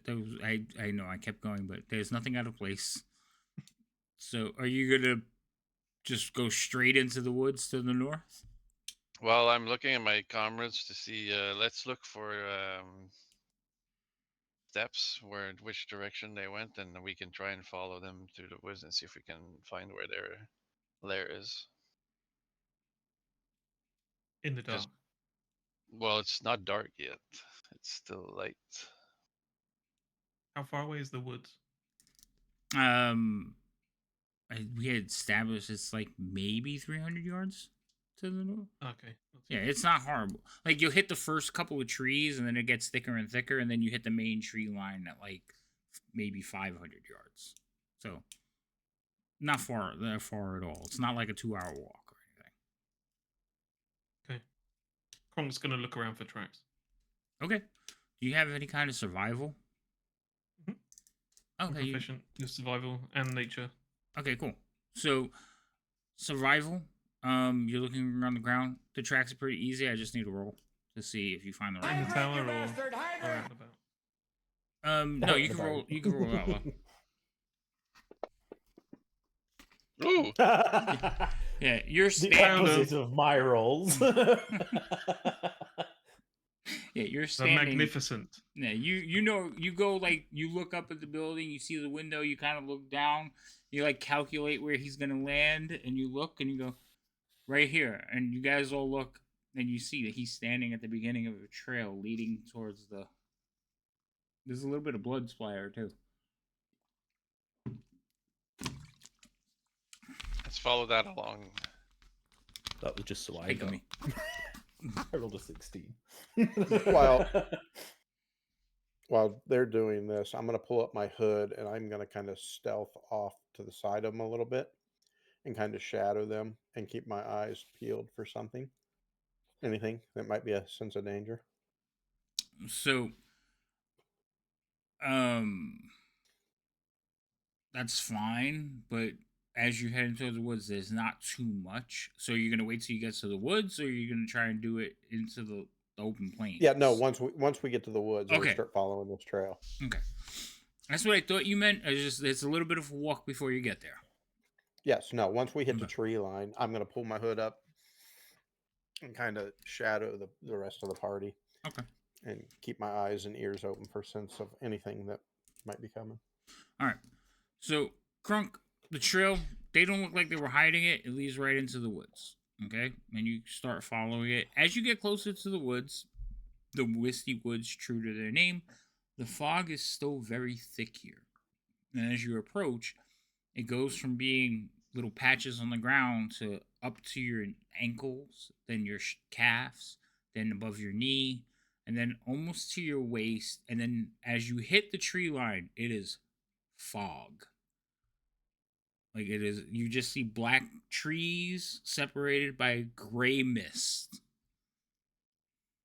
He'll wave his staff around in front of him, tapping the floor and making sure he's not bumping into anything.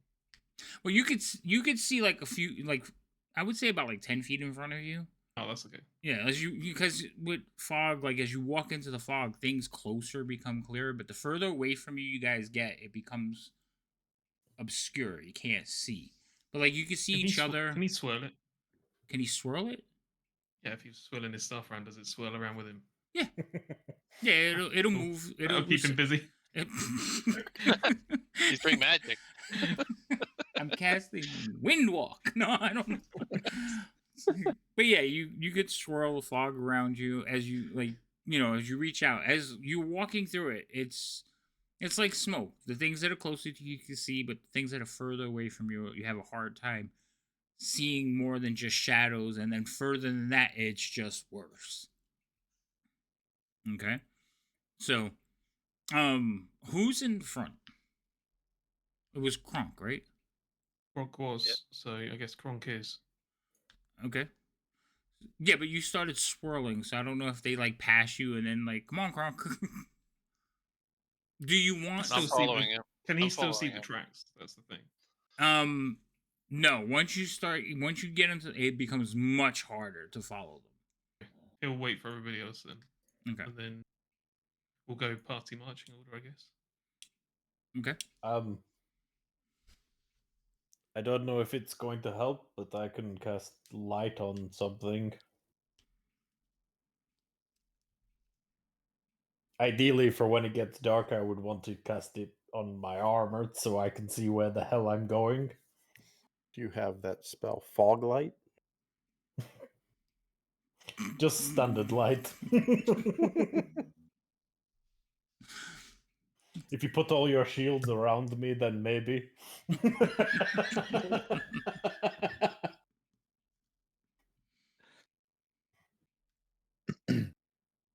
I'd probably say that I would, if Kronk kind of stops, I'd probably just, because as I know, like we need to just follow this thing. I'm gonna kind of just blindly trust that I'm going the right way, and just kind of go. Okay. Whether it's right or wrong. But I'm not gonna separate myself from the group, but I'm like, we're going. That's fair.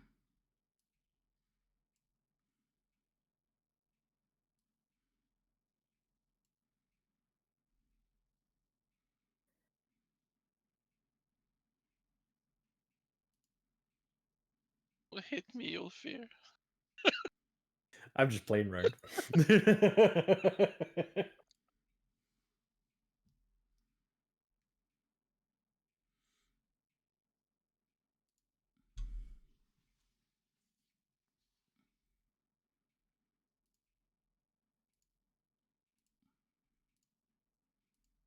Okay.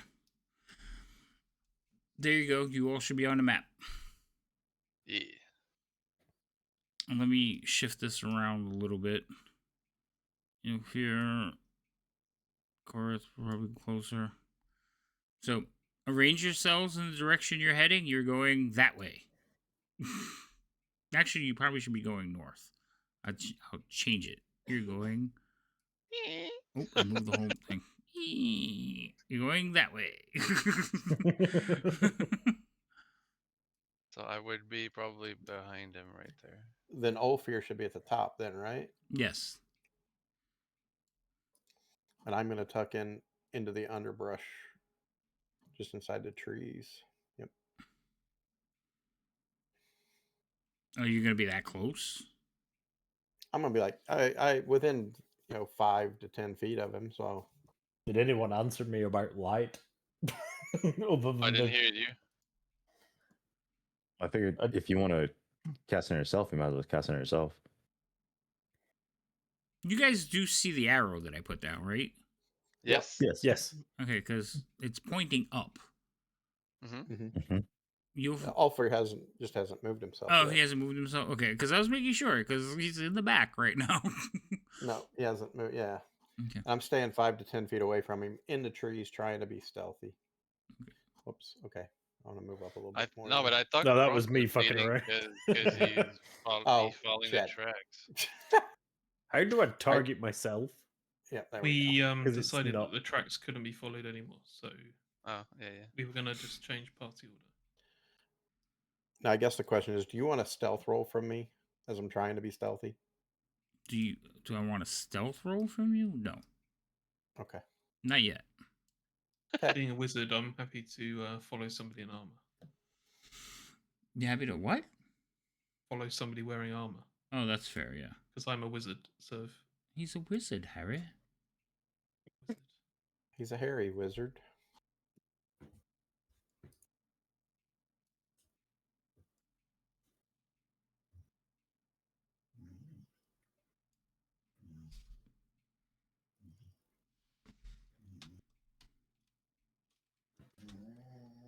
I've tried dragging the target onto myself so I can target myself for light, but it's not putting it in the little box.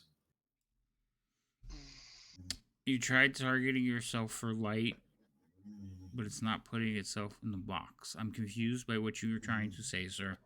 So on the combat tracker where you can select target and then it says you can either drag the crosshair onto somebody or you can drag somebody into the box. Mm-hmm. Neither is working for me targeting myself. Oh. I've never tried it that way. I just use control and click on yourself. Control and click yourself, yeah. Yeah, and that'll target you. Okay. That's easier. I was literally following what it told me to do. That's fair. So the other thing is you have to remember, like, a lot of self spells, if you put the prompt self in the spell, it'll automatically cast on you. So a lot of them are done that way. Yep. It worked. I see the light spell. All of you should see a radiant of light around now. got it. All right. I need perception checks. Because I'm assuming you guys are looking around, creeping through. No, these are in the tower. Yep.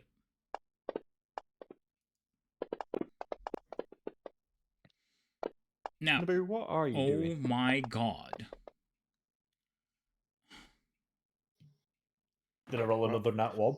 That was either very good or very bad. Both. Right, hold on. Come on, Kronk, you can do this. I have to ask the question first, but I gotta make sure before I ask. You don't have one, and you don't have one. Okay, so it doesn't matter. you guys are walking along. Everything seems fine. You're like looking around, trying to follow tracks. Every now and then, you do see, like something that's like, oh, this is the right way. All right. So Krunk, Alfir, and Korath, you guys are like together, walking. Thorin and no, I'm sorry. Kronk and Thorin. You two immediately are like, what was that? As you hear like shuffling coming from the fog to the right. I turn, face that direction, like hammer and shield at the ready, like, because we're going into combat. For me, I heard something, and I turned facing that direction.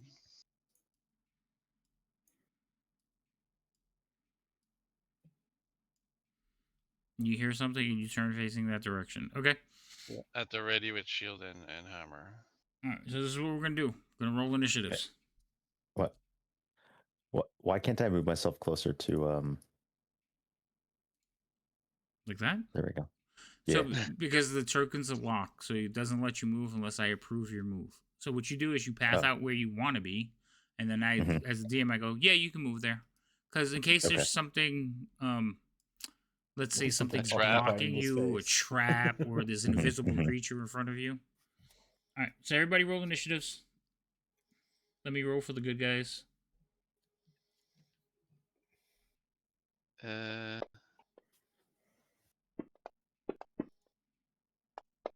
Dude, now I roll a 19.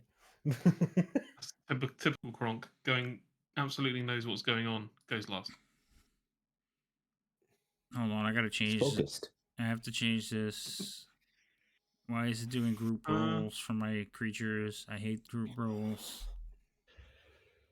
There's more than one, guys. Hush you.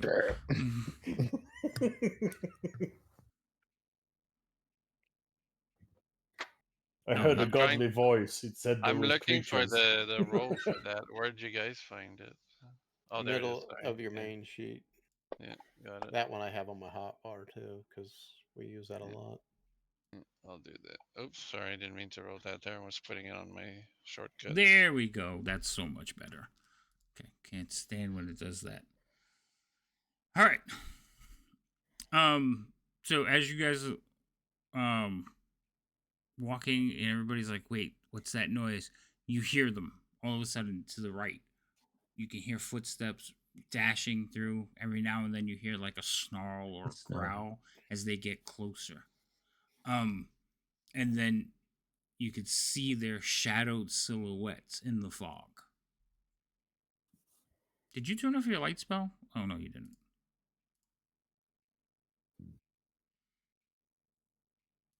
So this one here.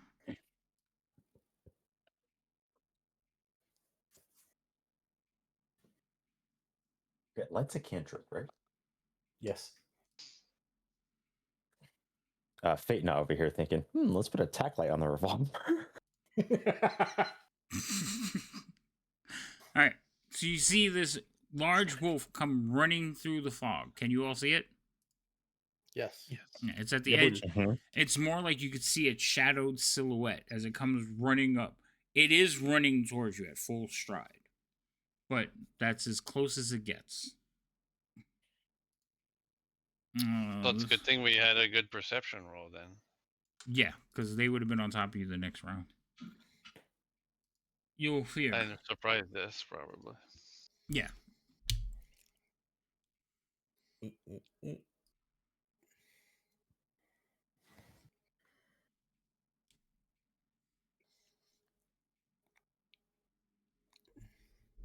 No, that's not what I wanted to do. You targeted it. Oh, yeah, that's what I wanted to do.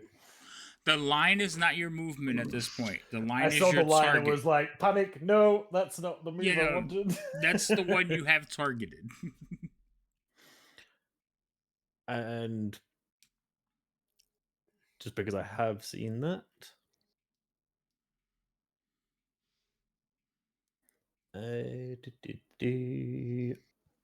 Sacred Flame. That is going to hit with a 19. Woo.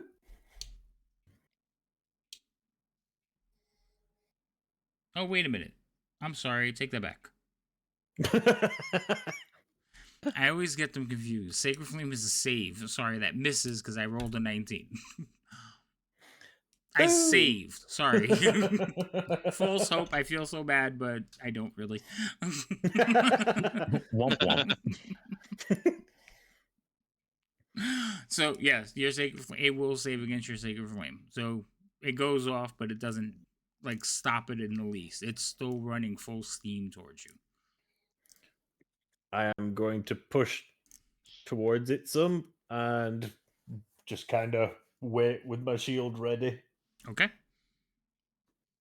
Go ahead and pass your turn.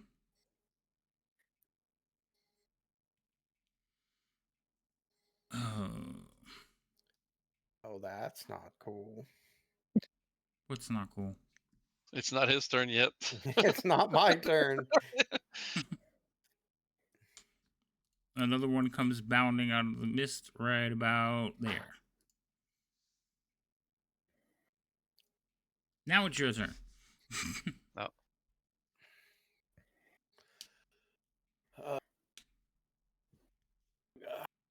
What do I want to Would do you like here? to roll that stealth check now? Yes, please. Go ahead.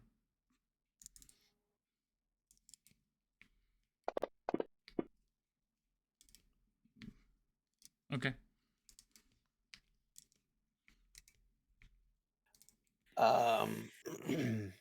Refresh my memory. With D&D, I want to hold my action until one gets closer. So that's what you would say. So Okay. in D&D, when you hold an action, you have to say what you want to do. So you have to say what you're going to do. You can't just hold your action. You have to say what you're going to do. And then you have to give a trigger. So your action would be, I want to attack whatever gets close to me. Yes, if something gets within my attack range of my rapier, I want to stab it in its face. Now, also remember, if you do that, is you have like 3 attacks, you still only get 1. Correct. Yeah. No, I'm telling them as well. Yeah. Good. Okay. Gotcha. All right. So. All right. That's what I'm going to do. Yep. Okay. So just pass my turn? Yep. All right. I was going to say, okay, I was going to talk to the NPC like, go ahead, your turn. Oh my goodness. Pop the DM. This one's going to come running out over here. This one is also in a large wolf. And they just come barreling out of the mist. Very little sound, like you just heard their running feet. As you turn and look, they came plowing out of the mist. The mist swirls behind them as they break through, and they charge at you. Chorus.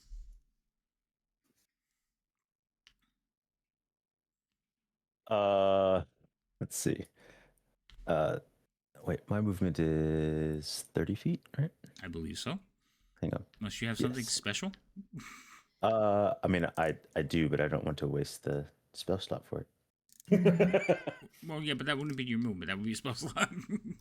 Yeah, well, that gives me Expeditious Retreat, which would give me more movement. I don't want to waste the spell slot on that yet. Yeah, no, that's fine.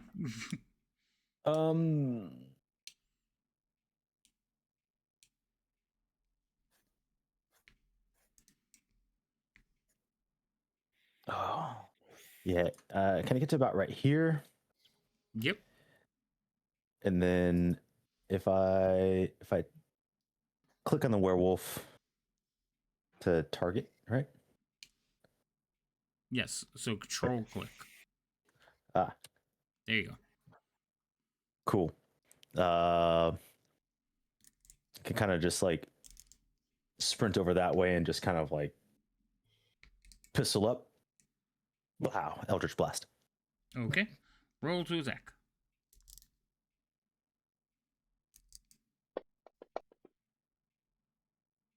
That is going to hit. Ooh. And then And then I hit the damage next to the Eldritch Blast, correct? Correct. Perfect. Not the greatest of hits, but it still hit. No. Yeah. It's hard to see. They That ran was at a us. warning shot. Yeah. Yeah. You like singed its tail as it's running. You're like, stand still. No. Yeah. Right. All right. Thorlin. Mm-hmm. It's your turn.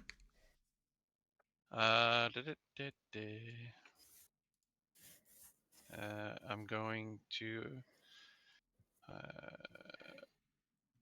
Can I? No, that's 30 to get to it.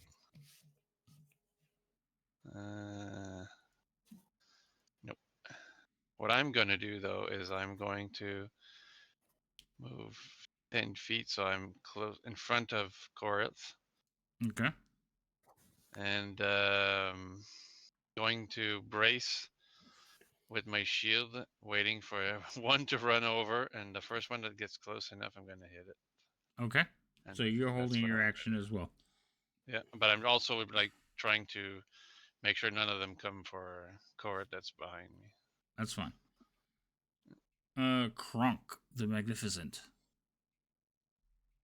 Kronk is.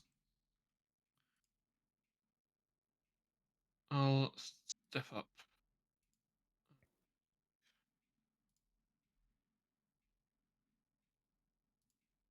Okay, you step up to there. They look like werewolves, right? Rather than wolf-wolves. These look like wolves. They're still on all fours. Okay. In which case, he'll ready his quarterstaff to attack one that comes close, within range. Okay. That devastating magical staff. Yeah. Pull the lever, Kronk. That just next actor, yeah. I don't need to. Gummy said he's helping. All right, so you ready in action as one. So basically, 3 of you have readied an action for when they get close. Yep. Correct? Okay. Yep. All right, pass your turn. And then this one here is also going to come charging forward. That one's going to get to there. I see him. Do you? No, do a fuck. Oh. I was going to say, because he's right. Do you see him now? Yes. Okay. I see him now. Okay, yeah. Because basically the limit of the fog is your light. So even though some of you could see further away until they're in your light range, they're invisible. So, all right. But that's all it's going to do. So fuck your dark vision. Because if they would have had surprise, they would have ran into vision and then they would have attacked in the same turn. So it would have sucked for you guys. But they can't. So this guy's going to go. So this one here, he is running forward. And he is going to get to right about there. And then he's going to leap into the air. And as he leaps into the air, he changes and contorts as his body his front limbs grow into arms with clawed hands. His snout elongates and big burly shoulders. And it just crashes right into Yulfir. It is a large humanoid creature. Still not as large as Yulfir. But there's 2 of them around him, and the one to the other side is also jumping at him. So you will have 2 on you, Yulfir, by the end of this round. Oof. So it gets there, changes, and it is going to hit you. You were the only one that didn't have a held action, correct? Because you attacked. Correct. So it is going to do its multi-attack. 1 bite and 1 of its claws.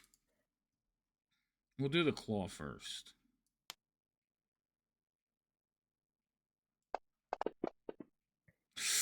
That was close. All right. I'm going to teetered on a 20 for a second. So, you have a shield, right, Yulfir? Yeah. Correct. So you basically slide away, like it comes with a claw's hand, comes down. You bring up your shield, block it, and then as it blocks, its head comes around the shield with teeth bared as it tries to bite at your face. I hate saying stuff like that because then I roll like really good and I'm like, oh, so it bit your face? Sorry. Oh, it doesn't bite your face. Okay, so you basically brace, it lands on you. So it's literally like holding onto your shield and trying to bite you over the top of it. Okay? Okay. This one here, he is not going to run in. He is just going to kind of walk to right there. Casual striding. This one here is large, black. It is the alpha that you fought earlier, and he is just like surveying, watching what's going on. Okay. Is that the buddy I pushed back down from the window? Yep. Yeah. Yeah. Okay. Wonder who And he's going to target. And which one was that? It's the big black one. It's the alpha. We don't see it on like. I don't. Oh, see it I'm on the sorry. map. I Yeah, forgot to there's go. no change I, for us. sorry. There, he's right there. Okay. Oh, there he is. All right, Yovir, you're up. You have one hanging onto your shield, trying to bite you over the top of your shield, and you have one coming in from your left. I'm going to deal with the one that's trying to bite my face currently. And I am going to swing. All right, swing away.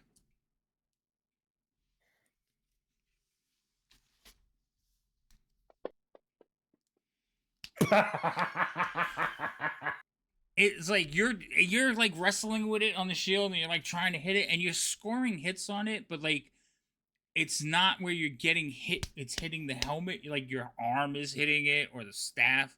Like you're just over adjusting because it keeps like pulling on you, like a dog trying to shake a, when you hold the rope, they're trying to shake it. It's doing the same thing, but like to your arm and your shield.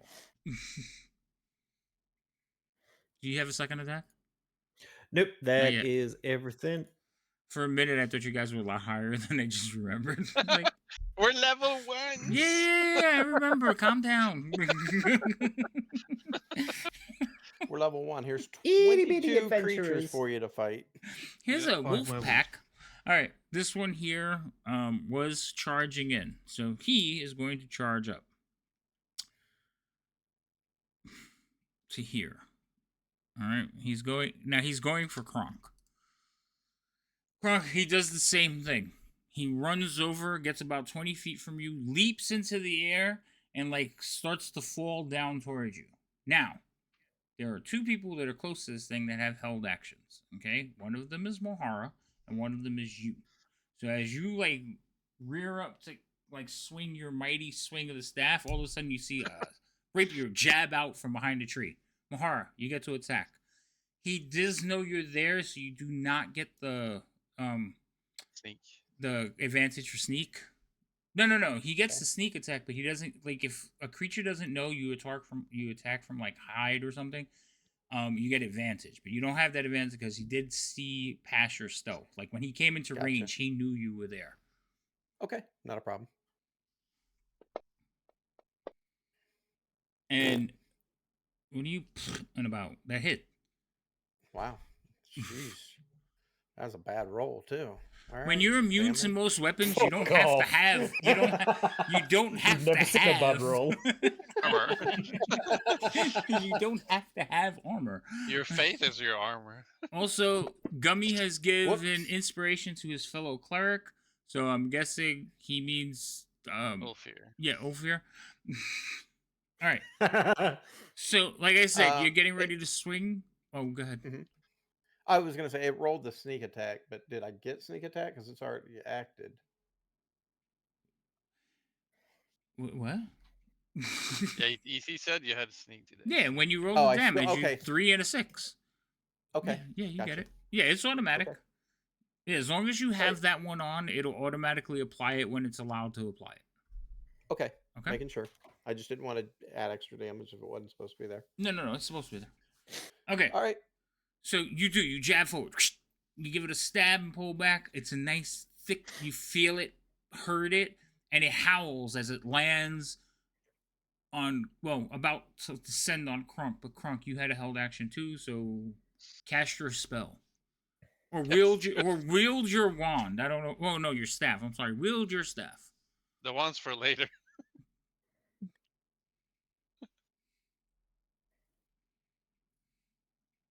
Yeah, we'll use the heavy one later.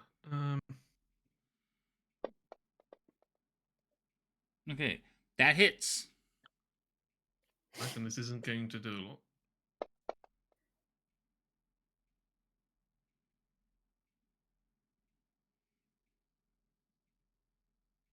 Wait, are you really just using your staff? Yeah. Oh, okay. He saw wolves. They look like normal wolves. Now they look like werewolves. I got you. I understand what you're saying. Yeah. So you kind of like hit this thing and it just plows into you because it does not take any damage. Mm-hmm. All right. So now it's going to finish its turn because all the held actions were done. We're going to start again with the claw first. Krunk, he misses you. I guess you put enough of the staff between you and it that it does not get its face into you, but its arms are longer, so as was the claw, I'm sorry. The bite's next. That is going to land. This is the second time you've been bitten by a werewolf.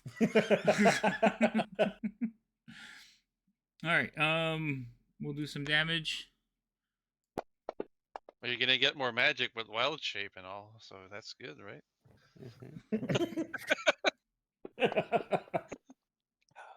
Yeah. Yes. Okay. So it does. So this is what happens. It jumps up into the air. You come across and smack at it. And when you smack at it, it kind of claws over. You lean into it. The claw goes over your back. But now it has like you in a hug. And it just chomps down on you again. So almost in the same area where you got bit last time. Cool. Stars ahoy. Mohara, it is now your turn. I am going to stab this thing again. Okay. Especially now that it's bitten Kronk, and I don't like that.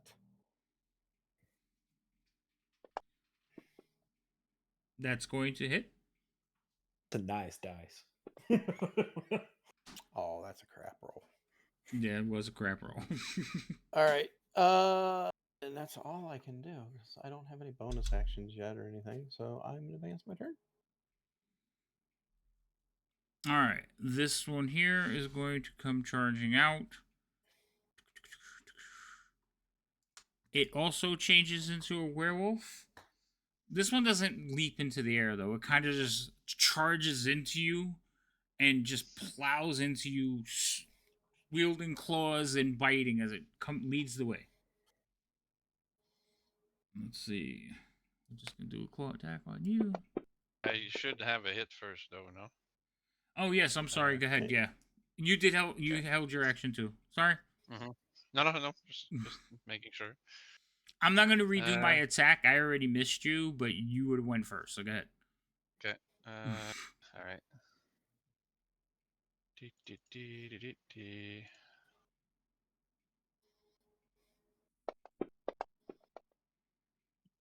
That's a hit. All right.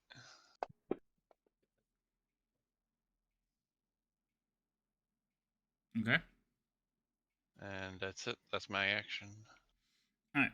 So this thing comes running towards you. You give it a smack right in the chest as it changes, and it kind of just like growls at you as it goes to claw, and you duck away, and then it goes to bite you. Okay.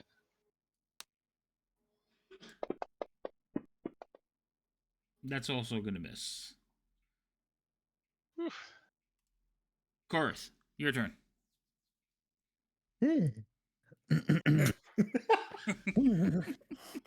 Oh, guard with that.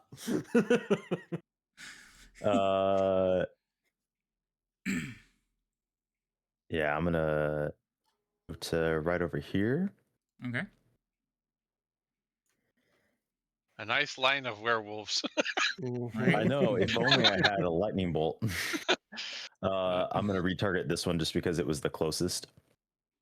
And I am going to So hold fire on. off another round. Wait, Yeah. hold on. So you took What? the You target. untargeted. You untargeted it. It. Oh, because it maintains the target if I left. Got Yeah. it. The only time it takes a target off is if it dies, or if if I you change cast. it. If you change it, no. If you click on another target, it just keeps adding them. But if you roll like a fireball spell and they save, the people who take no damage will get removed. Oh, okay. Yeah, so You're right. I'm going it to attack does the that. same one. And not fireball. It would be save or nothing. Those get removed. All right, so go ahead and hit the same one. Gotcha. That's actually going to miss.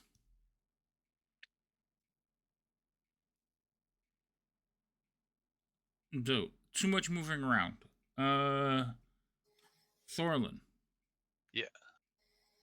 I'm going to hit that one again because it's been trying to claw and hit it. That was accidental. Okay. Okay, Girth. I don't know how to remove that. That's a 19.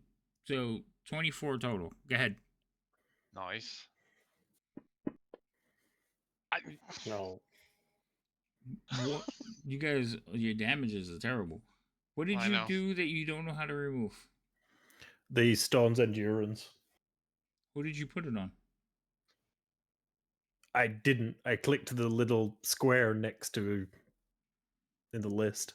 I think it's to say that you've used it for this. Yes, that's period. Yeah, it's just a tick mark. You just click on the tick and it'll come off. Ah, if I swap to standard, it puts it back. Yeah. Okay. Oh yeah, so certain things, if you only have a certain number of abilities and you click on them, they'll disappear from your combat thing, and you can go back into preparation and reset them. So yeah, that's I've done it to get rid of Blessing of the Forge because I've already used that. Yeah. All right, Kronk, the Magnificent, you're up. Yeah, I'm raging. I figured. Sorry, going into my special spell.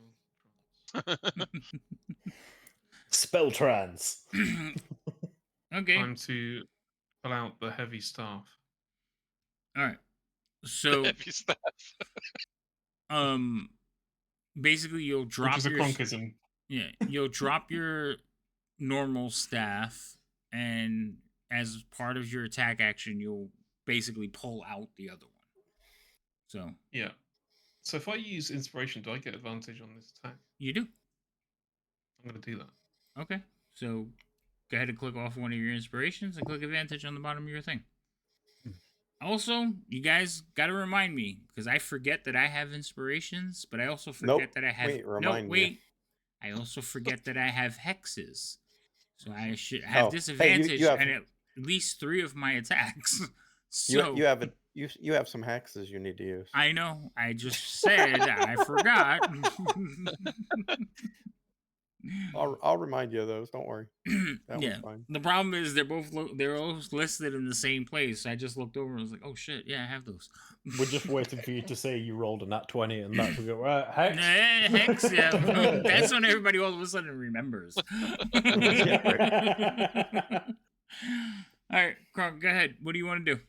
You have werewolf number 3 targeted. Oh, I'm hitting that one. Okay, so roll to attack. Did you click on the advantage? You did. I see it. That's critical, sir. Nat 20. Okay, so just roll the damage, and it will double it. Get some booms in the chat. Okay, so it's automatically going to do that, and it'll add in my stupid criticals for being a half orc as well. Yes, it'll put everything on there that's supposed to be on there. It should add another dice then. What do you mean? Because I have Savage Attacker.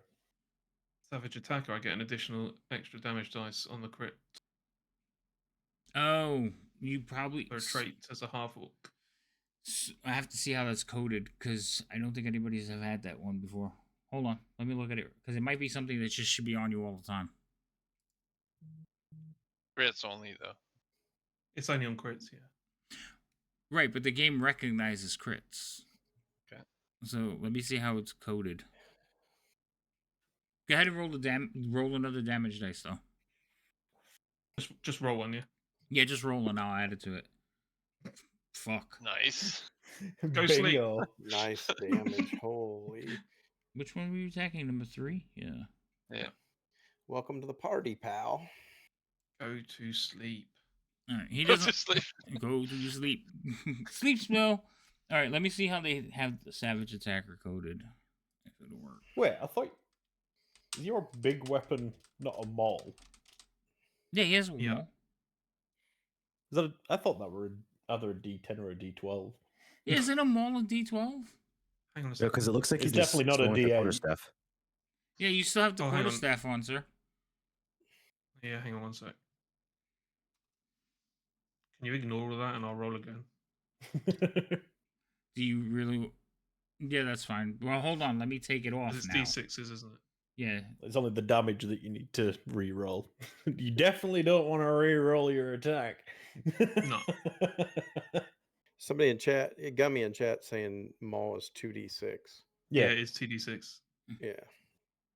Yeah, 12. All right, hold on. Let me change it. We gotta heal it now. I mean, Savage you don't attack. have to heal it. I do. No, it's fine. We'll allow it. I feel like I overhealed it. You're attacking number 3, right? Mhm. Yes. Yeah. Okay, go ahead. So with savage attacks, then do I roll?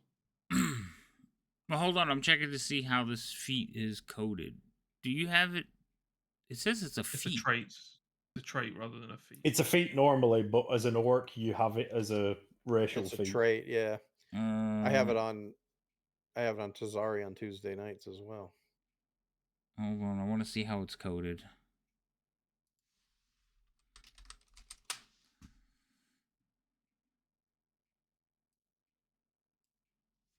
Sadly, I'm probably going to roll less damage than that.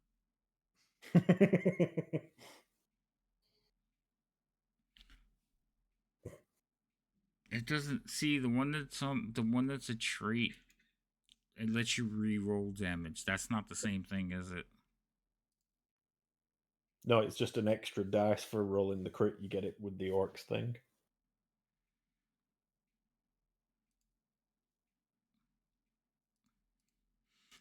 All right.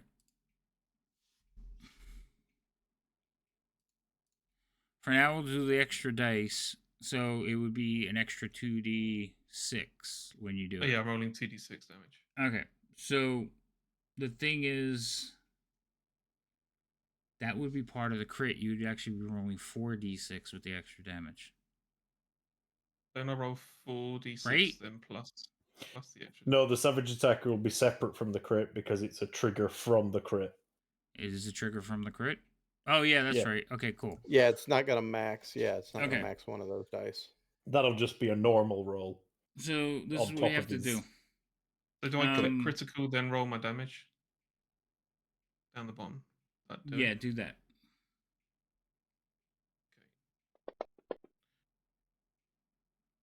Okay. So that's And just then from your roll the hit, extra one. and then roll 2d6 extra. Goodness do I add gracious. them? Just roll them and I'll Drag add it it to in. the damage. Right click brings another dice out. Get wrecked. Oh shit. my Christ. god! Fuck me. I At should have least just someone's said. balancing my shit rolls. I should have just said. We'll just max it all. That's fucking fantastic. Okay. Go sleep. Don't I mess thought you with the said that wizard. I thought you said crits were max anyways. Not no. all. Crit's one of the die. So Yeah, one roll's crit max, and then it's an actual roll. yeah. So yeah, one roll. You get a full. Basically, you get full damage plus a roll. That's what a crit is. All right, I gotta figure out. Pissed off about being bitten again. I have to figure out how to code your thing because it should be. There should be a way to write it and trigger it from your crits. I'll just have to figure it out, but we'll do it at another time. Wizard DPS, go! Jesus Christ, for sure. All right, anything else? No. Wait, you cut out there. You oh, you just passed your No, turn. I've passed my turn. That's fine. All right, so this one is the one that's diving into you here. He's going to get to right there. And he is going to lead with a bite this time.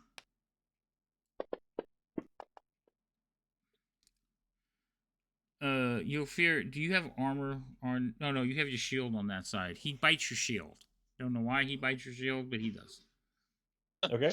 And then he is going to try and claw at your leg. Oh, that will hit. So he will claw your leg.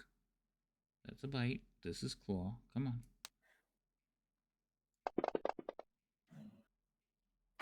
All right. That's damage to you. Oof. 2 heavies. This is the first one.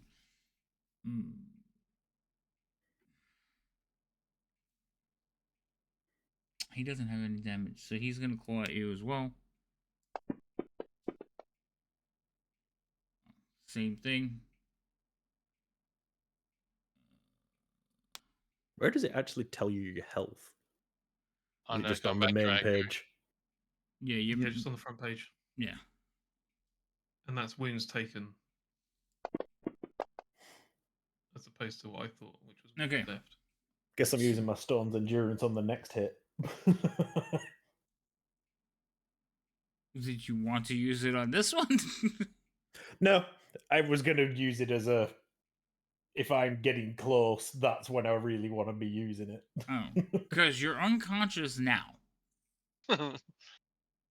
Then yes. Okay. So, is Stone's Endurance like a reaction thing? Yes. Let me ping it up. Action. Stone's Endurance. It should be a reaction. Yeah, reaction to getting hit from what I remember. Okay, what does it do? It reduces the damage dealt by 1d12 plus 3. Okay, so the claw on your leg was deep. The next attack, you downed you. So I think you would have used it after the claw on the leg. Yeah, that's the way I saw it. I took the hit, but then... All right, so what does it do again? Gonna take extra. Basically, I reduced the damage taken on the attack by 1d12 plus 3. All right, so roll the 1d12.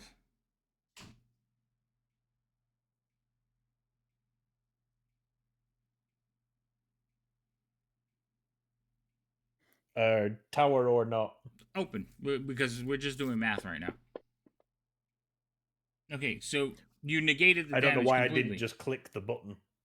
Yeah, you could have did that too. All right, so you negated all the damage I did. I only did 7 points, so that is gone now. So let's put that back too.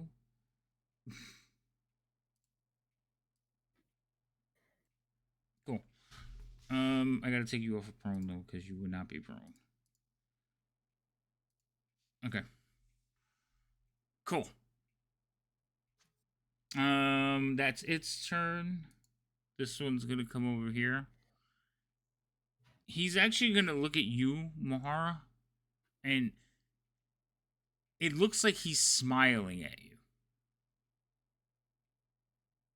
And then he is kind of gonna turn and walk back into the fog.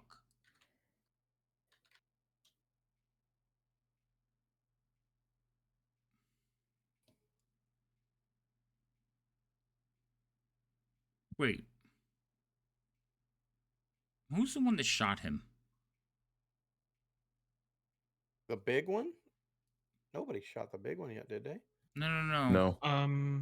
Havoc, I've made a mistake. Would you make a mistake? He needs to take an extra 2 damage. I clicked my rage off, but didn't actually select it. So I need to actually rage still. And it didn't add my rage damage.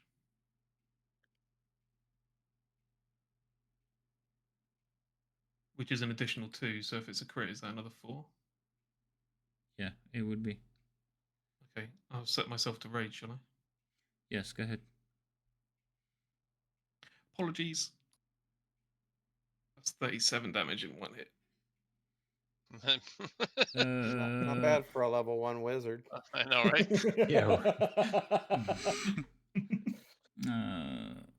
They don't make them like they used to. So I'm gonna tell you guys right now, I can't see the damage on this creature.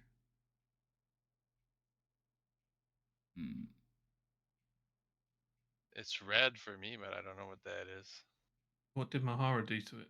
Okay, that's 4. It should be this. So the color of the damage and the gray is close enough that it's fucking with my color blindness. So we might have to shift to a different table that I can read better. Sorry, Zerb. It's all good. All good, man. Do what you got to do. We'll check to see. There's other ones. We might have to change the background because I can't see that number.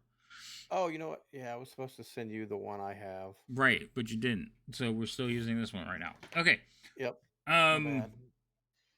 What was they doing? Yes.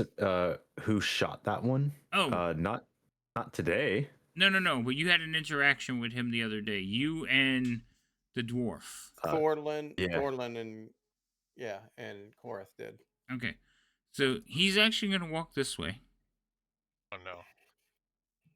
I would imagine if he's going to come for me, it's pretty obvious what made that sound and what probably killed the other one.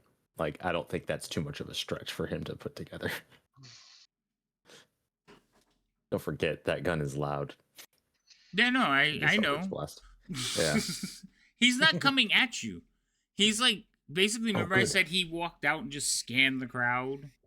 Right? Mm-hmm. So when he sees all of you, I was messing with Mahar, but it was the wrong person. So when he like comes out and he like looks and scans the crowd, he kind of looks in your direction, and you can see like a little, almost like a grid, and he's gonna walk south. And basically he's heading into the fog, but he's walking along the outer perimeter.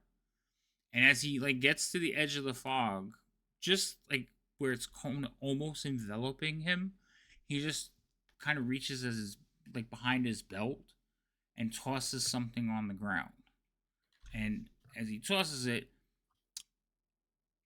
it looks like a clump of gold colored hair, and just kind of hits the ground and rolls towards you. Then he steps off into the fog. Oh shit.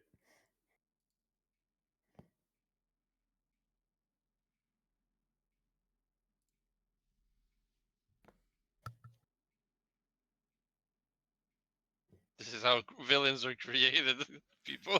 You fear, it's your turn. Oh no.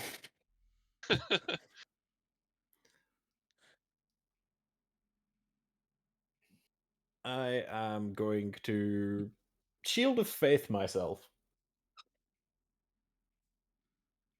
Okay.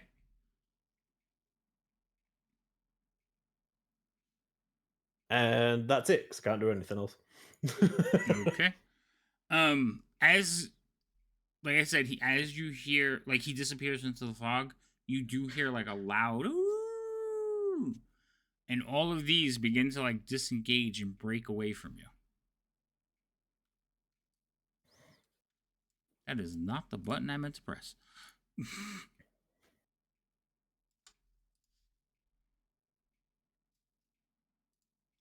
Mahara, it's your turn. So it didn't just walk away from you. You don't get a parting attack. Do I get an opportunity attack as he runs away, or did he actually use a disengage? I just said that. Were you not listening to me, sir? I was listening. I heard you say they disengage, but is that an actual ability? Okay. Yeah. They're disengaging. So disengage negates opportunity attacks. So they're not just running away from you. They are backing away towards the fog, so you don't get the opportunity attack. All right. Well, I am not going to pursue because that would be unwise, especially being a level 1 rogue. But I will step here and attack this one. Okay.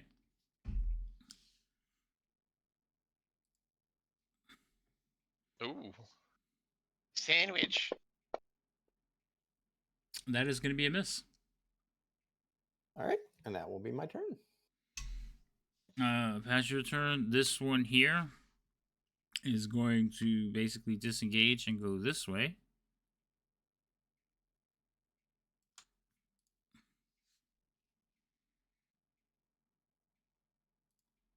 Chorus. I imagine that landed at my feet. It's sitting right about here. It didn't quite get there. It's like right about there. He didn't throw it at you. He kind of did this. Like he reached back, grabbed it, and held it for a second, and just like let it roll out of his hand, and it just fell on the ground, and then rolled forward a little bit. Is it very obvious? Like, is it easy to see from where I'm at? Oh, you know what it is. Yeah, no, there's just that like deadpan 1,000-yard stare at it. And then just a lazy Eldritch Blast in the general direction that it went. Like, it's kind of just a... Like, I'm not even trying to hit him. Like, it's pretty feeble. Okay. I will say you can roll a disadvantage if you really want to attack the area. Oh, I mean... Yeah, that's fine. If you really don't... Yeah, no, it's quite literally the most feeble attempt at shooting. Like, there's no aiming. It's just... Got it. Fire, yeah. Thorlin. That's it. That guy's at 35 feet. Yeah. What about this guy? 25. But if I go there, I have 20. I can move there and hit him. Yeah, if you want to move up. Yep. That would be 25, though. You're going right through Kronk. So you can't move through someone's space? You can. It just costs extra movement. Okay. That's why it's 25 instead of 20. That would be considered double movement for me, though, right? No, you have a total movement of 25, right? Oh, the 5 plus my regular move. I'm sorry, say that again? I thought it was 20 for dwarves. I might be mistaken. You have 25 feet of movement, yes. So you can move up to that total. Currently, you've only moved 20, but it's actually 25 because you're moving through Kronk. So that would be your full movement. That's all I'm telling you. Yeah. Okay. Yeah, okay. Yeah. But yes, you can do it. I'm gonna target this one then and hit this one. Okay. Sorry for the confusion. No problem at all. Eventually we'll know what we're talking about quicker. We're still growing pains. All right, that's actually gonna miss. Okay. Well, that's it. He's still tugging on the shield. Kronk, you're up. He's buggered off now, hasn't he? Can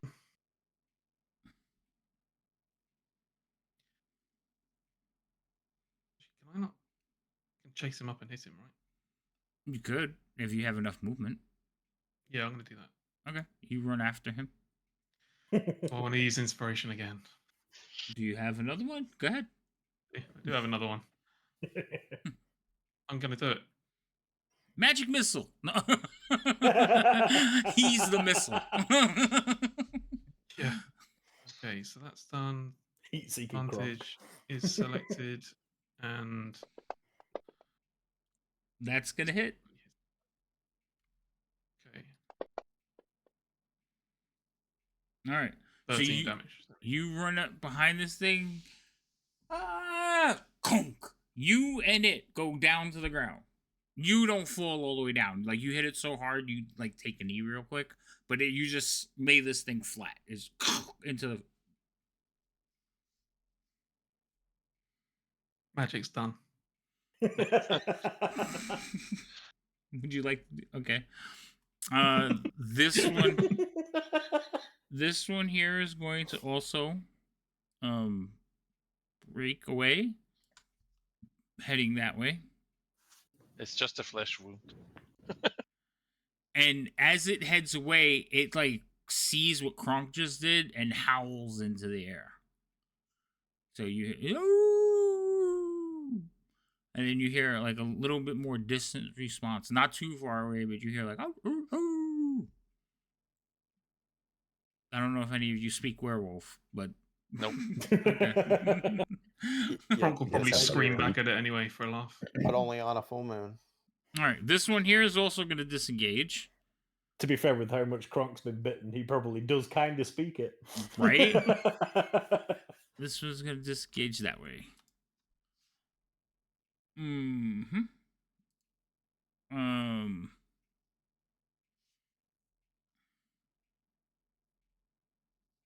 I stick out a foot and trip it as it tries to run away. That would be an attack that's negated by disengage, sir.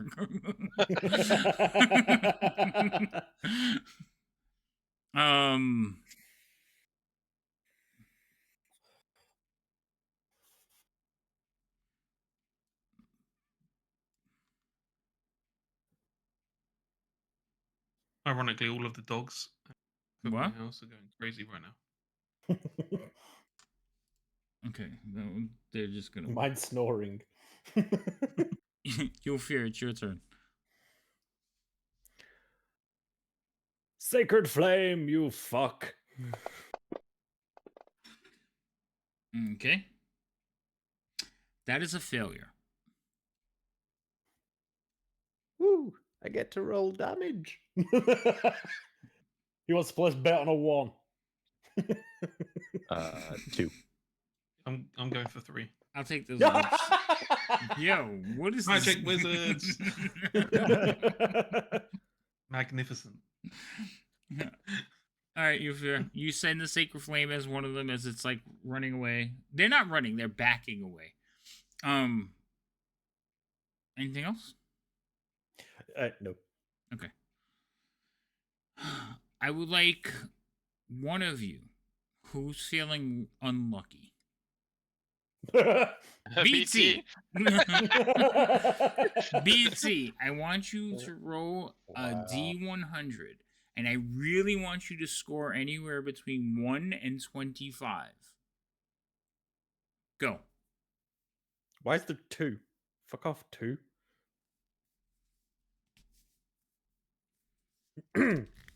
Go away, you. You saw nothing. Ha! Go. Ah. Okay. That is not between 1 and 25. I'm sad. Okay. Well, 6 and a 4 is. That's fair. But yeah. All right. So this one here, it will change back into it looks like a young man, like a teenage boy. Where? You don't recognize him. Kurt gives it another hammer just to make sure because it moved. Keep this thing sculling. Mahara.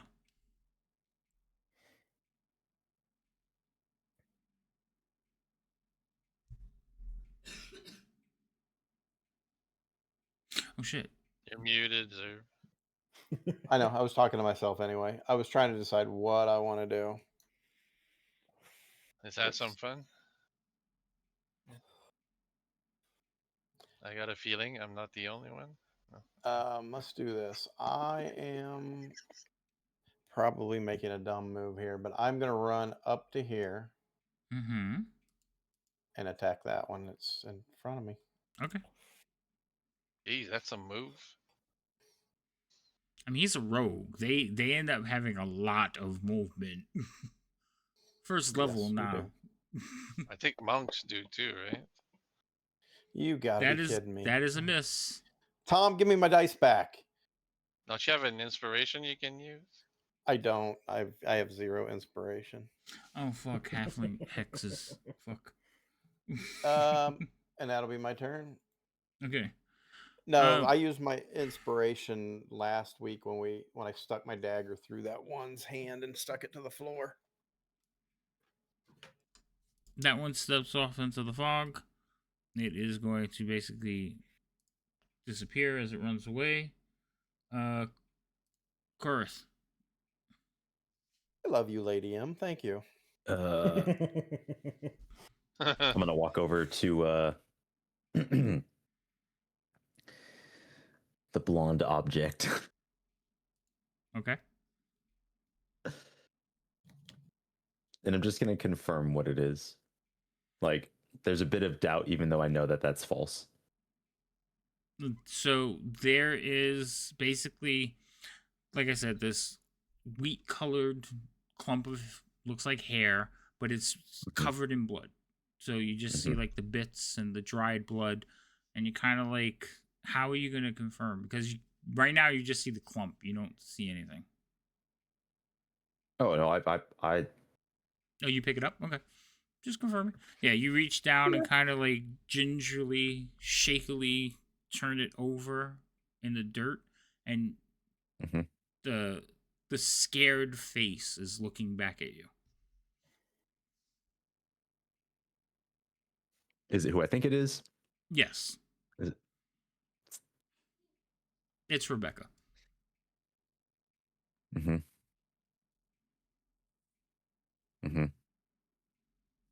I'm just kind of yeah.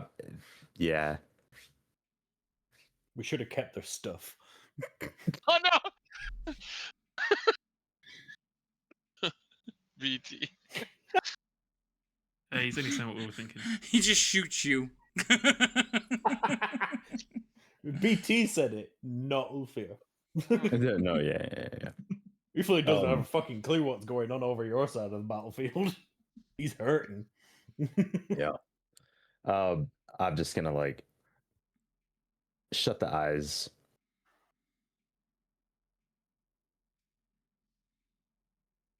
And then just stare at it. All right. Thorlin. Oh, how am I feeling on the inside? On the inside? Yeah, if you know what I mean. Yeah. How does he feel about that? He doesn't care, to be honest. Okay. I'm just making sure. Yeah, he doesn't care. It's almost like so you know how we would all felt if Ulfir had said that we should have kept their stuff? Like, he probably thought it. Which is, that's par for the course. There you go. Should have kept her shit. I'm just making sure I don't misinterpret any other feelings. Yeah, no, yeah. Yeah. All right, Thorlin. Yep. It's your turn. I don't have. If I double move, I can't attack, right? Correct. Yeah, double dashing uses your action. What if I do a charge? Do you have a charge? No, I don't know. That's what I'm saying. Is that something I need to have? Yeah, it's usually an ability that your class will give you. So battle masters have something like that. I think orc. Oh, I thought charge used to be just an action that you could do. Yeah, me too. Is but it? That's why I was asking. I don't think it is in 5th. I think it used to be, and it's something that got changed. Okay. It's the same with Shield Master. If you want to try and help defend somebody else, or Shield Bash, sorry, that's you've got to have Shield Master for. I'm gonna look at Kronk and just see if he's still in his mage trance. He is. Or not. Okay. I'm gonna keep my distance while he's in. I saw what he did with the body of the lady at their house, and I'm like, it's still twitching, so I'm gonna let him do it. Let him do his thing. But if Ulfir's, how does Ulfir look like health wise? He's pissing blood. He's so like down his leg from like just above his knee to just above his ankle is just covered in blood. You could see like the gouges. One of the gouges is probably deep enough that you think you could see a shin bone. I'm gonna move closer and like put my hand on him and say, if you allow me, I will try to heal your wound. Please do. So I'm gonna transfer 2 of my points from lay on hands to give him 2 hit points and try to. Because I have 5 total, but I can give you 2 to try and heal you. That gets me up to 6. It's better than 4. No. So, okay, so you guys got to remember that's your wounds. You only have 4. Out of, so you have, when it gets to 11, you go down. So if he gives you 2, you're back to 2 wounds. It's because I'm used to seeing current HP and max HP. I know. I forgot. I have to look at for the extension that changes it so it shows hit points. But yes, that's wounds. So if he gives you 2, you're back to 2. All right. I already changed it though. So just use your 2 points total. Cool. Done deal. And that's my turn, because once Gronk feels better, gets out of his trance, I'll try to heal him as well with my lay on hands. Okay. So, I'm going to turn into a bard now. What are the rules for throwing mauls? So it's an improvised weapon. There's no range on it, but basically, depending on how heavy the weapon is, you find something equivalent. I would say you could throw it about 10, 15 feet accurately. After that, it's going to be at disadvantage. And then it would do improvised damage. So improvised weapons do like 1d4. I might let you add your strength to it.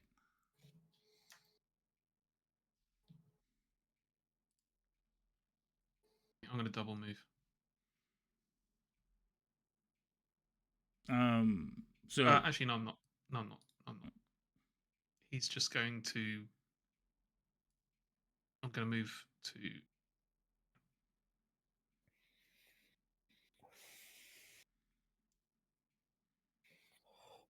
Do you move to there? Okay. Yeah, and I'm just going to throw a hand axe at it, and I know it's not going to do anything. So he's raged. All right. Throw a hand axe. Like a hand axe. That hits with a 21. Roll damage. I don't think it's going to... Yeah. So, you throw a hand axe at it. You didn't have it targeted. Did I not? Nope. You never retargeted it.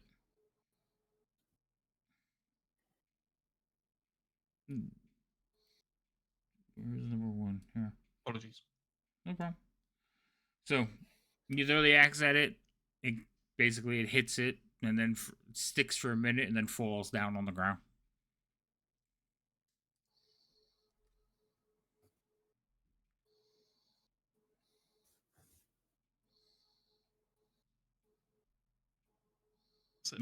This one here, it looks at you, Mohara, and it's gonna be like, she tasted sweet, and then it's gonna step back into the fog.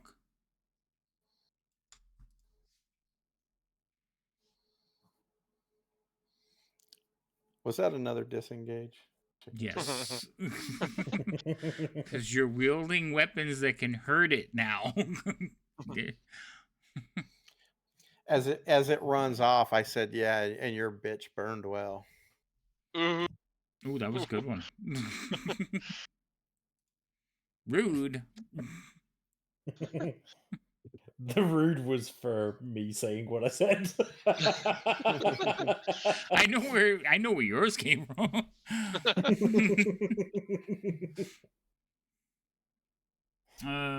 That's its turn. Let's see. That one is going to finally run off and get out of there. Actually, he's going to run, so he'll turn invisible as well.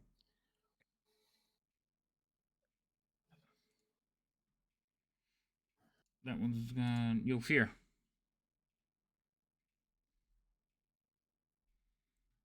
I'm just gonna pass my turn because I don't know what to do from this point. I'll literally just say, "What we doing next?" because they all run in different directions. Yeah, they basically just melted back into the fog. So are we still in combat or are we out of combat? If you guys are still chasing after them, yes, we're still in combat, but you can pass your turns. If you're not chasing after them, we can really be a little bit more lax at it. I'm gonna move back to the party and just pass my turn. Okay. All right, stop passing turns. We'll just figure it out for a minute. Yep. As you move back to the party, you all kind of gather up, and you see kneeling down on the ground. Korath is like in front of this clump of blonde hair. He has turned it over, and staring up at him is the young face of Rebecca. And he's just Gronk will pick up his axe, by the way, and slam it into the ground for the next 36 seconds until his rage wears off. We don't end it early. He just goes. You have to hit something, sir. Yeah, but let's just call it a cooling off period.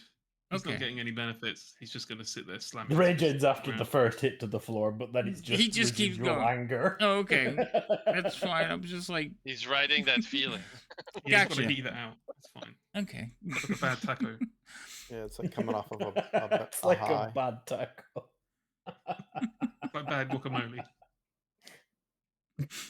That's Oh yeah, hilarious. I thought you meant to hit armor class 0 when you said taco. Oh. Sir, this is not second edition. No, that was basic. And second. Yeah, it went all the way to second. Yeah, They up did? to second. Mhm. Yeah. Yeah. It changed in third. It became Advanced Dungeons and Dragons. Yeah. Second edition. Still taco. All right, so what do you guys do?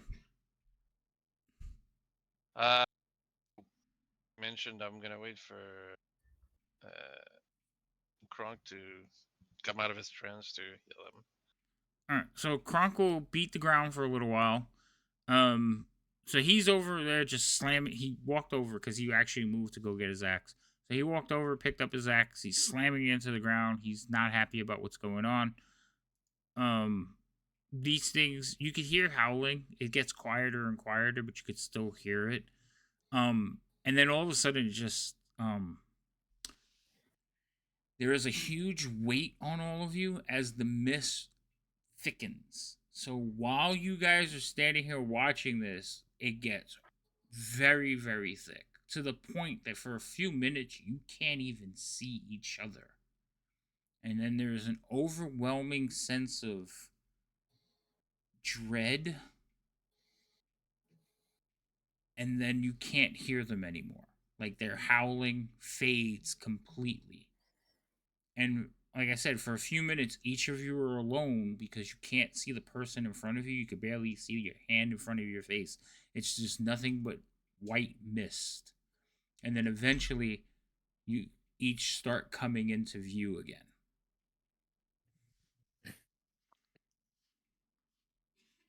Go around like, what was that?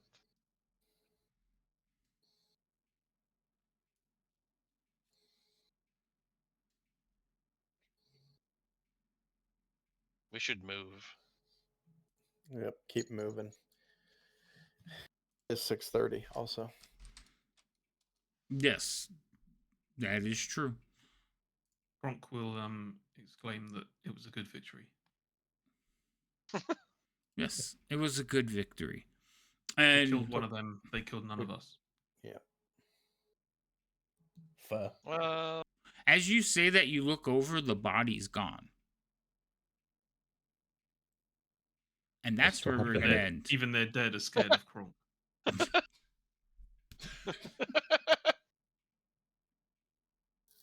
Oh, is the head still there or not?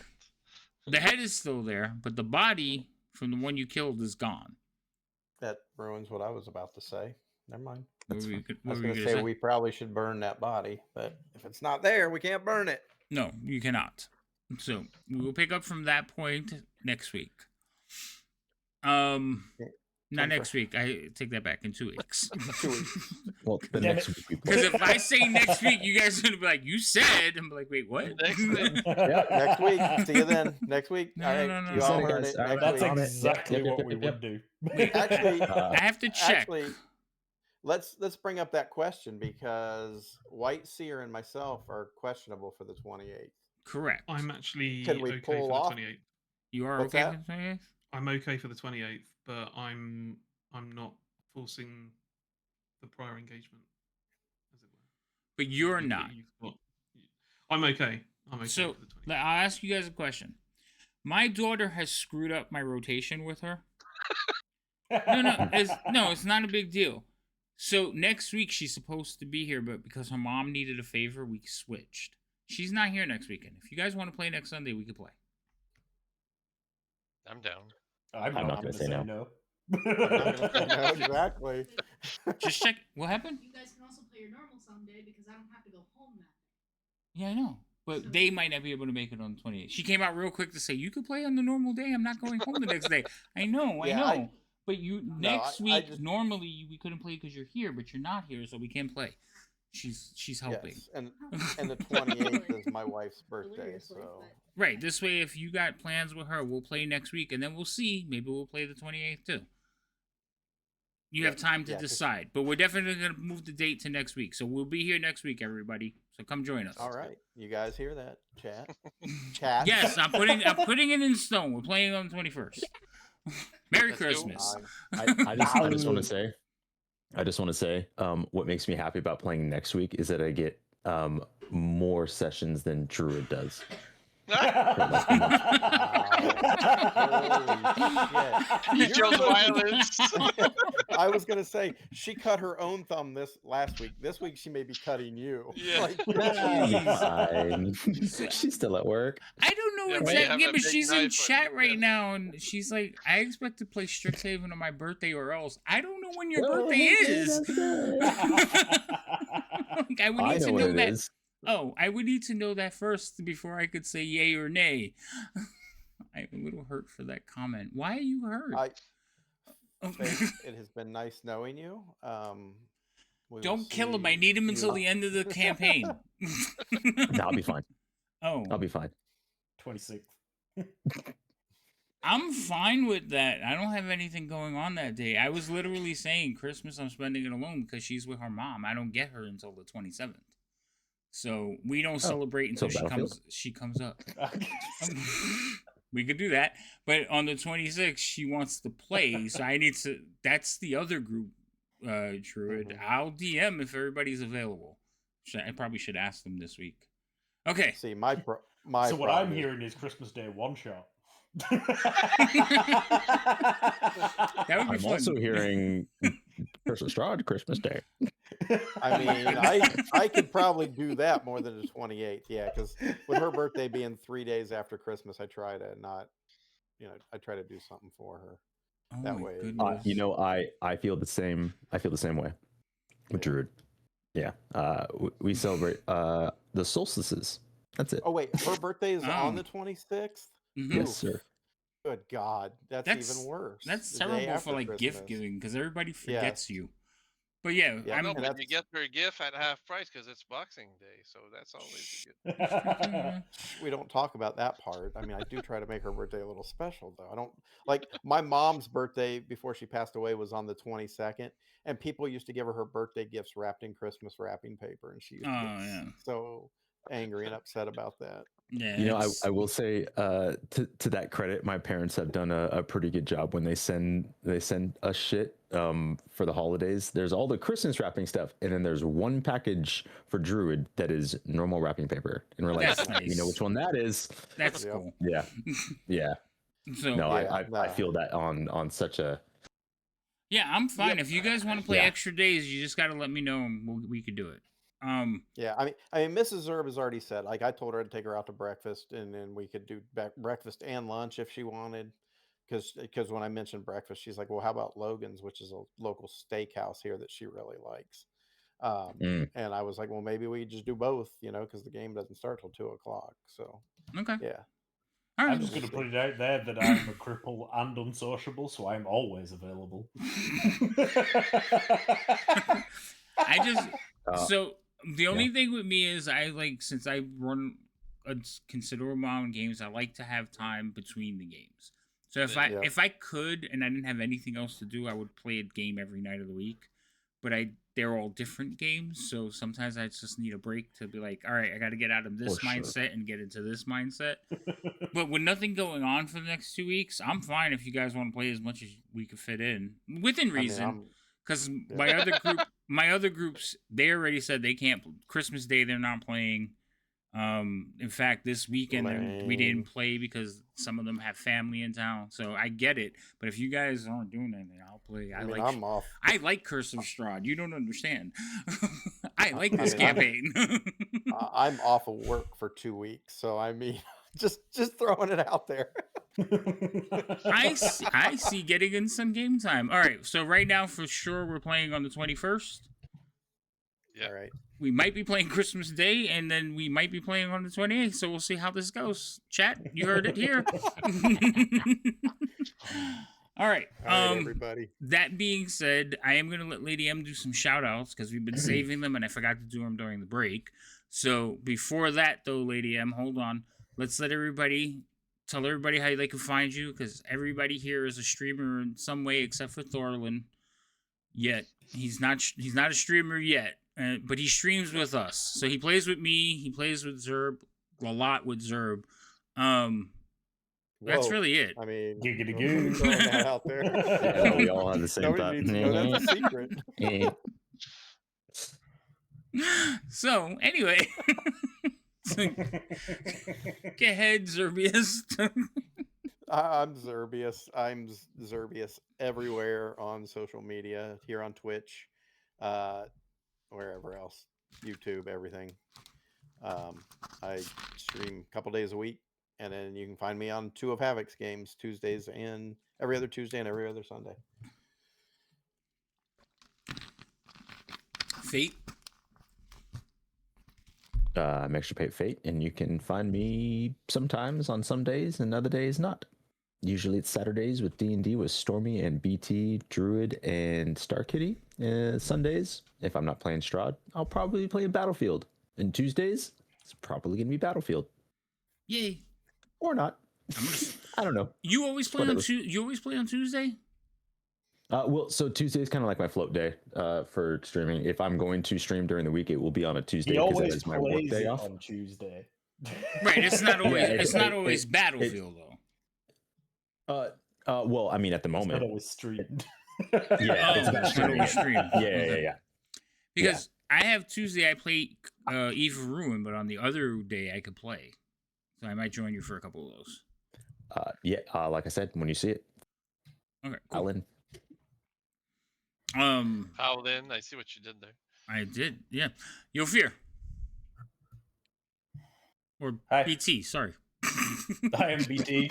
It's technically Banana Tom OG, which I despise the OG part. I'll get back to streaming at some point. I still haven't done. It's been over a month now, so I intend on coming back to it. But I am enjoying the break. My back is definitely enjoying the break. Well, but also you can find BT on several channels. So he plays with Faith a lot. He's here playing D&D with us now, and he also plays with Stormy D. We'll get shout out for Stormy D and the things as well. And then last but not least, Crunk the Magnificent, played by Whiteseer. Yeah, so Whiteseer Gaming on Twitch and YouTube. Normally stream on Mondays, Wednesdays, and Fridays, and it's normally just whatever I'm feeling at the time. I'm spending a lot more time editing my book at the moment. Yes, the future published author. Wait, could you sign your books under Crunk? That's how I want my Crunk copy. The Magnificent. Yeah. My copy needs to have like your regular signature and then like Crunk's signature. That would be awesome. Should write the backstory of Crunk, shouldn't I? Yes, probably should. Yeah. All right, so that is my wonderful group of players. Go follow them if you're not following them. Follow Thornton too. Like eventually he'll just have enough followers that he has to start streaming. Pressure. Which we have acknowledged. All right, and there we go. Lady M starting with the things. Now, I know some of you guys, it's late for you. If you got to get going, go ahead. I'm going to stick around and talk to chat for a few minutes while we do some shout outs. So right now we got Druid going. Druid, you've seen her a few times in the chat.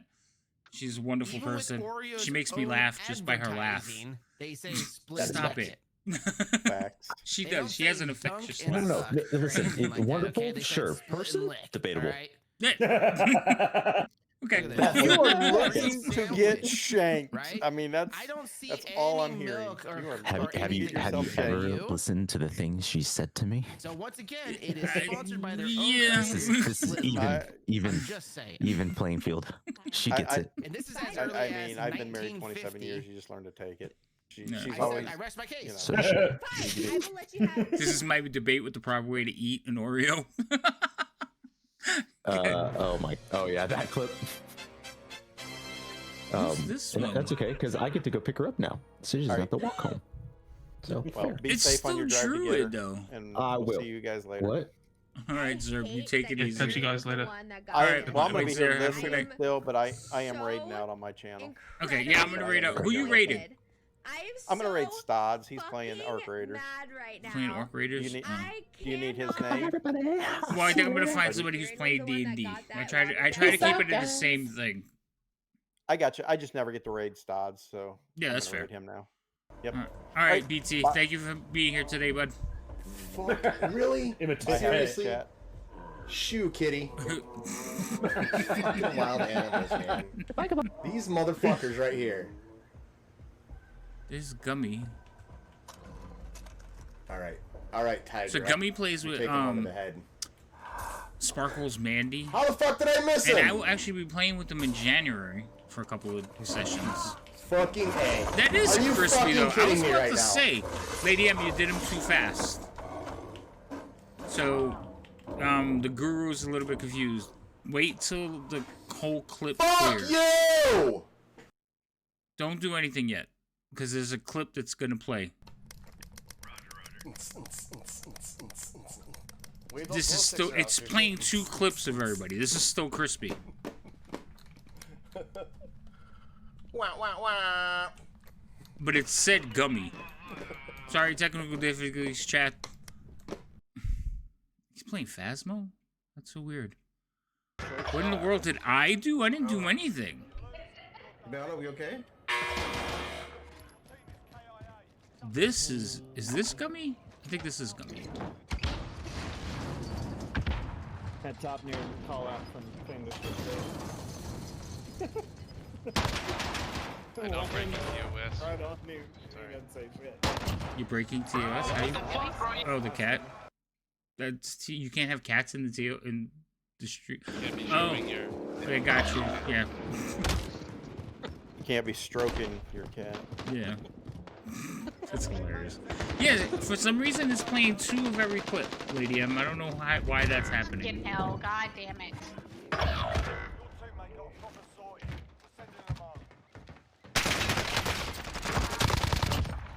We have to wait for them to clear.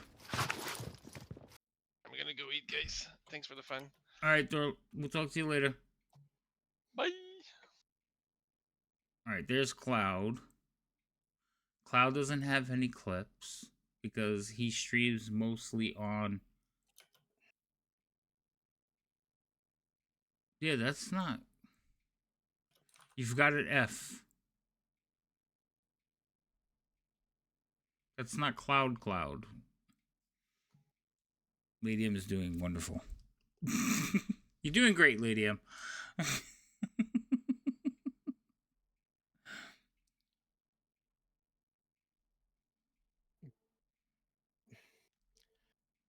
I don't have Cloud. Yeah, there you go. You want me to do it? That's still not him. Still wrong one. Hold on, I'll press the button.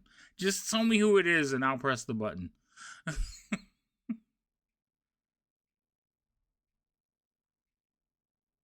I don't have it written fully. Alright, that's fair. That's Cloud. I could tell by the logo. He still doesn't have a clip though, dear. Alright, who's next? Yeah, it's Mac Cloud. Bane? Okay. Gotta wait for the thing to clear for Cloud first.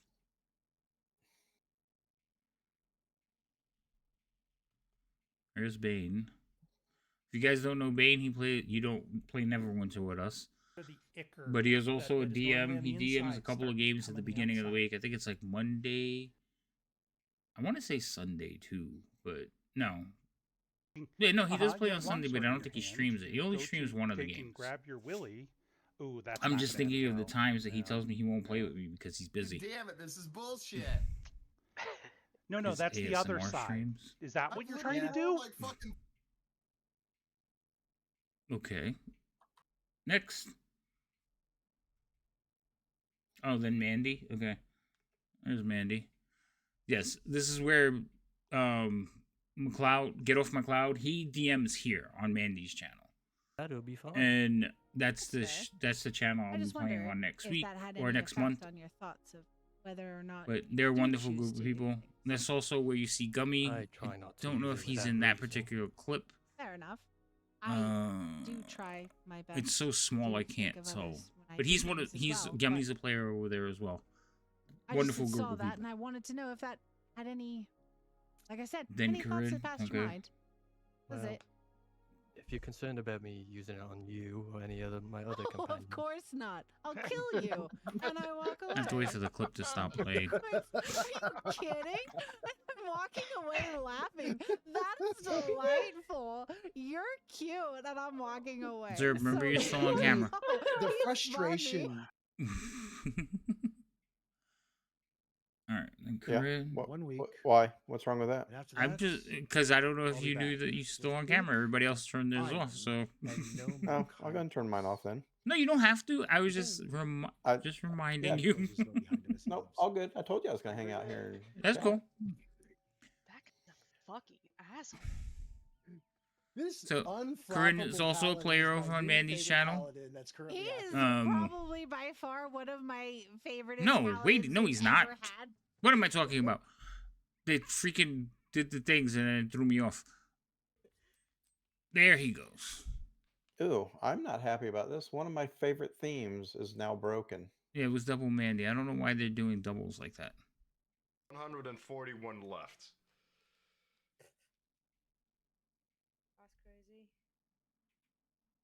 What game is this? Oh, not really, because I think I shot a few with a gun as well.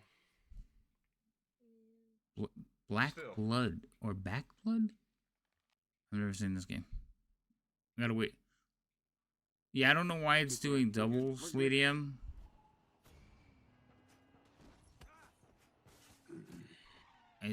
Back 4 Blood. Oh. Oh, that makes more sense.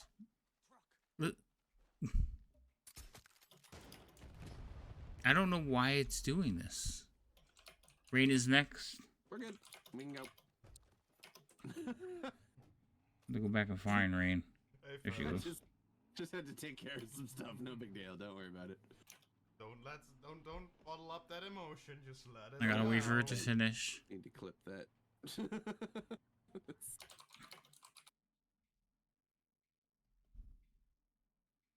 There's Rain. Well, I don't have her awakened, but I definitely don't have him. I want her outfit. Playing Cookie Run. Silly game.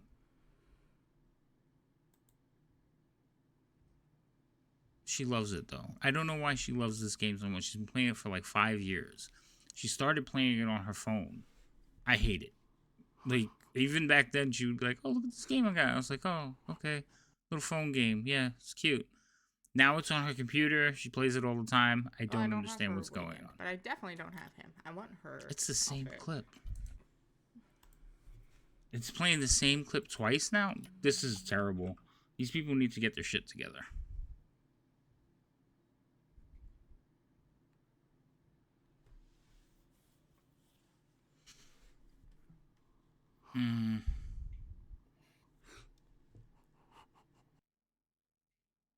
I have a feeling I may have broke something.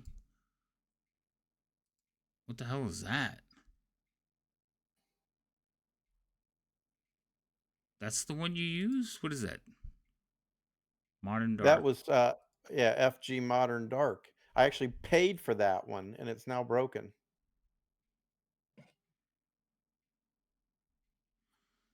together. What do you mean, Griffin together? That you paid for that one? That one's free. Oh, is that no? That one's. I thought it was the theme core dark is free. I have to go look. Yeah, I may have to go look too. I may be wrong, but let me check this. I'm going through one of my campaigns set up. I may have to start a new one, is what I may have to do, and reapply these because it might just be broken because these were started under the old core rules. But remember, I don't use Fantasy Grounds that often anymore. So I mean, he Thank you, seems Lydia. to quiet down for now. Don't worry, we'll get you back. Did you raid out? Not yet. Keep your This mouth we're doing shut. this is Stormy D. This is ridiculous. So this is where Fate, Anyways, BT, I Druid, they lost. all play there as well. Let's keep That's going. how I So, Miss Sarah, met them. should we start calling you Dummy Mommy now? Absolutely not. Tommy Mom. Absolutely yes. But I gotta find out why it's Forgot playing my accent double. there. Why it's playing double like that.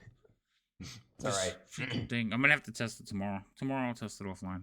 We'll see if it plays the second one. Yep. I need the second one. That fart to the face and liked it. The tech guru people, you gotta get your shit together. I think it's time now. Yep. No problem, BT. Give him his attention. He deserves it.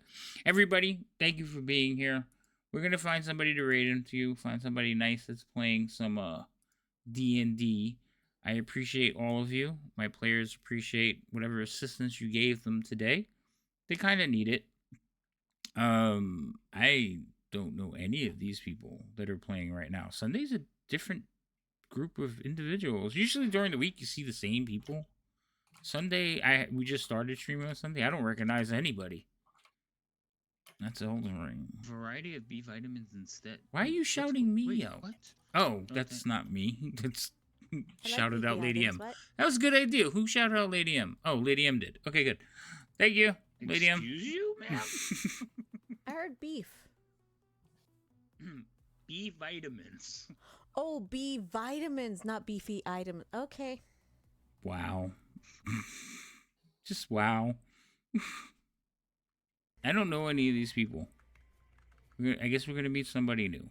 Mystic Raven. Session 1. Drops enabled. Dungeons & Dragons. Alright, let's go check out them. Are they in English? They're in English. Alright, we're going to go over there. Alright, everybody. Oh, it's 18 and over stream. They all look so happy. Oh, I know what they're using. Alright. Shouts at Lady M. Look, I got a treasure map. You did. And I can't... So actually, it's actually an item that they would have found in the game later on. I was like, you know what? I'm going to give it to them now. So, thanks. Oh, her stream keeps cutting out. All right, I'm not rating that one because it keeps pausing, and I will find something a little bit different. What is this person doing? Dungeons & Dragons. They look like they're just doing a chat about. They're in a different language. Waterdeep Dragon Heist. Ah, Waterdeep Dragon Heist. Let's go there. Looks clean. Okay, we'll go here. Oh, I know where they're at, too. Alright, everybody, we're going to raid into Ages of Anor. They're D&D players. They look like they're having fun. They're playing Dragon Heist, which is actually a very fun adventure for me.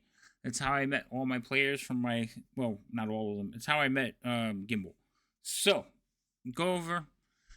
Show them some support. Let's check them out. Let's see how they're doing. And be nice. Be kind. Let them know. And I will see everybody... in a week? I don't think it's a week. No, I'll see everybody Tuesday. Yeah, we have a week. No. Yeah, Tuesday. We're playing Tuesday. on Tuesday.